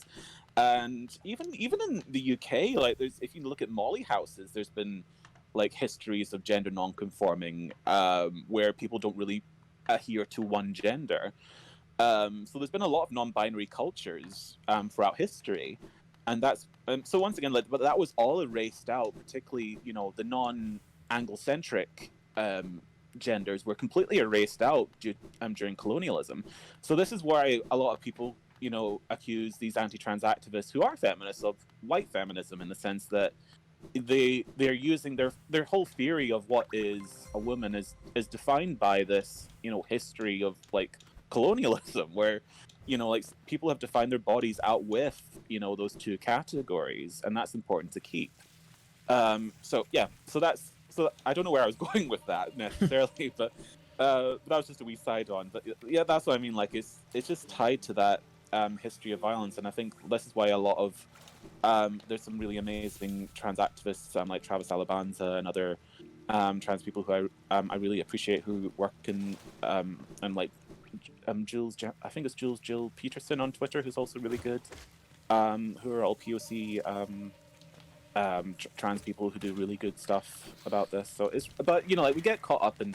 So back to my argument was like, we get caught up in like what is a man or a woman, when we should probably be at the end of the day be just talking about like what is actually happening to trans people and how can we better their circumstances, because this whole discussion is completely filling the room and we're ruining so much of our energy right now doing it. And I suppose it's almost like moving it out of the... like, I feel like a lot of the sort of anti-trans stuff is like entirely in the conceptual. It's like, it's not... Exactly. It's not about tangible people. You know, and again, that's like scare stories and talking about how, there's... the scary scare stories that they use and stuff like that. I just said scary scare stories on stream. Listen to me, man. My head's mince. Okay, just ignore me. Yeah, like one of the two things. We had Scott Cuthbertson on earlier talking about how modern anti-trans rhetoric is just repackaged modern gay rhetoric, anti-gay rhetoric. But also like. I remember I read a really interesting thread on Twitter about how, again, not to continue to hold on the bathroom problem, which is evident of part of the problem itself, but like those policies, or the policies that like to try and stop trans people using facilities, are often, or stop men, sorry, quote unquote, invading these facilities, don't take into account that public bathrooms are cleaned by cis men. There are cis men who work in jails, or in all-female jails, and it is very clearly, like the moment you start to take it apart, it's very clearly just an attack on trans people.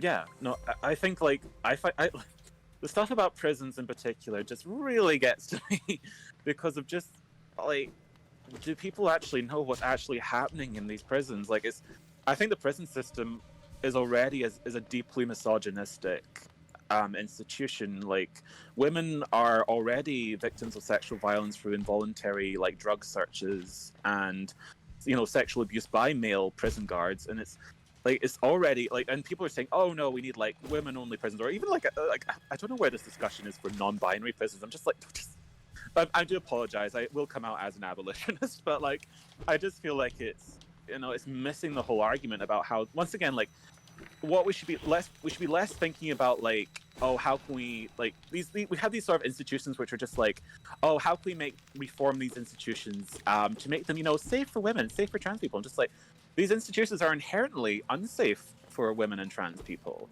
Like one other thing that I get quite upset by is like the gatekeeping of gender identity clinics is a big thing within the trans community right now, where a lot of people are just like, oh, we need to make this a bit easier, or by giving more funds to the gender identity clinics. I'm like, no, like we need to actually just remove them and then keep all of our healthcare at our GP level.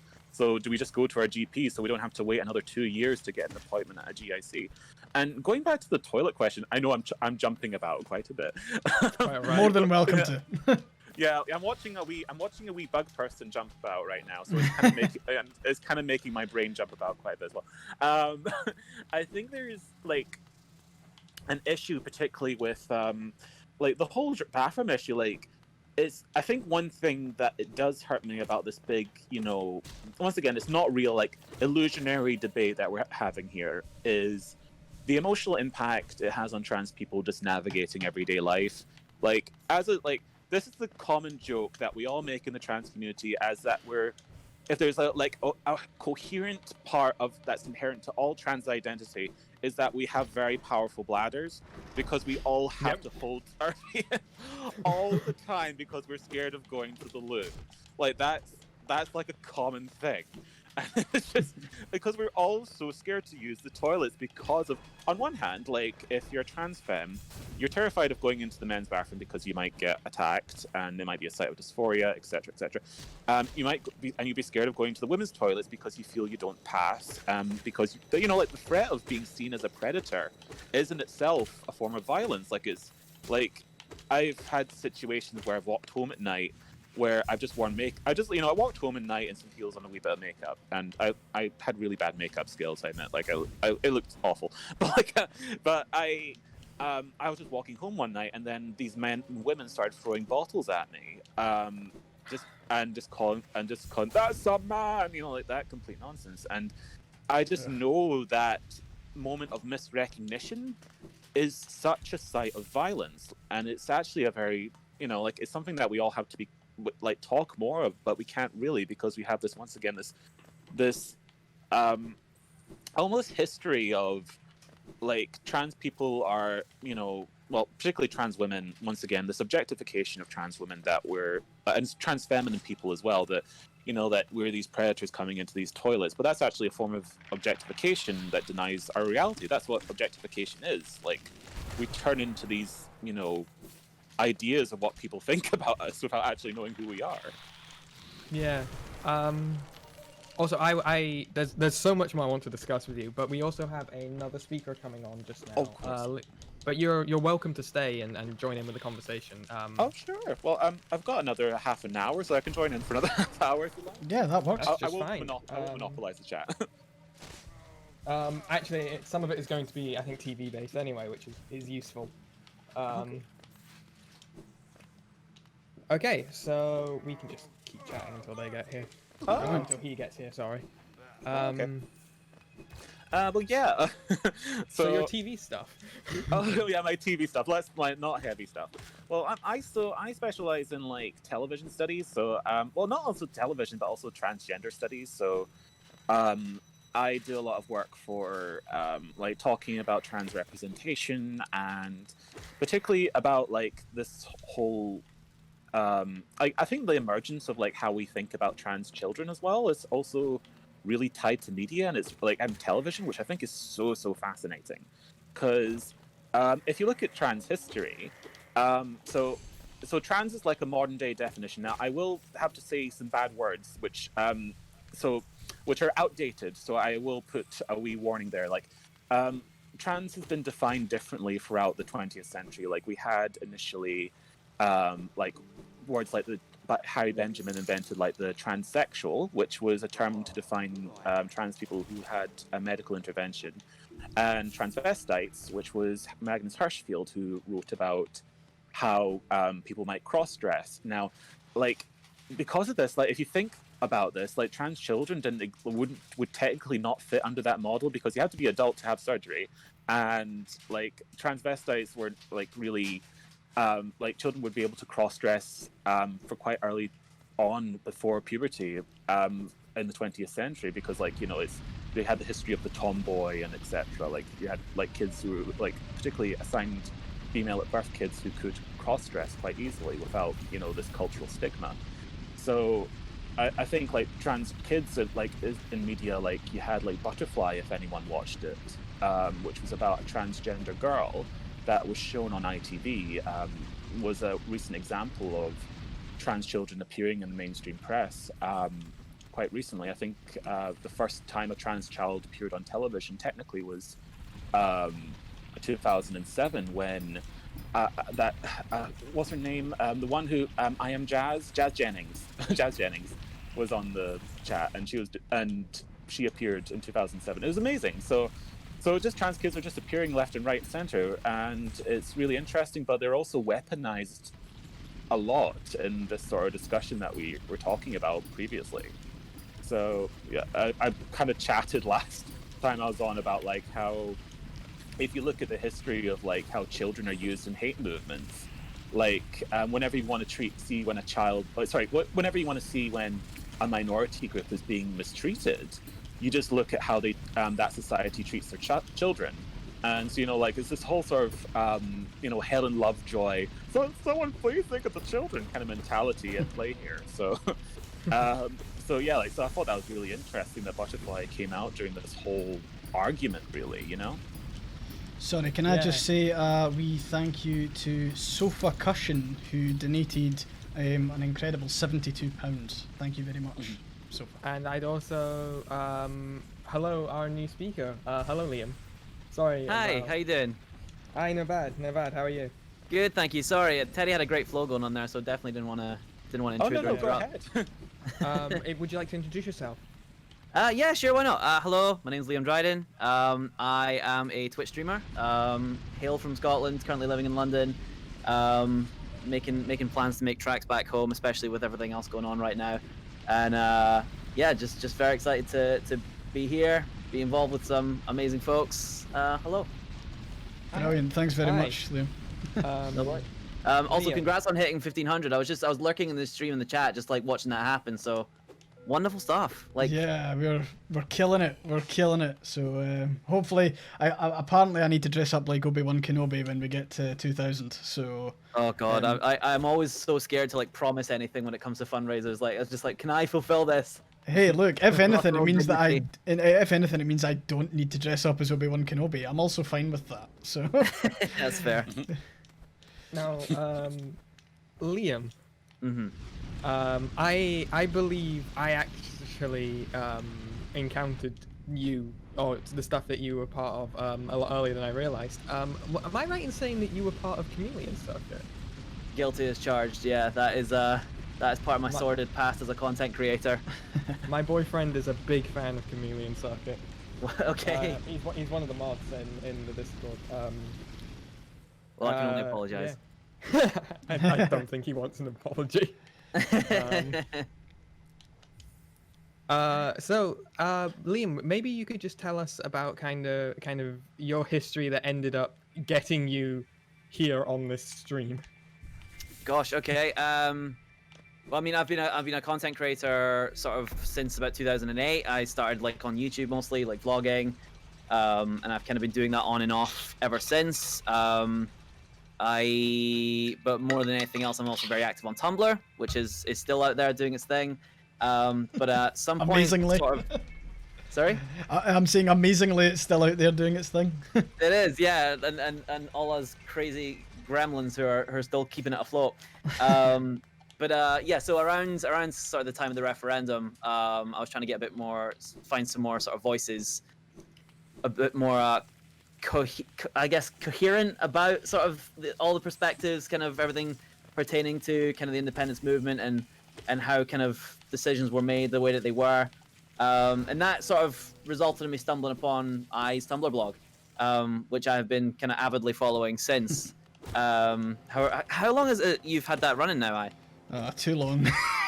No, we're coming up for 8 years. Right, that's it. Yeah, exactly. So I found it a little bit too late after that. I mean, I definitely had the opinion that yes was the way to go then, but it was still very tentative because I'd heard so much nonsense from all ends. But it was still like very much a decisive this is the way to go.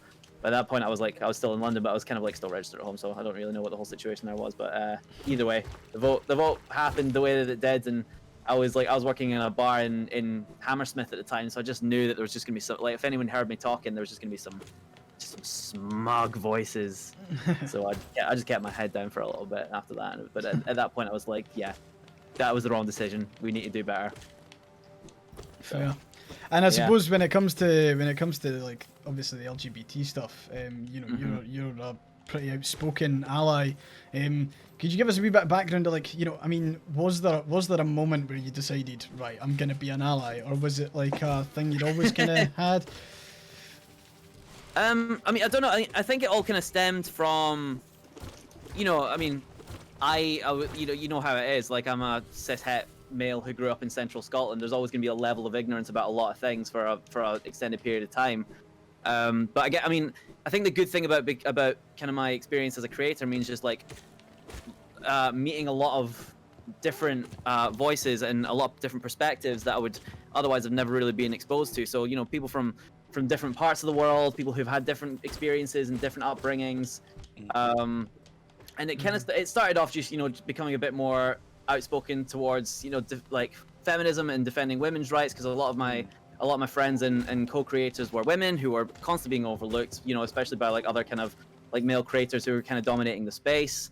And from there it just it snowballed in sort of an understanding of kind of the intersectionality of everything, and realizing that it was more complicated than just like a gender issue. There was there was a spectrum involved of genders plural, and sexuality, as well as race and everything else coming into it. So I just realized like the best thing I can do with the platform that I've built so far is kind of try and at least support and amplify like the right voices and the right moments. Because the last thing anybody wants is just like another like white guy talking over them and saying this is the right way to think. So I try to avoid that where possible, and sometimes, and I think part of that has like I've definitely kind of cooled down on making content at all, like in the past few years, and I'm enjoying that. Like there's definitely kind of a what's the words, an implication of being like an influencer these days. It's definitely like why. But I'm kind of enjoying sort of a pseudo post-influencer life, and just enjoying like having like the little community on my stream. And that in itself is full of like a great group of folks who from all across like the LGBTQ+ spectrum.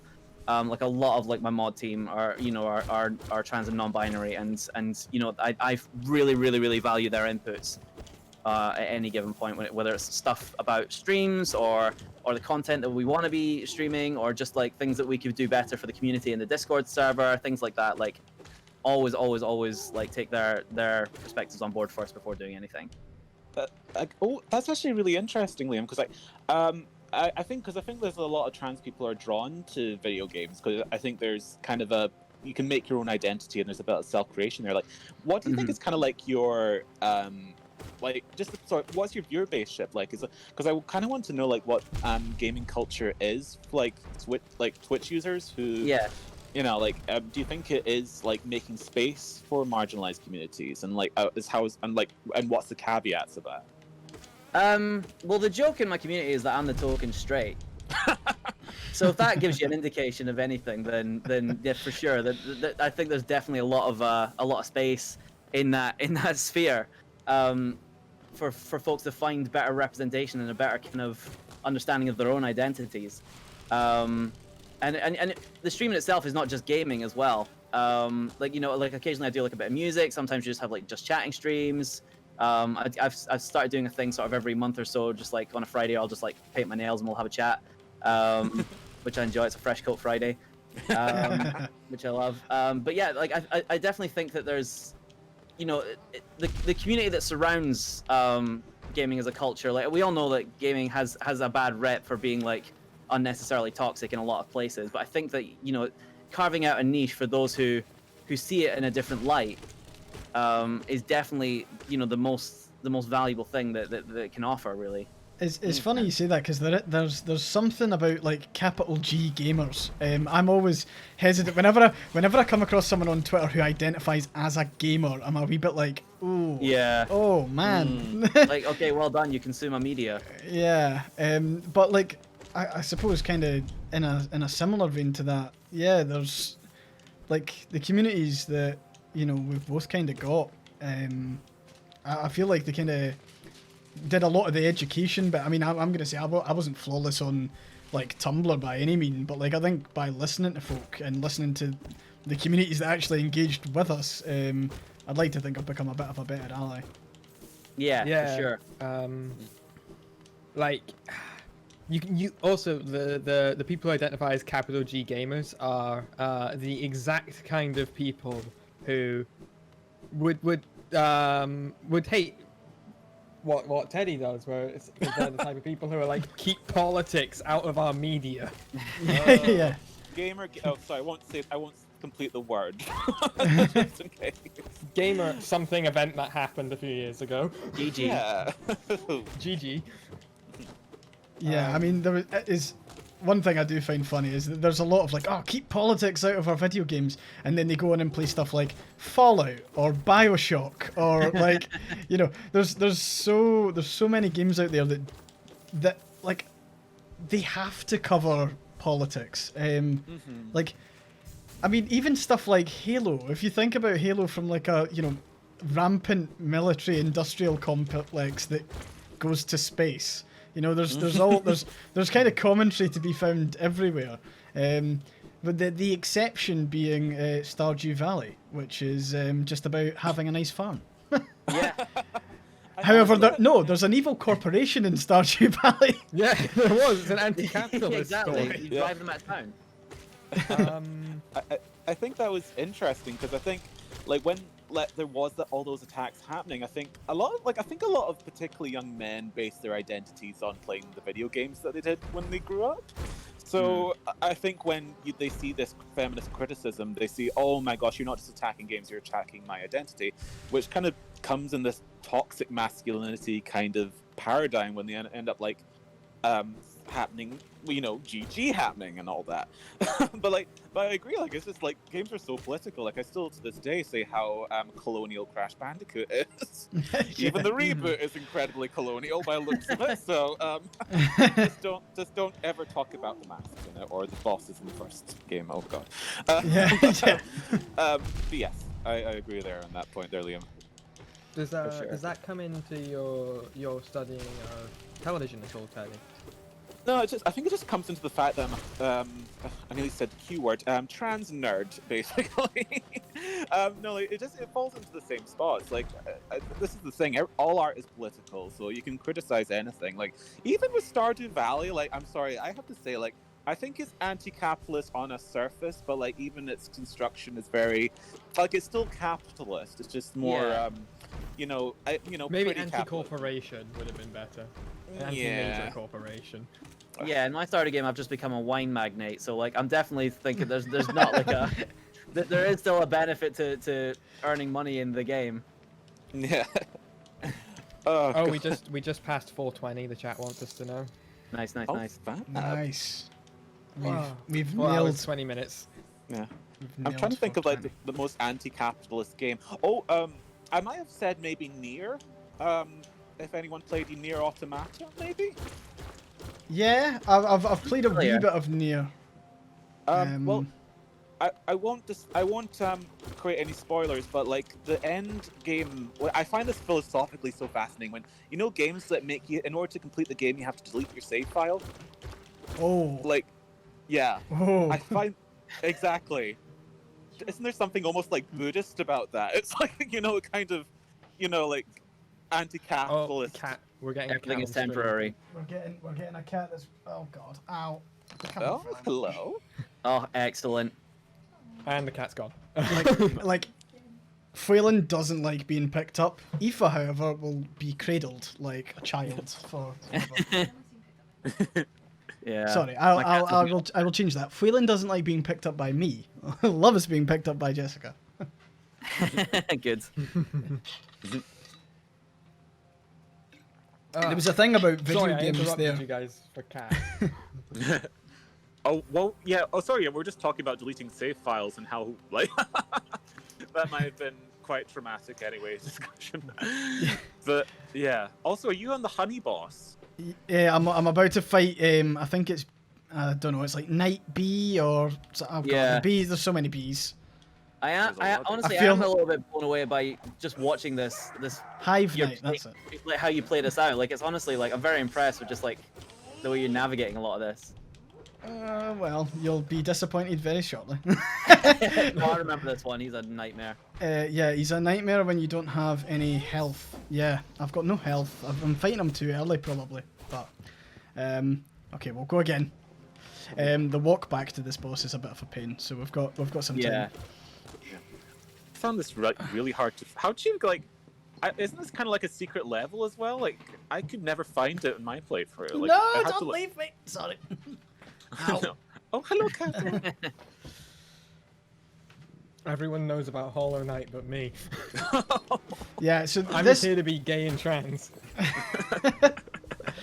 It comes with like it's basically in the birth package, like assigned gamer spelled with a Y at birth. No, I mean like how playing Hollow Knight is like this area in particular, I think, was added later, so it did come across as a secret for a lot of people. I think it was added as part of one of the DLCs. So, but yeah, it's stressful. It's stressful when you're not very good at it. Yeah. Oh, this is the thing. Isn't it supposed to be like a punishingly hard game to begin with? It's up there. We've been doing not too bad on the boss front, but yeah, I've probably made a couple of mistakes so far. Yeah. Yeah.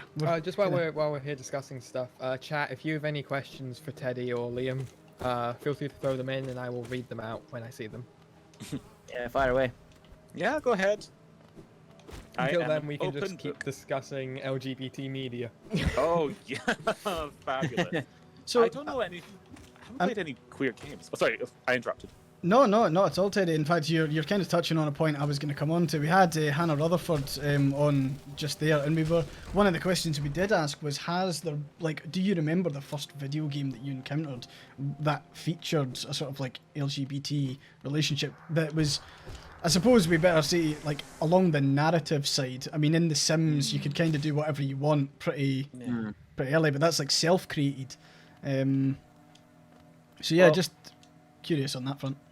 Well, I don't know, like, I think it took me a very long time to see a canonical gay character in a game. I think, like, when I was playing video games, like, my first game was, like, Final Fantasy VII when I was a kid. I was, once again, JRPG nerd.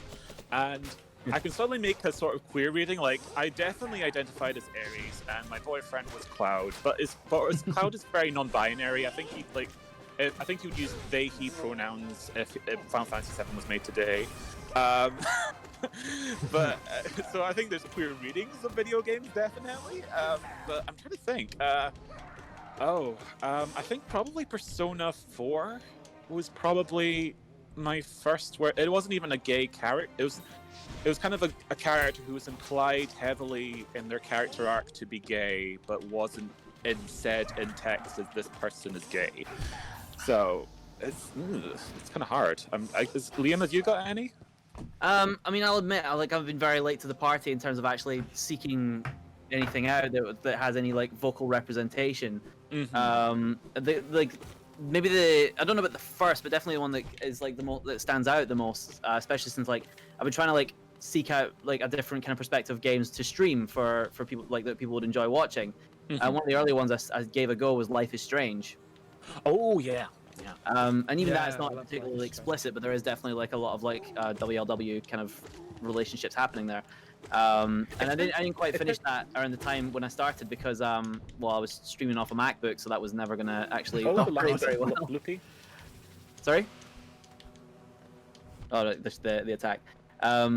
But yeah, so I only actually just finished that recently, and like the relationship kind of is the way that it sort of ties into the ending. I don't want to spoil it too much for anyone who's never had the chance to play, but like it definitely becomes a lot more explicit apparently depending on sort of which ending you choose. I think, which is very, very interesting.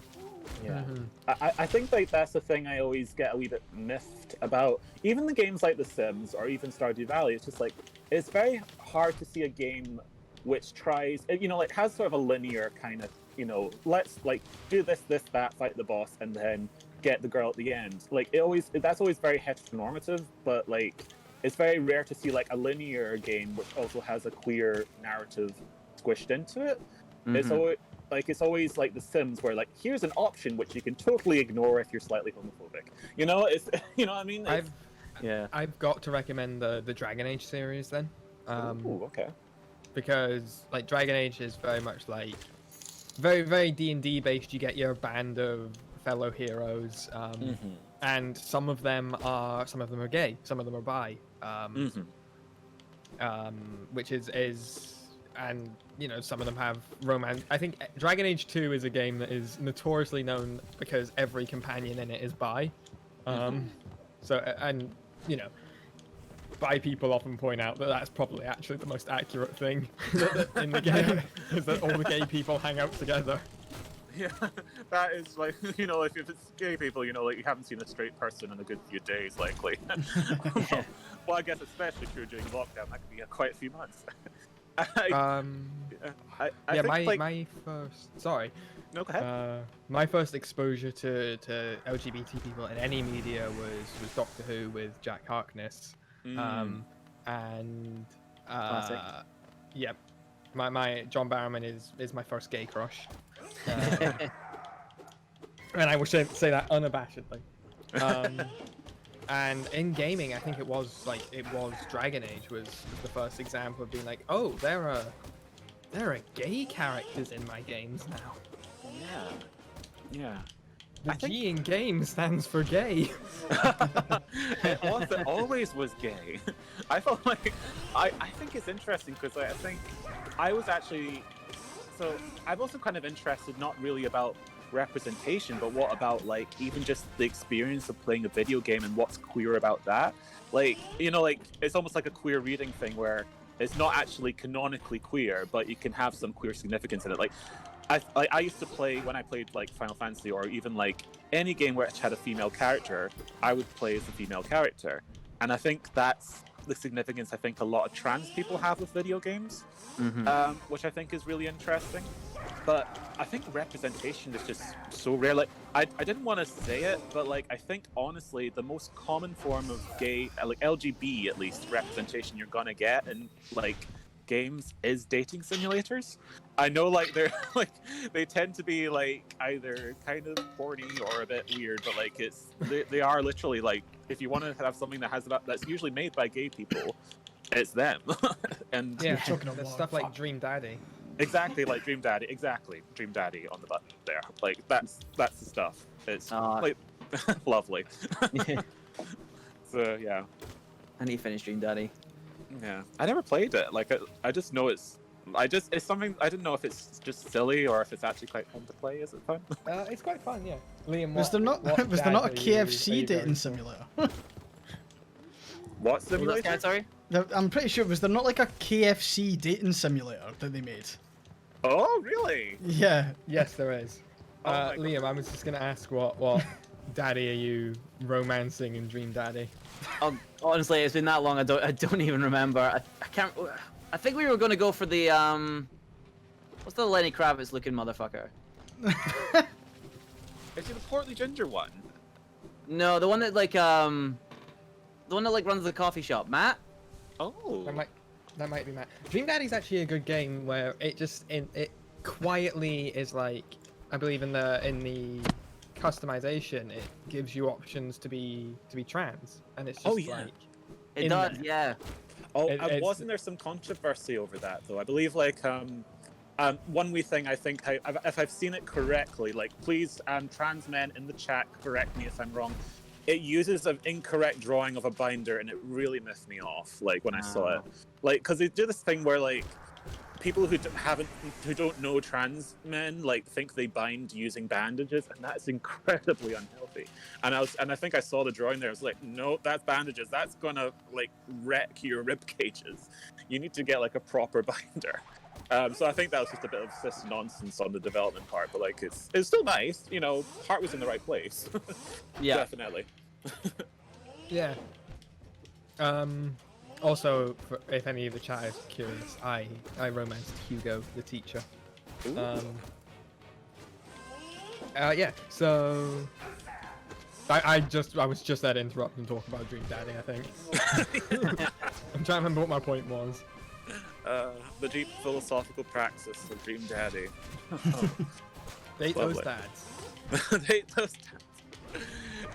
They're not going to date themselves. That's why it's a video game. I'm also kind of excited by this boss fight. This boss fight is murder. It's absolutely Yeah, I can't remember murder. how long I spent on this one actually. Oh, he's such a apparently in Dream Daddy, according to Hold Your Ghost, the goth dad who Damien, I believe, is canonically trans. Who offhandedly mentions an Edwardian style binder. An Edwardian? Yeah, what's that? What is you mean like that an Edwardian is in the Edwardian area where they didn't have them like produced online? You know, you can buy them on Amazon. Kind of. No, era, how do? Sorry. Sorry, my outburst there. Can't believe you teleported across the map. Oh, that's just rude. I just caught that in the lag. Ah, good. Okay, I think they do use an actual binder. That's good. That's good to hear. Spookfoot 11. I didn't know that. It was just. I think it was maybe like an image I saw, but yeah, it was just to any young trans masculine people. Make sure to buy a binder. Don't use bandages. You'll hurt yourself. Sorry, I'm just being trans mum. But, but yeah. Sorry, I'm slowly making my way through a packet of onion rings. I got to eat a single packet of mini raisins. That was your reward for hitting 1500. Yeah, exactly. So 2000 is dress up as Obi-Wan Kenobi. 1500 was you can consume snack. 1 pack of raisins. Oh, thank you for the further binder info. Harley Cat, that's helpful. Thank you. And we just got a donation in from Anders, who donated Also- £72. That's incredible. Oh, excellent. DI Dishy points out, Teddy, that you were the transparent. Oh, Transparent. Okay, that's a fantastic joke, but it's also referencing a show I've got complex feelings about with Jeffrey Stamper. Oh yeah. God. I don't know that I show. appreciate the sentiment. Thank you. Also, I think after she left, I don't think we called it out, but Hannah Rutherford actually did donate £100 a while ago. Oh, wow. That's so nice. I think that's what pushed us into raising excellent. territory. Yeah. Well, we're getting there. All part of the fun. I can't wait till you're stuck wearing an Obi-Wan Kenobi Sorry? costume for 20 hours. Yeah, and guys, we're being retweeted by Stonewall Scotland, which is awesome. Oh, Oh, excellent. hello. So we're Thank you. so getting much. there. We're attracting the stars. I was gonna say you managed to get yourself a pretty stellar lineup for this. I feel a bit underqualified. Hey, not at all. Like we want to, and one of the things we will be doing is we'll be opening up the stream to anyone in the audience who will want to join. Maybe not just now because we are quite packed in the speaker front, but we kind of wanted to make Write it sure down. that we weren't just platforming big voices. For No sure. offense. No offense to either of you. I mean, Liam, you think you're underqualified? I don't even know the game we're playing. So it's Chibi Dark Souls. It is. It's It's Oh, Bug right. Dark Souls. The amount of Hollow Knight I have played was to get a little animation of the guy running and jumping for the announcement video, Nice. which I very, very gracefully bought me the entire game so that I could do. Great. Lovely. It was either that or I had to try and find the film. It was more of a time-saving effort. I do remember that we were sitting there discussing obviously promotions, and I'm like, yeah, if you could just do this, and then I just checked my Steam, and it's like, AyeforScotland has bought you Hollow Knight, and it's like, you do it. I'm like, okay. Right, we better get some like decent rewards when when we get over this line. When I kill this fucking bee, protect the bees. The bees are wonderful. But not this one. Not this Very bee. cool This bee. bee can fuck off.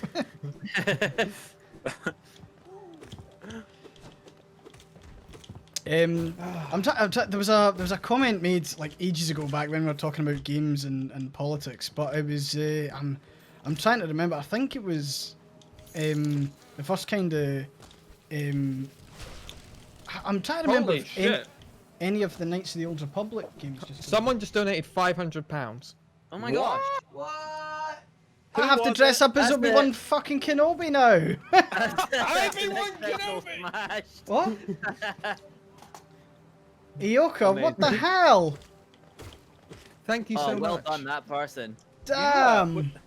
Was this from the Stonewall share or something? Oh my god. That's amazing. Thank you so much. That's £2,229.40. Oh, amazing. Incredible. Thank you all so Amazing. much, whoever you are. Go put on the costume. Jessica to the costume. Actually, so one of the things. That magical girl transformation. I think that's powerful trans culture there. Love it. To be fair, to the costume, which I've already kind of spoken about, it does require a two-person assembly because it's got like so many robe strands that I need to wrap around me and everything. Oh man. Excellent. Oh god, this bee can get through that hole. No, it can't. Ha. That's something I never thought I'd say on stream. Oh my. God. I don't think you've quite realised. Later, we're talking to Mari Black. She'll be coming on the stream.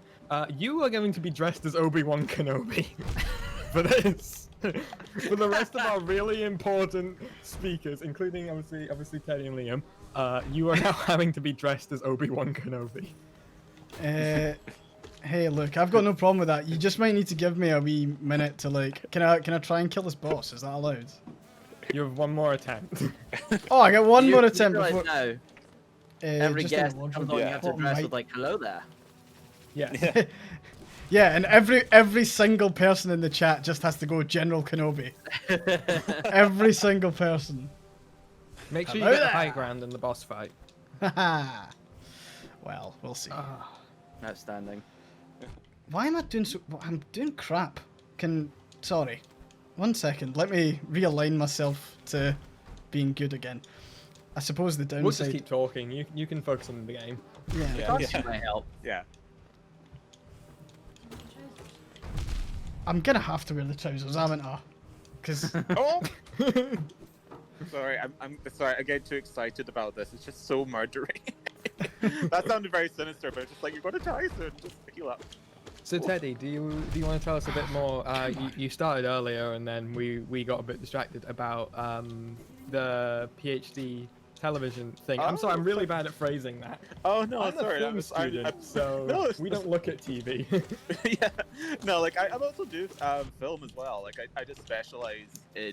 I just like my field is also telly. I do film as well. But and I apologize if I go in a slight rant and become too academic. That's a habit of mine. But yeah, like so I specialize in like the whole like how trans kids are sort of coming out into representation recently. And I think it's just really sad. As I said before, it's just kind of sad to watch and quite interesting to talk about from a political standpoint because, you know, we talk about like gender, race, class, sexuality when we're talking about marginalized groups that, you know, need rights and are oppressed within wider culture. But actually, we very rarely talk about childhood as actually another intersection. Like we're actually, as adults, we have power over children and we're constantly in that power relationship. So if you actually think about kids, like they're actually an incredibly marginalized class. They don't really, you know, they can't vote for their own rights yet, and you know they're also very vulnerable in that sense. So we're in this impossible relationship of, on one hand, like having to give the needs and care for the needs of vulnerable people. This is also true partially in disabilities context, but like caring for vulnerable people who are very young, but also we're in a relationship of power where we're constantly deciding for them what they need. So I think this is a big thing when it comes to, once again, forms of bigotry. Like there's of course legitimate forms of harm that come from, you know, I think with these anti-trans activists, they like to go with, oh look, this is a form of sexualizing children and all this, and it's you know, like of course like the sexual violence towards children is a very serious and real thing, but like you're actually using this as an excuse to harm queer children. Like I was a trans child and I had friends who were, you know, like who were queer children, like, and it's just you know, like I think it's a very politically charged area which is very hard to talk about, but it's just the same thing where I think it's just so bizarre also hearing this come from radical feminists who are just like, oh, we're against oppression of all kinds, and you know, and then they just use children as their own political props, and it's just, you know, like we have to actually center children in our discussions when we're just talking about trans rights and trans issues, because those are the things that are affecting them. It's like to quote H Bomber Guy video, popular YouTuber. Yeah, I will. maybe if I just talk in the most provocative way possible, this will become this argument will, or paraphrase H Bomber, this argument will become something that means something. It's very like McCarthyism, Red Scare. You beat the bee. fuck that bee. That Go bee. put the costume on. Right, fine. Bye, bee. You were fun. See No, you you're shortly. Yeah, it's very like what's the name? Anita Bryan. It's very Anita Bryan energy. It's big Red Scare energy.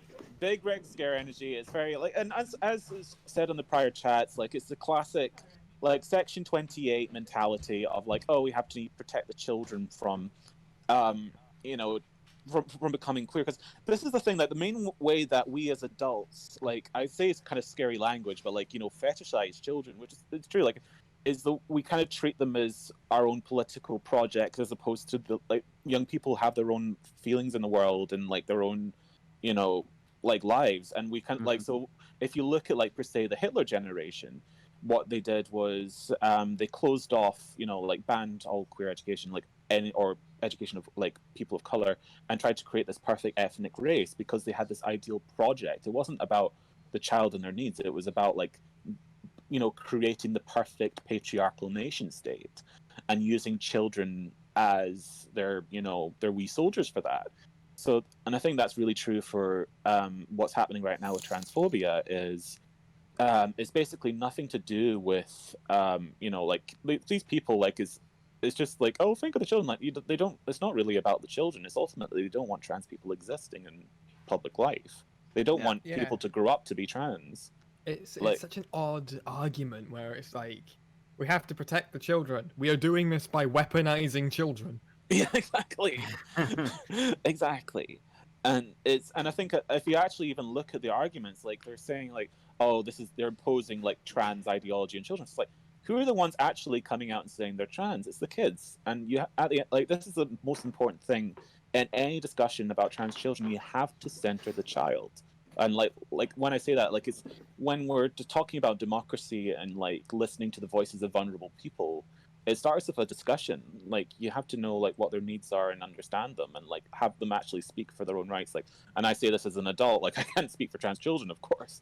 I'm just a trans adult, but like I still think there's just, you know, trans kids are just ultimately just used as props in society, and it's just very sad. Yeah. Like, I realized I was non-binary when I was 14, 15 years old. But didn't start publicly talking about it until I was an adult, because like, you don't really get trans kids. Oh, we got him. Hello. Hello there. Did you change your haircut? Oh, he can't hear us. I can hear you now. Sorry, I realised that I didn't have my headphones on. Did you change your haircut to match? Yeah, I grew it. I grew it in that short amount of time. Amazing, love it. Yeah, honestly, best costume ever. I'll give everyone a good look. I don't normally aim at my torso area during streams, but there you go. Worth We well have reached purchased. General Kenobi. General Kenobi says trans rights. General Kenobi does say trans rights. Anyone want to @ Ewan McGregor on Twitter? Just be like, you know, you just join for a laugh. It's like, That's That would be fun. honestly, best costume I've ever invested in. And I If will anyone never. has the clip from that costume reveal, then that would be great for social media. And if anyone, like, I'm just thinking, I will be able to like cover all of the future Halloweens just by like Obi-Wan Kenobi's aging. So by the time I get to you know, an old person, I will I'll still be able to rock it. Shit. Anyway, now that bee's dead, we can actually continue the game. Hooray!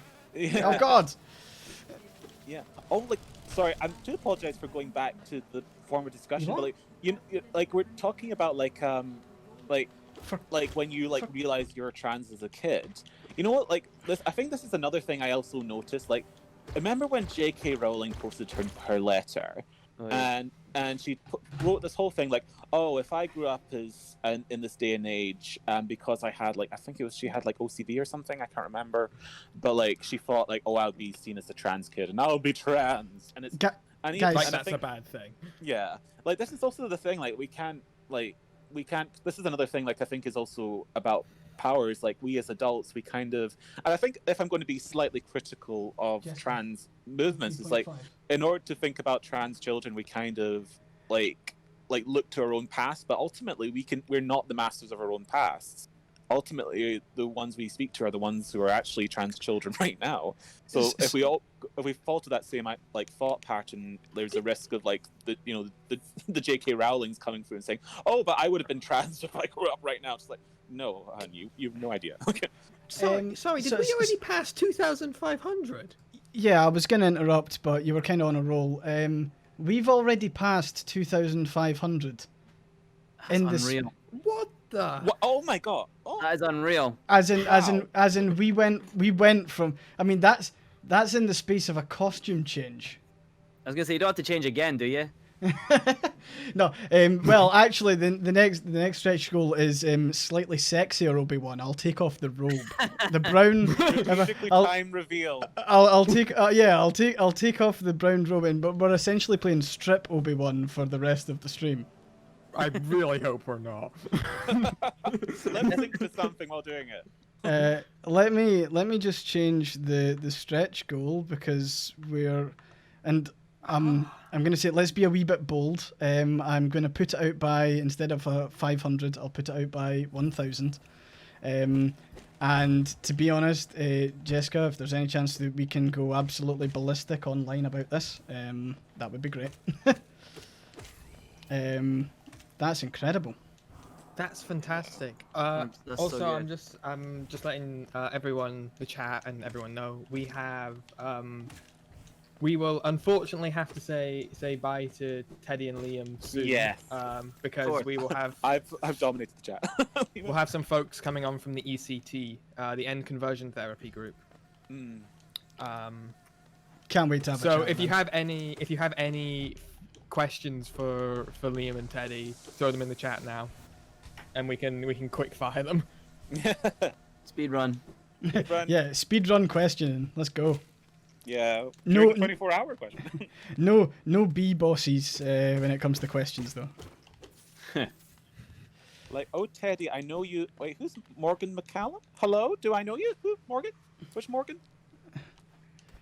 Oh, they want to know your favorite video game. Each of you. Oh, okay. Let's see. My favorite video game. Oh, thank you, Morgan McCallum, for the lovely message. Okay, I'm following you on Twitter if you're on Twitter. But like, yes. Yeah, my favorite video game. Oh god. That's really difficult. I guess I'm a nerd, so I like Final Fantasy VII. Maybe. I guess I'm just going to be a classic nerd in that way, but I don't know. Liam probably has better choices. For me, it's a toss-up. All time, Spyro the Dragon. Nice. Nice. You know, can't go wrong. Right now, still Breath of the Wild. Oh, good choice. Ooh. It's been nearly 4 years of me playing it, and like it's still one of my go-to games to play on stream at the moment. It's just like always more to do. Is it as relaxing as it looks? I think so, as long as you don't find yourself in a bit of a pickle, because it is a big wide map.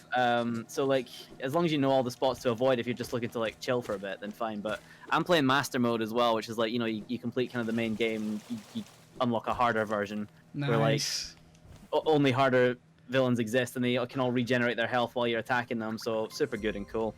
And right now all I'm trying to do is complete the compendium, which is just a big photo album of all like the animals and items and everything in the game. So I'm just doing a wee not pacifist, but a wee calming like photography run. And every time I take a minute to be like try and get like a nice shot of a squirrel, something will jump out of the ground and try to kill me. Great. Okay, that's so. I did notice there's a photography Pokemon game coming out. Oh god, yeah. Yeah. That'll scratch a couple itches, I'm sure. I never played it. I never played Snap when it first came out, so it's. Oh, I'm so excited for that. Also, like, I also say I also saw the question favorite Drag Race UK queen right now. If like. I will say I'll be rooting for Lawrence Chaney because I'm a Glasgow queer, and Smolty is also like I think I matched with Lawrence Chaney on Tinder a long time ago, and I think I might have ghosted him. So that's a small claim to fame. And I think beyond that, I'd say probably Tace and Bimini Bombulash are probably my top three. Yeah. So that's who I'm supporting. I won't give out opinions, but they're all fantastic. I love a good queen. Brilliant. And I suppose just before we Yeah, I'm losing my mind. I'm sorry. Do you guys have any social media or any movements or anything that both of you would like to plug or push? Nothing urgent at the moment. I mean, I'm still streaming 3 days a week. So if you ever feel like hopping over and saying hello, I'm just at Liam Dryden on Twitch. Mondays, Wednesdays, and Fridays, playing Nintendo games, playing bad sea shanty covers on ukulele. Those are some of the things you can expect.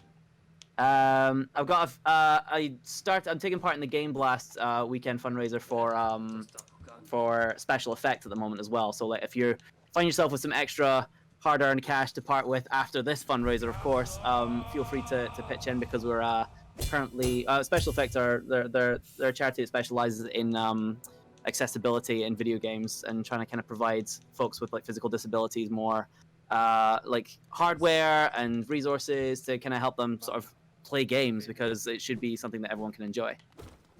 Brilliant. And last question, I think. Favorite sea shanty? God, now you've got me. Sorry, I'm not. You're asking a tran that question. Why? Sorry, I'm not straight. I'm not cis. That's a very straight question. I'll give you that. Yeah, this is discrimination, y'all. At the moment, it's Old Maui. Can I? What's that bop? I like the Disney film Moana, and it calls me. That one. I like, if that counts as a sea shanty. It's about the sea, but I don't think it's a shanty, but it's pretty and I like it. So. We have now been flagged for DMCA takedown. Yeah. On-screen harassment of a trans person. Assuming sea shanties. Indie Ref 2 thank you for the Electric cheer. Boogaloo, thanks very much for the cheers. Hell yeah. Teddy, do you have any social media or anything you wanna push or plug? Well, nothing much. So you can follow me at bonjour_Teddy on Twitter.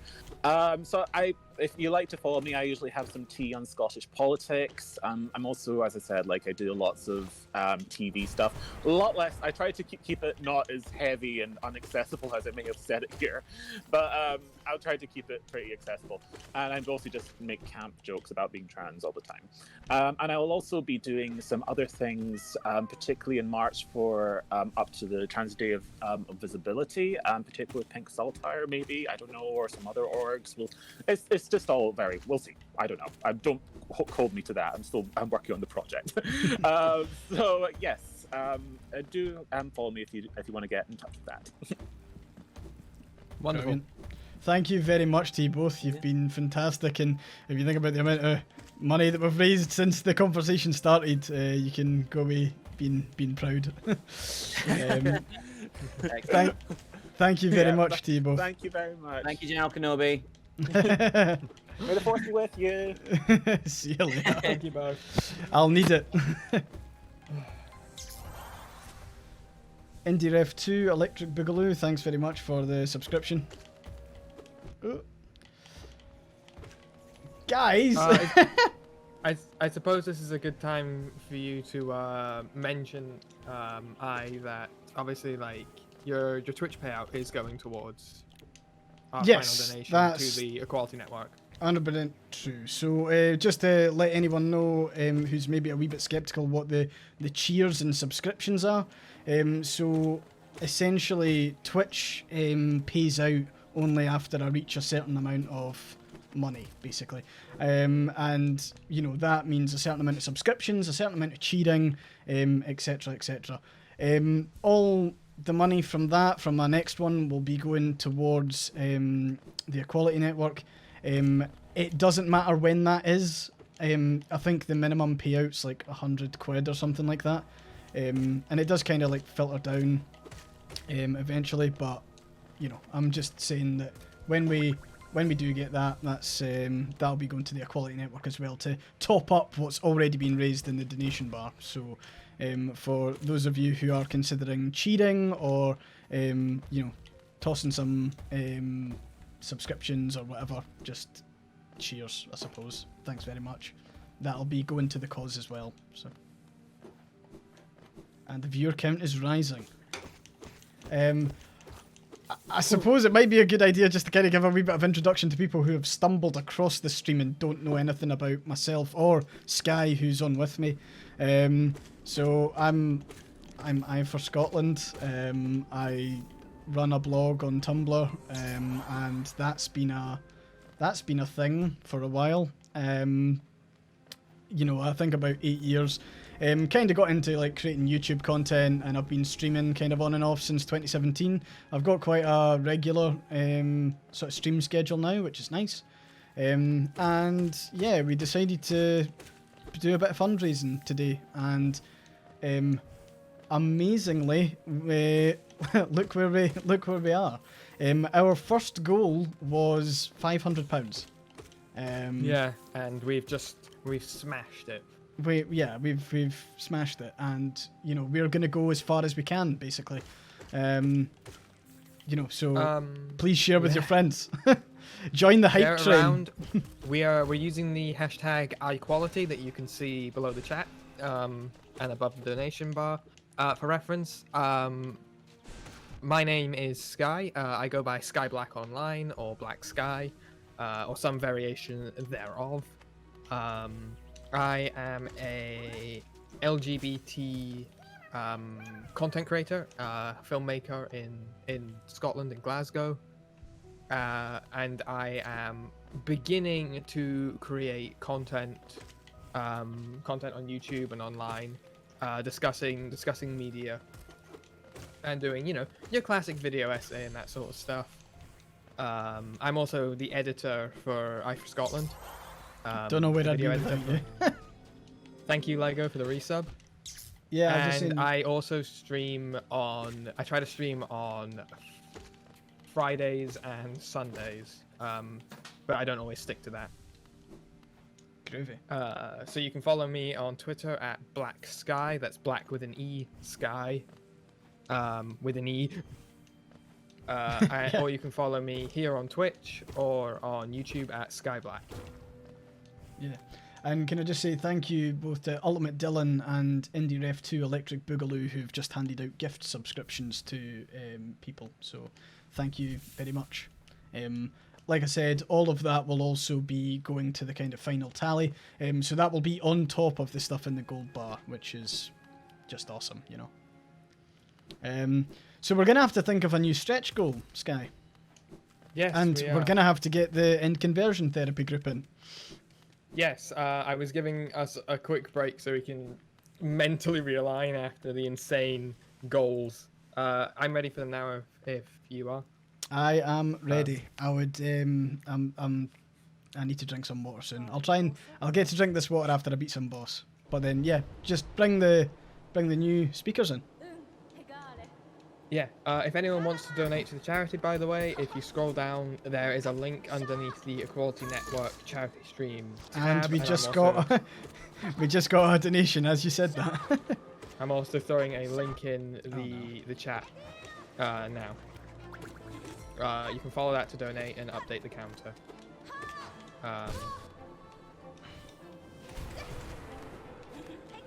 Also, if you can write in the chat !charity to get the link to come up.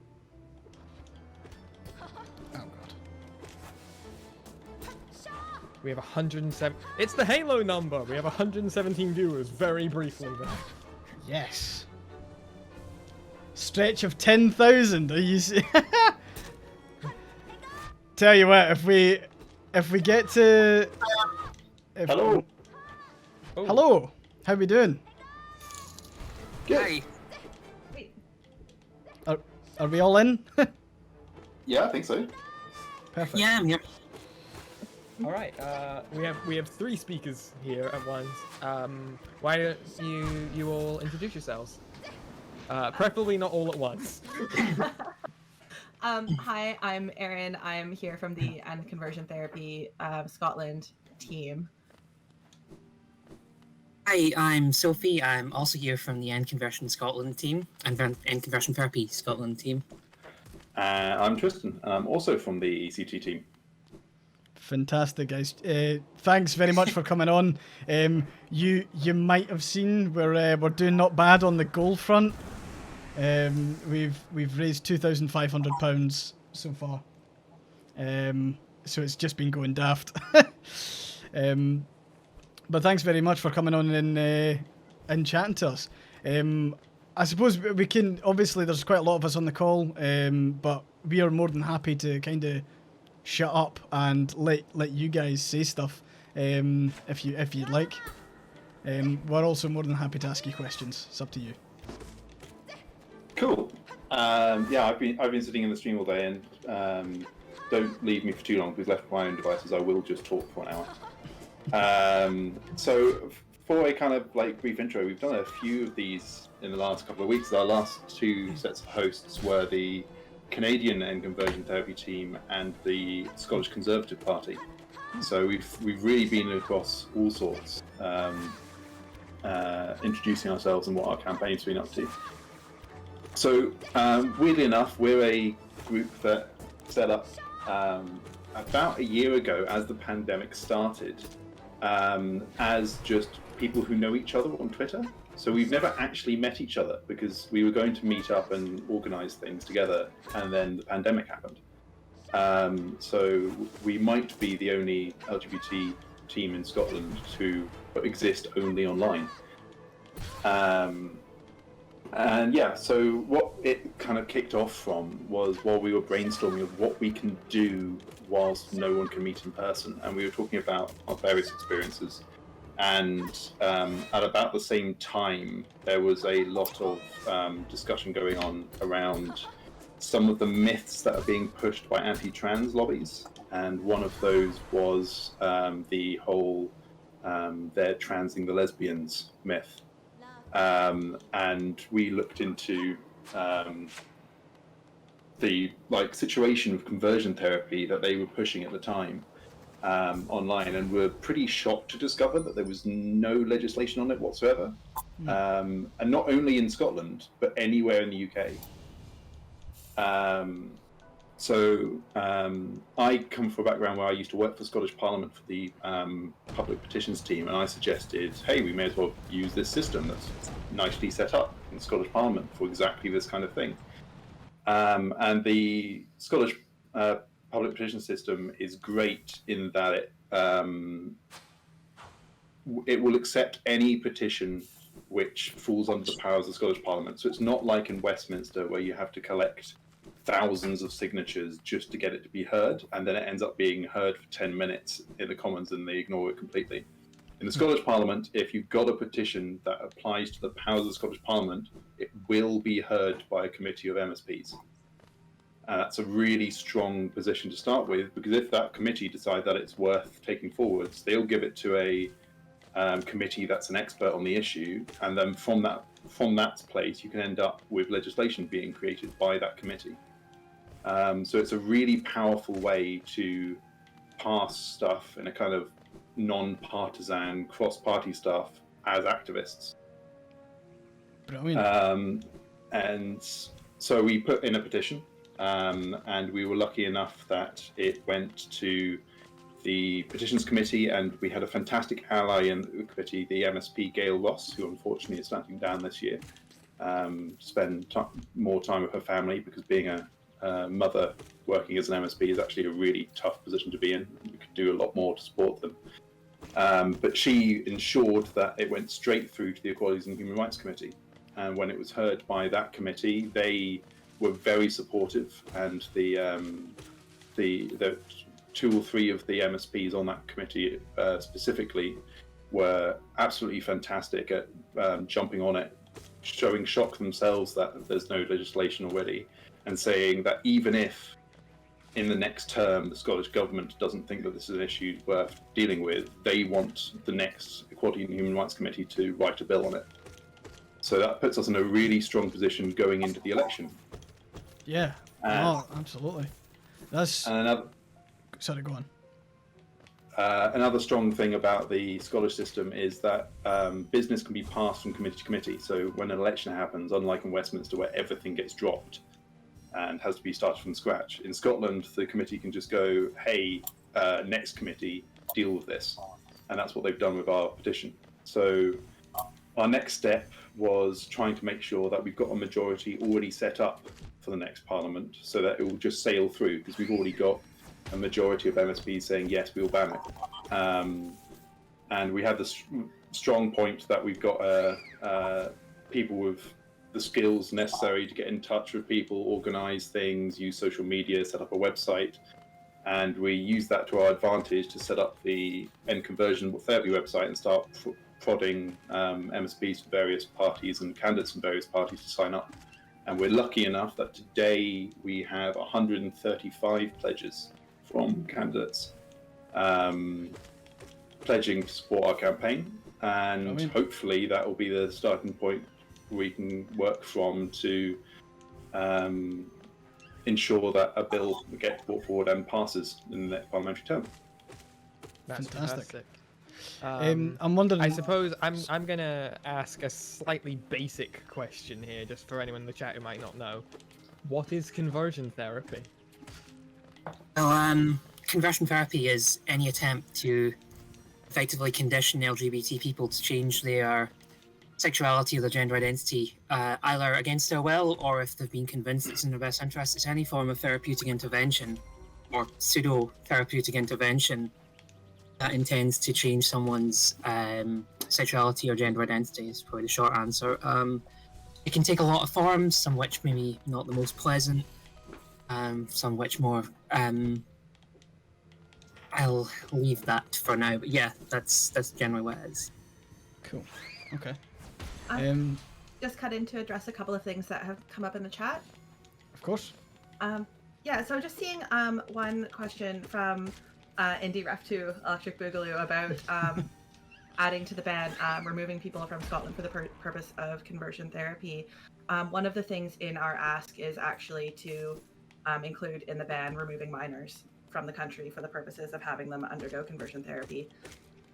So that is something that we're asking for. And as far as the ban only extending to Scotland, we are asking for like a criminal legislative ban, and that is a devolved issue. So that would have to only extend to Scotland for the purposes that we're doing. But there is also a separate campaign that other people are doing for a UK ban. That kind of brings me on to one of the questions, because I had seen that there'd been a couple of signatures with caveats, and there was a wee bit of discussion that I kind of saw your Twitter account engaging in regarding the legislative competence of the Scottish Government. And I'm just wondering if you were to, could you maybe like clear up specifically what the kind of grey area that some people seem to think there is? Yeah, absolutely. Preston, should you or shall I? I'll speak about it from the kind of how the petition system works. The Scottish parliamentary petition system works, as I said, on the basis that it will not accept petitions that do not fall under the competence of the Scottish Parliament. So when we were asking for a specific criminal ban, it was something that had to fall inside the Scottish parliamentary powers. Otherwise, they wouldn't have accepted it. They wouldn't have considered it. It would have been rejected before it got to consideration. So the argument that we don't have the powers to do what was being asked for has already been considered and ruled on by the Scottish parliamentary committee teams. In terms of devolved powers, what we're asking for entirely falls under health and criminal law, and both of those are devolved issues. The caveated replies we got seem to be a copy and paste job from research teams for one of the parties, in that they're all exactly the same. And they all follow the line that Scottish Parliament doesn't have the full powers required for a ban, and Westminster does, and therefore we should wait for Westminster rule. And we disagree, and that's not what our ask was. And therefore, we had those responses down as, yes, they support an end to conversion therapy, but with the caveat they don't think our request is doable. And there was some disagreement over whether or not that is a caveat, which we think it is. And fortunately, 4 of those caveated responses have now clarified their responses and are now supporting our full request. Fantastic. That's good that there's some movement on that. I would say that as people that are like, you know, as candidates that are putting their names to it, I almost want to see a wee bit of like we'll just do it anyway. I'd hate to think that we'd have Scottish parliamentarians that'd be like, nah, we'll deviate this to Westminster until kind of further notice. Which is good to hear.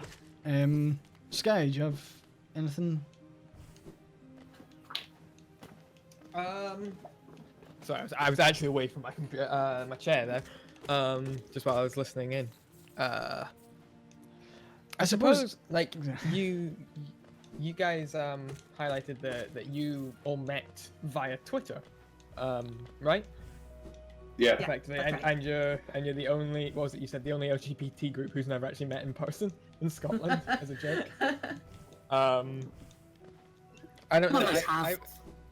Some of us have met. I mean, I met Erin a few weeks ago. I was in Glasgow University. I ran into Erin on the street, and I've met Blair before. I've never met Tristan, and I know I'll have to catch up at some point. But I don't know how everyone else has met anyone yet. But yeah, it's been an interesting experience because we got to know each other quite well, but we never actually seen each other. And I reckon I could walk past Tristan in the street, I might not even recognise him, and that's sorry, Tristan, but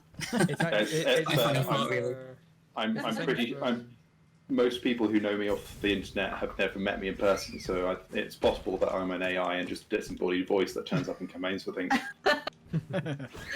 It's the same for the AyeforScotland team. A lot of us have never actually met in person either, because of the pandemic. But yeah, I suppose that really kind of speaks to the benefit and advancement of social media and stuff like this on our ability to advance LGBT rights, not just like in Scotland, but I guess globally. Your thoughts? Yeah, I think one of the really strong points in getting our campaign shifting is the fact that we're not party partisan.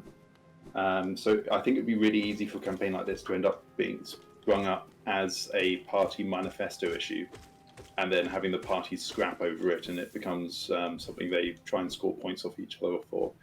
And we're in the strong point that we know each other via other LGBT issues online, but we're all from all over the place politically.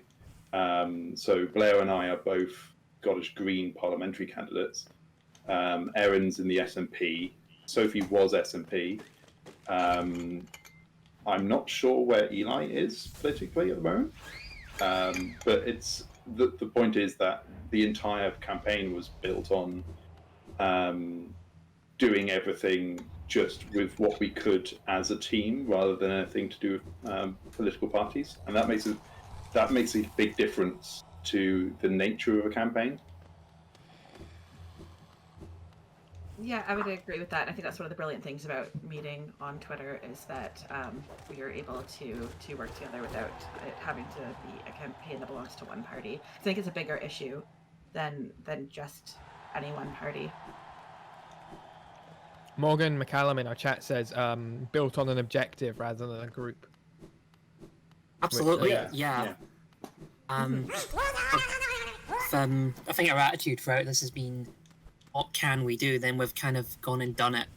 We've not waited around. We've not necessarily kind of taken the time or kind of elaborated over it. We just we know what we can do. We know what our abilities are. We know what our objective is, and we're just trying to get to that objective or move people towards that objective as best we can with the resources we have. And I think that's an advantage because we're not constrained in that more traditional organizations might organize in person, they might have committees, they might have long meetings. We've got a Twitter chat. It's scarily informal at times. Like I do graphic design stuff. If I've got an idea for a campaign message, I just kind of show it to people, and invariably they say yes, and I do it. And likewise, Tristan and Erin do their thing. Does that ring any bells, Sky? I'm saying, does that ring any bells, Sky? Yeah, that's very similar to what we do. Yeah. The website was just a case of I work as a software developer, and I was bored at a weekend, and I thought, oh, this could be a good idea. Hey guys, do you think we could use a website? And they said yes, and it's like, great, I've built it. So here you go. And it was a bit of a, how do I host this? I'll just use a GitHub account. Done. Okay, good. Yeah.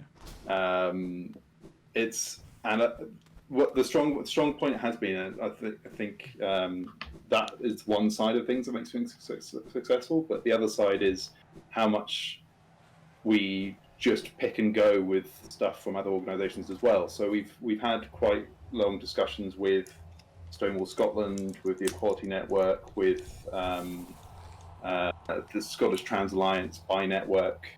We've chatted to the Canadian and Conversion Therapy campaign, and just having like a half-hour call with each campaign, a few emails ping back and forth, and suddenly we have a fixed definition of conversion therapy that works to cover as much as possible and is working on the best knowledge of existing LGBT organisations. So it's not just winging it and throwing what we can at the wall and seeing what works. It's also listening to the experts. I think that's a really powerful thing that people need to do for these campaigns to succeed. Yeah, I mean, 100%. I'm wondering, like, I think we've kind of done this with all of our speakers, but would you kind of want to talk about like your personal journey, like just one after the other, like, you know, towards, you know, just getting involved in sort of LGBT issues, whether that's politically or socially? Is that something you're interested in, or? Yeah. Shall we do the same order as the intros, Erin? Sure. Well, I'm like a cis bi woman, so I'm interested in queer issues, I guess, from my own like personal perspective. But I've been involved in sort of LGBT activism since like 2004, when Canada was doing equal marriage. So I actually met one of my closest friends at one of the pro equal marriage rallies. And then we ended up together, but mostly him, but me supporting, together forming the organization that became the Canadian Centre for Gender and Sexual Diversity, so the CCGSD. And so it's been sort of a lifelong, adult lifelong thing for me to be involved in the LGBT community. And then I moved to Scotland in 2012, and it's just taken a little while to sort of find my feet with activism here, but here we are. Brilliant. Wonderful. Okay, for me it's kind of, I kind of got interested in politics when I was kind of at school, like around the independence referendum. I found that really exciting, and I was, once the whole yes thing, I was like 16, 17, thought this was the most exciting thing in the world. I went to uni, studied politics, and the first thing I did was join the SNP Society, which was a drinking club. Starting uni SNP Society was 110% a drinking club, but it was brilliant fun. I kind of got into activism from there. I ended up as the equalities officer, and I saw the Thai campaign, things like that, get through, how they could be kind of pushed through for various routes. I mean, the Thai campaign, it was supported by the youth wing of the SNP. That was quite impressive to see, and I realised that I could make actual change through kind of working through these procedures. So I kind of got into LGBT activism through that, which is kind of a backdoor. But I mean, I'm a trans woman. These issues kind of affect me whether I want them to or not. So I kind of end up drifting back to it. The main thing I'm actually interested in is like international relations. Study that, but I saw this campaign and I realised it was something I was interested in. And it just kind of happened, and I know how to give a good explanation. No, thanks. For me, it's probably the least personal of the journeys, because I'm a cis guy who just kind of, as some people would put it, is theoretically queer, in that I've only ever dated cis women, and therefore I've never personally faced discrimination in the way I live. So for me, it's the case of having come across other people facing injustice and just not feeling that it's fair and like something needs to be done about it, and I've got time on my hands and a voice as a cis guy that I can use.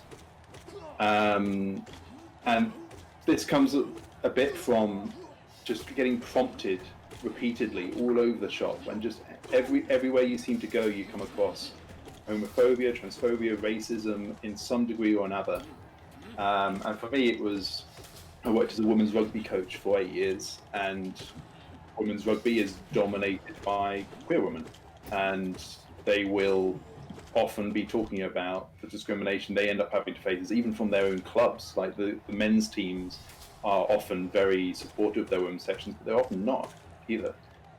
And then one of my Twitter accounts is mostly famous for that time that I got into a fight with a certain famous children's author. And give you three guesses. I ended up being in the media, having my Twitter account shared in American media over this spat I got in, and suddenly my Twitter account was filled with queer creators, and that was great, but it meant that my entire Twitter feed is filled with their experiences. And from that, I ended up coming across people who have experienced conversion therapy, and leaves me in the position of going, well, I know how the Scottish parliamentary system works. I worked for the petitions team. I know this is something that we can do something about, so why not just do it? I had a very similar encounter with a certain former comedian, we'll say, who is not a huge fan of trans people, and then Mumsnet found me, so I kind of went the opposite route on my old YouTube channel of your encounter with a certain children's author. That actually could be about one of three guesses who that was.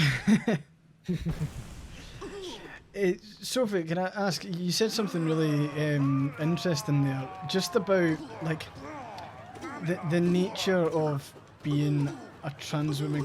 It almost forces you to become an activist, whether you kind of want to be or not. And I'm not meaning that in a bad way, but a lot of the time it kind of, like the trans rights activist label kind of gets bandied about a fair bit.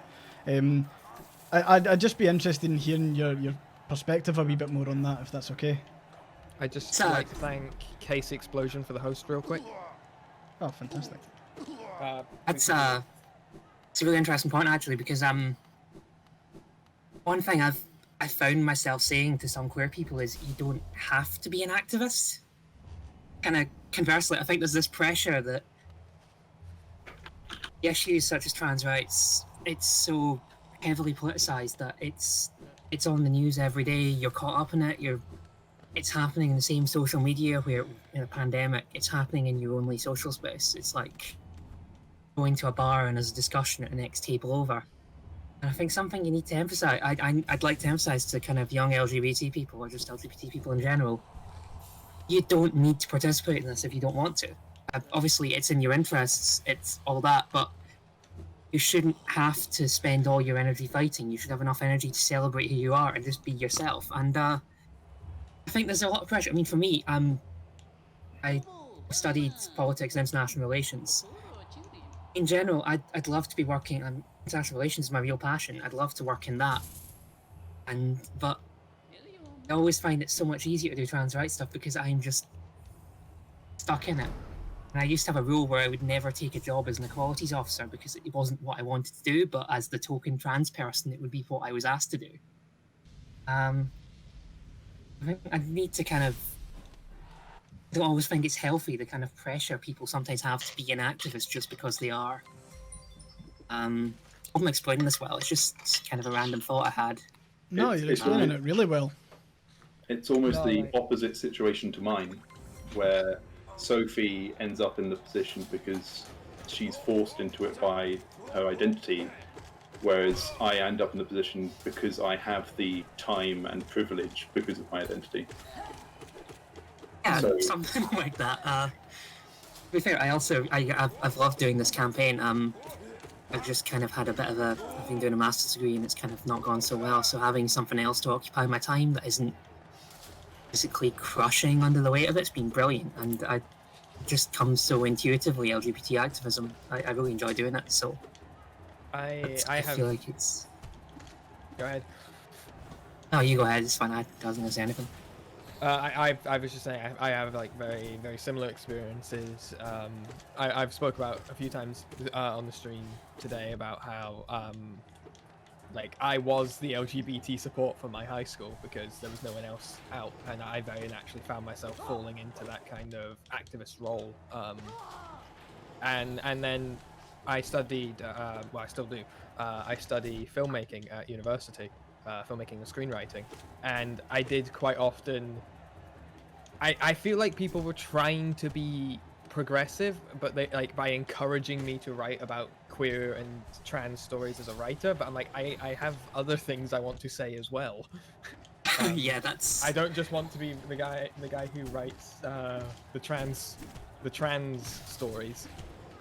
That's ironic because the best I've got 2 pieces of work at uni that I've got my highest results ever. They're both equal. I got a really nice grade on it. One of them was a policy paper on reforming the Gender Recognition Act, and the other was on World War II total war theory. And it's kind of one of them because I'm kind of stuck dealing with it every day, and another one just because I'm good at it. And I think it kind of breaks expectations, really. Everyone kind of expects you to be an expert on equalities issues because you're trans, and you kind of end up in that position, but it's not because you're surrounded by it all day, I suppose. Mm-hmm. And it's kind of, when you're talking about applied politics, people talk about the difference between kind of theoretical experts and practitioners. And I feel like as a trans person, you're almost a kind of practitioner of equality politics in just trying to live your life, because you have to kind of functioning involves figuring things out, and you kind of do that all the time. Not really interesting. I just noticed Jordan Daly saying hi in the chat from the Thai campaign. I think it's worth mentioning that we had Patrick Harvey on earlier talking about civil unions early in the parliament, but it was the Thai campaign that really flew so other LGBT campaigns knew they could, working on a cross-party basis and being able to succeed in delivering change through working one MSP at a time, signing them up. So like campaigns like ours owe a lot to the Thai campaign. We actually have, I think Jordan's coming on just after you guys as well. So yeah. Again, another one of the times where we've talked to Jordan about our campaign, but only online. I've got no idea what he looks like in person. I guess, yeah, you were talking about how the AyeScotland lot, some of you haven't met each other before. And it's just the new reality of the all online generation who grew up on the internet, and just interacting with people you've never met in person is just so natural to us. Whereas to previous generations of people, it seems completely foreign. Like when we were talking to the Conservative Party last week, 2 weeks ago, they couldn't believe that we'd never actually met each other.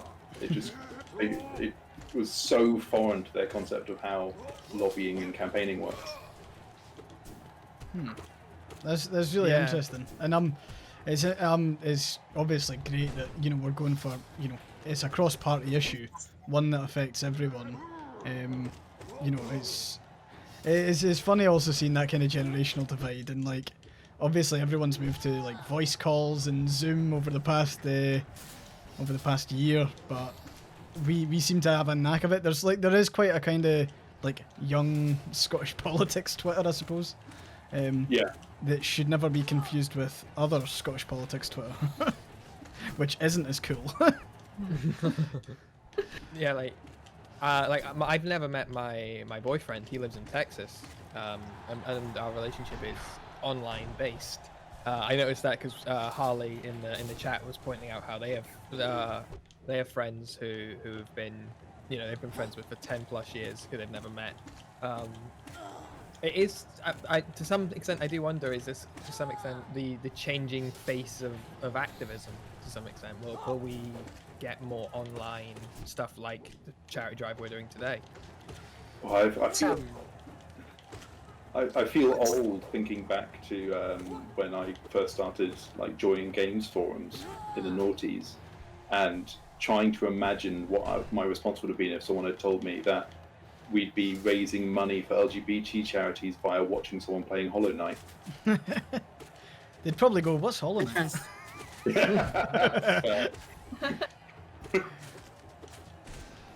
Idea about the changing face of activism. That's a really actually I'm going to do this. I got this thing as a book I read a few months ago, and it's called The Naked Diplomat.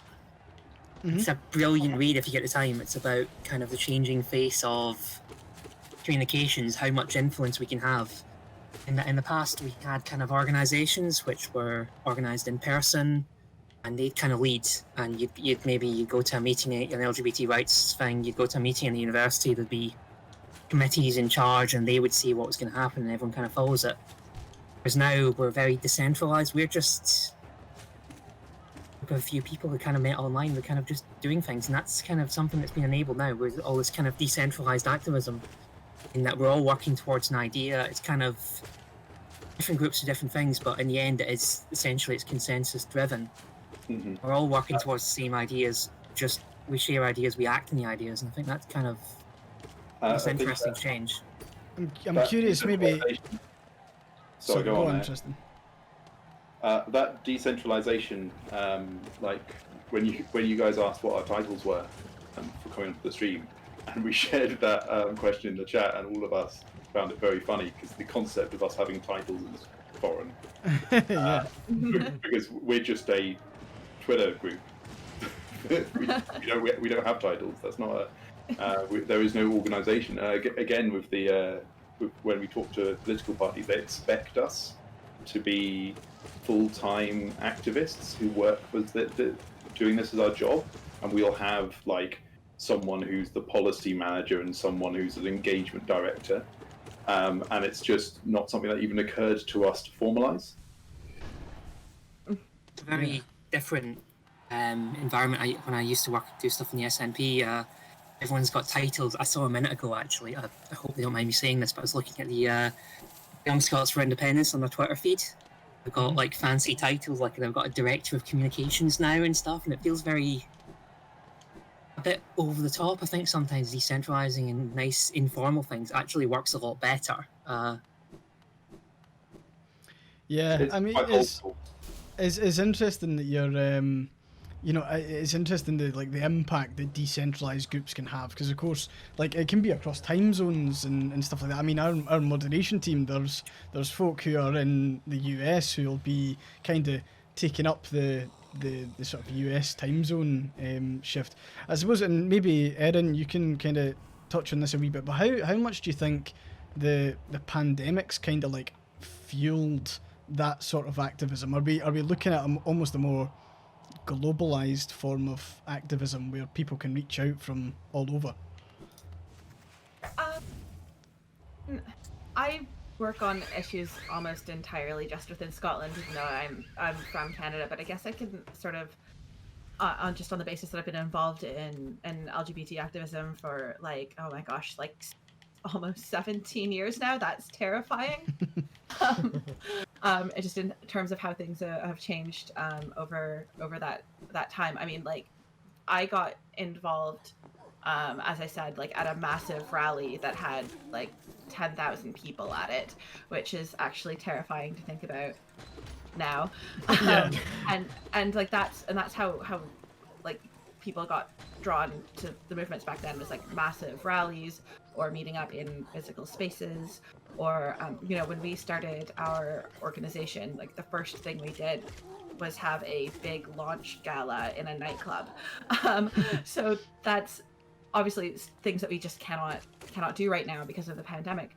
And like, I actually honestly don't know if we hadn't all been on Twitter so much because we were all stuck inside, if we would have gotten to know each other so well to say, let's just start doing this as a informal group that can just trust each other and work together without having to organize, just because we got to know each other so well on Twitter. Brilliant. Yeah. Do we Sorry, have? Sorry, do we have we any just had- questions from the audience? Hydrate, by the way. Oh God, I need it. Yeah, if you don't know, we have this effectively button that tells I when to drink water. We'd forget otherwise, and we'd become like raisins on stream. Oh yeah, does anyone in the chat have any questions they would like to throw these guys our way? Cheers. Yeah, one of the things that comes up quite a lot in terms of questions is people who question what the statistics are around conversion therapy, because the vast majority will have never met someone who's gone through conversion therapy. And the statistics behind it are a bit too grim for a gaming live stream. But it's worth bearing in mind that the vast majority of this practice happening is inside very insular communities that are cut off from other ones. So it will be in quite small religious groups, in rural communities, and in families where the family unit is quite a powerful one, especially for minors.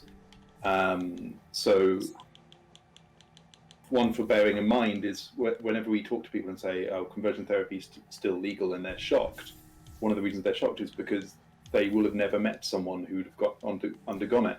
And that's because it will be clusters of people who've experienced it rather than just an even spread across society. That's a really good point, actually, and something that I hadn't considered until you mentioned it. That, like, yeah, there will be. It'll almost be. I don't want to say sets, but bunches of people, as opposed to like everyone knows someone at their school who's gone through it, for example. Like the biggest organisation we're aware of that we have they have been promoting conversion therapy is the Catholic Diocese of Paisley, which is huge. It's an enormous religious organisation, and they were promoting what is functionally conversion therapy on their website as recently as last year. So it's not just the tiny ones, but it is predominantly them. So it will be pressure from people close to the people who are experiencing it, rather than like ad campaigns or the actions of what you'd consider a kind of traditional hate group of being entirely trying to bully people online and through putting pressure on politicians. It's very much a personal connections, abusing that personal connection with LGBT people around them in order to pressure them into this practice. Responding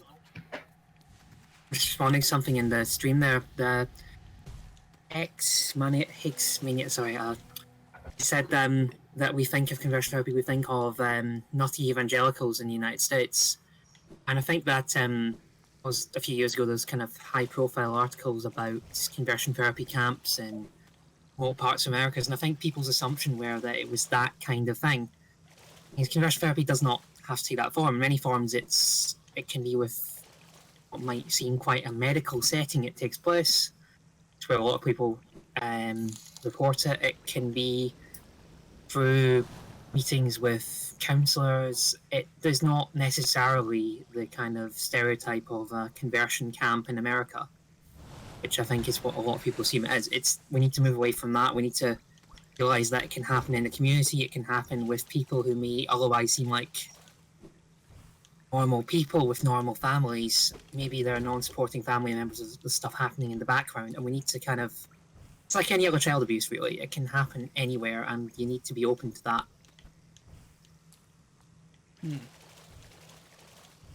Apparently, just not to be the bearer of bad news, apparently we're having a few issues with the donation page.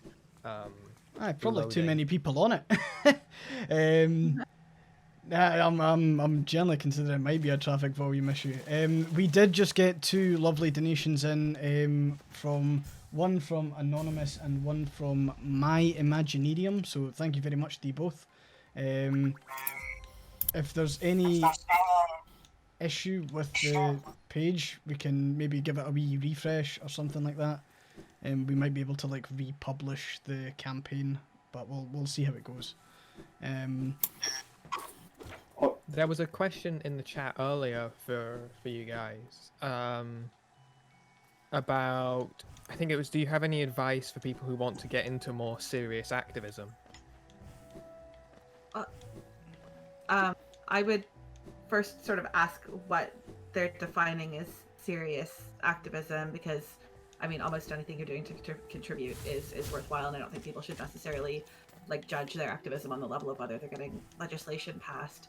But if they mean in terms of wanting to get, you know, legislation passed and be involved in a campaign for specific legislation or that sort of thing, I mean, what we did was we just identified something that we thought needed to change, looked for a path to change it, and then found people that that we worked well with and trusted to just work together. I think the big things are identifying what you want to change, identifying how you can change it, and identifying who you can work with to do that.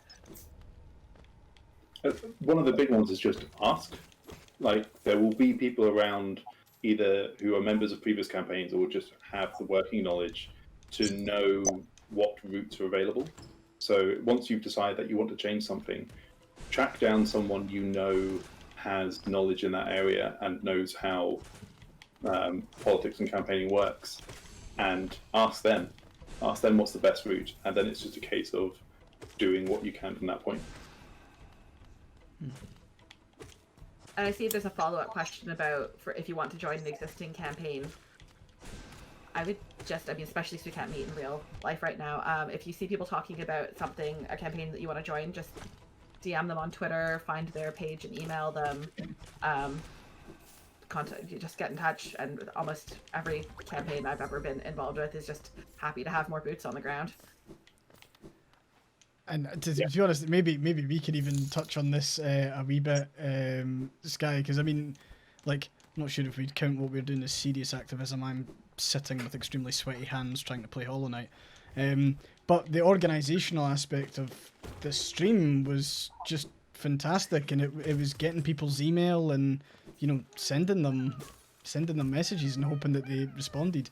And, you know, don't worry if they don't. Sometimes you're just not going to get a reply, but like a lot of people often just generally want to help. And if you're offering help to their campaign, then very few people will turn that away. That's the exact point that I was about to make. Yeah. I like to believe in that people want to help, and we have found that when trying to organize this, it kind of just snowballed. Oh yeah, like people are like, as cliche as it might sound, people are like fundamentally good. Is kind of how I see it. Like if they can't help you in a direct form, they will. Like, for example, you know, if we go out to a speaker and they say, unfortunately, I'm not free that day, I've not got any time, yet we've still found that they've been, like, retweeting all the announcements and stuff, and that's helping in their own way, you know? Mm-hmm. This might be a good time to mention what people could do to help us if you're in Scotland. Absolutely.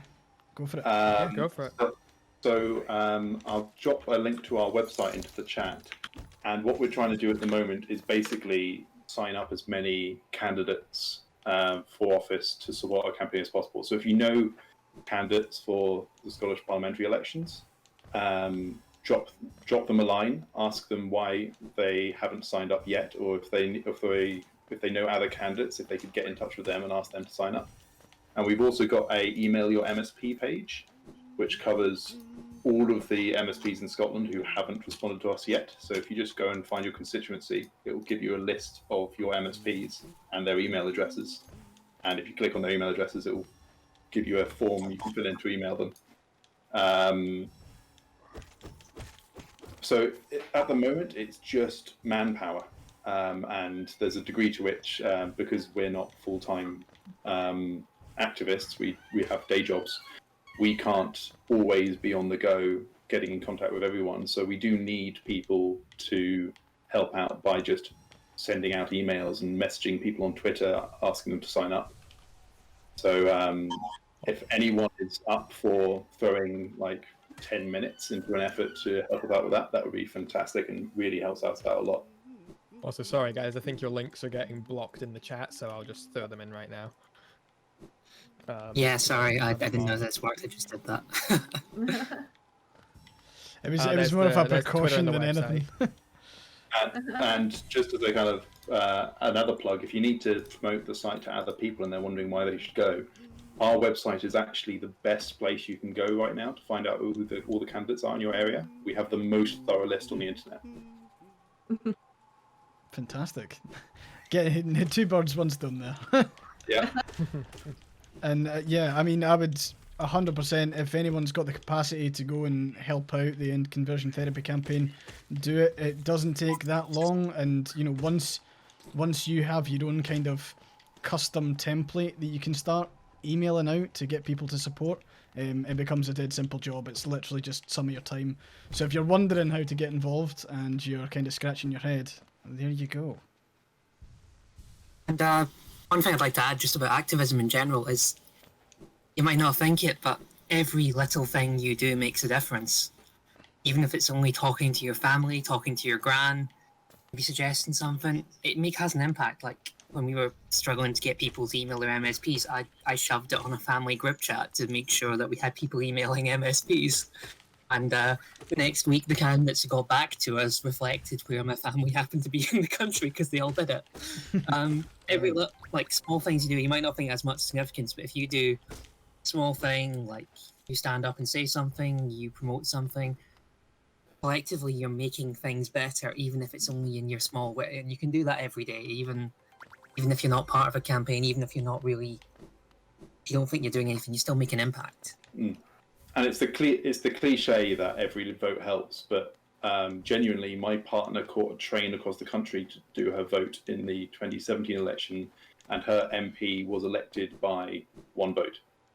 So, like, it matters. Like, just putting in that like extra little bit of effort to take 5 minutes to have a chat with a family member about an issue can make the difference required to make a genuine change to how the country's run. Yeah. And quite often, I think, at least in my experience, you'll find those little conversations,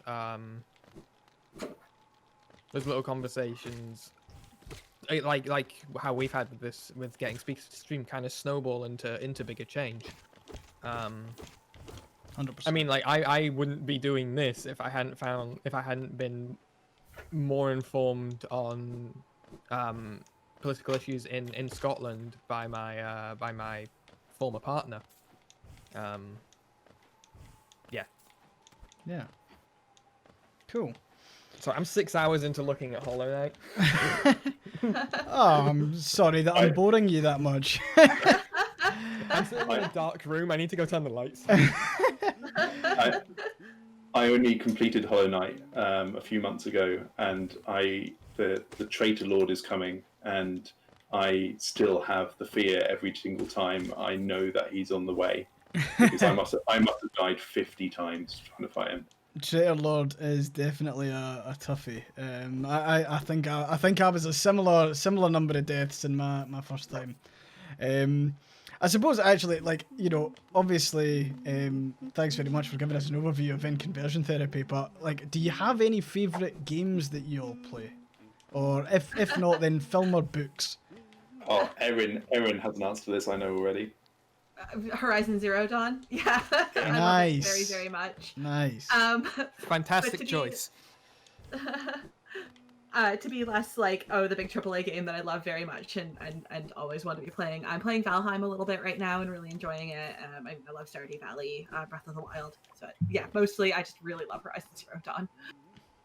Brilliant. Horizon Zero Dawn was really good fun. I played it for the first time when it came on PC, and I really, really hope that Sony decide to put the sequel up on That would be amazing. Up on PC as well, and I want to continue it.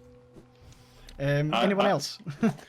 I actually heard Erin's voice for the first time because she produces a podcast for The Witcher. Yes. So if anyone's come across Witcher Pod on Twitter, that's Erin's podcast. It's at the Witcher Cast. And that's how I originally found out that Erin was Canadian. Because I'm a huge Witcher fan, and I started listening to her podcast. How good is Henry Cavill though? He embodies that so well. He's great. I hate to say it comes with the territory, but he's actually from my hometown. My mum taught him French, and that's a bit of common knowledge about Henry Cavill, is he's terrible at French. Fair play. One of the things I did see actually, and I think Henry Cavill is obviously a proper mad PC gamer, and you know he definitely looks good while he's building his own PCs on Instagram.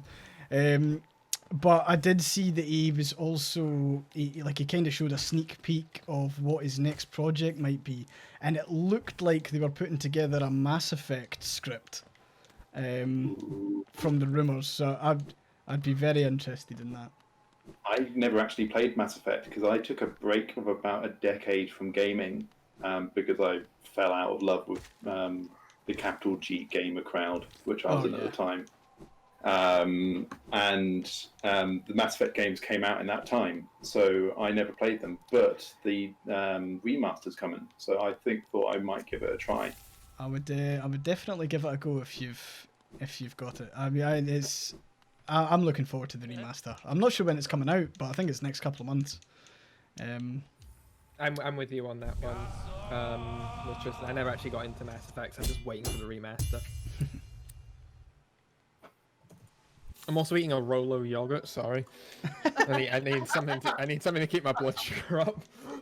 Okay, when we get to 2,700, I'll get to eat another pack of mini raisins. Please say you're going to have more sustenance than that at some point.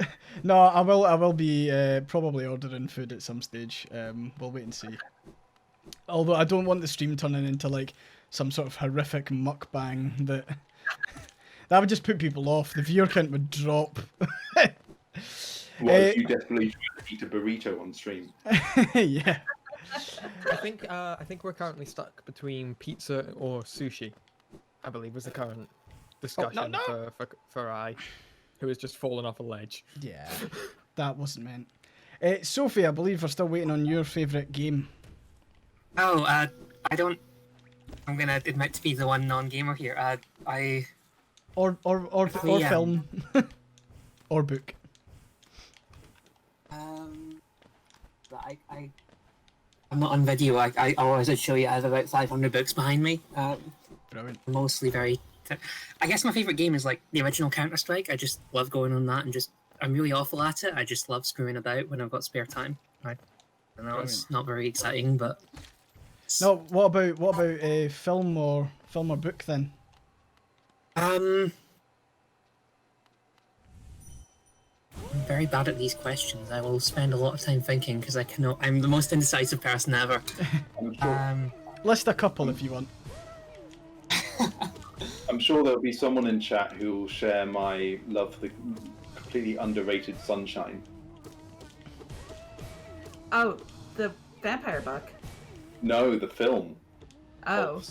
Saving the world by dropping a nuke into the sun. Oh, no, I haven't seen that. Oh, that's something. Sorry if I'm a bit quiet. I'm fighting a boss, and come on. I'm entirely confused with this game. I don't know how it works, and just watching it and kind of. AyeforMukbang has donated £1. It works by murdering you repeatedly, and AyeforScotland is breaking it by not dying. I'll try my best at least. No, I mean the kind of overview. Sorry, go on. It's like a flying rabbit or something. No, we're playing as a wee bug. a wee bug. Oh, okay. So this is the best way to term Hollow Knight is like think about I'm trying to remember. You know, think about A Bug's Life kind of crossed with a zombie apocalypse film. Okay, that's something. Yeah. So yeah, there's this wee bug. He is the knight. He isn't the Hollow Knight, and we're kind of exploring the world of Hallow Nest, which has all the various bugs like this wee flying thing here. Don't really know what it is, but yeah, there's bugs everywhere, and The mastery of it, the vast majority of things you come across, you will never know what they are. Oh yeah, it's one of those games that has absolutely fantastic story and lore, and that you need to resort to like YouTube videos to decipher it. And some people on YouTube have like based their whole career around describing this stuff. But yeah, we are in just a minute. We're a quarter of the way through the stream. Oh yeah, baby. Just before you guys head out, are there any just social medias or anything that you want to plug? I know, Erin, you have the Witcher cast. Yeah. So it's twitter.com/thewitchercast. And I guess my Twitter is at Shunta, which is at SEUNTE. It's the same as my Twitch username. And then obviously are at ECT Scotland on Twitter and Tumblr. Or not Tumblr, sorry, we're not on Tumblr, Twitter and Instagram. Should get on Tumblr. Should be on Tumblr. Not Tumblr, we should be on Tumblr actually, we really should. Yeah, so you can do the Tumblr. If you're if you jump on Tumblr, I'm more than happy to reblog it. That's where the AyeforScotland blog I would want to say resides or stews is Tumblr. My social medias are at Tristan Gray EDI for the political stuff, and at T Gray Writes for like geek and gaming stuff. I try and keep them separate because each topic seems to completely bore the opposite audience. That's fair. I'm the same. I have many social medias. My Twitter is Firebird506, which is a mix of LGBT stuff, Scottish politics, and kind of climbing and outdoor stuff, which is tends to bore everyone because I have a mix of people from all three, and like no one's interested in the other stuff. They're only interested in one little bit. So I actually love your hiking and stuff. I'm a big fan. Oh, I've done the West Highland Way, so every time I see anything about it, it kind of tickles that itch. Being in lockdown is tough. Me and Aaron, we're gonna go walking after this, so you're welcome to come along if we ever get that organised. Yeah, that'd be awesome. Forward to it. It's such an experience. You'll absolutely adore it.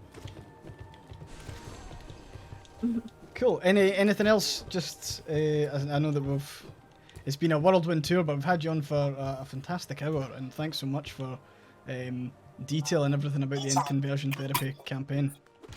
Yeah, thanks very much for having us. Thank you. Brilliant. Thank you so much. Hope to see you soon. Bye, everyone. See you later. Bye. Bye-bye. Thanks for having us. Bye. Thanks. Bye.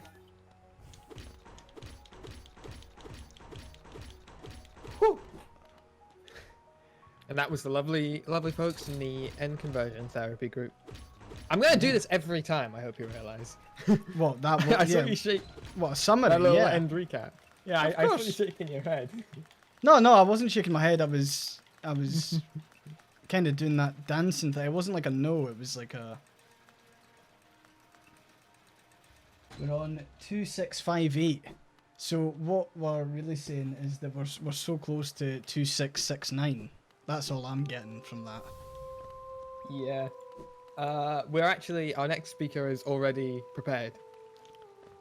Cool. Are you wanting a comfort break? No, I'm good. I can keep going. Okay. I can keep going as well. Alright. Let's boogie. We can sleep when we're dead. Yeah, no rest for the wicked. Oh.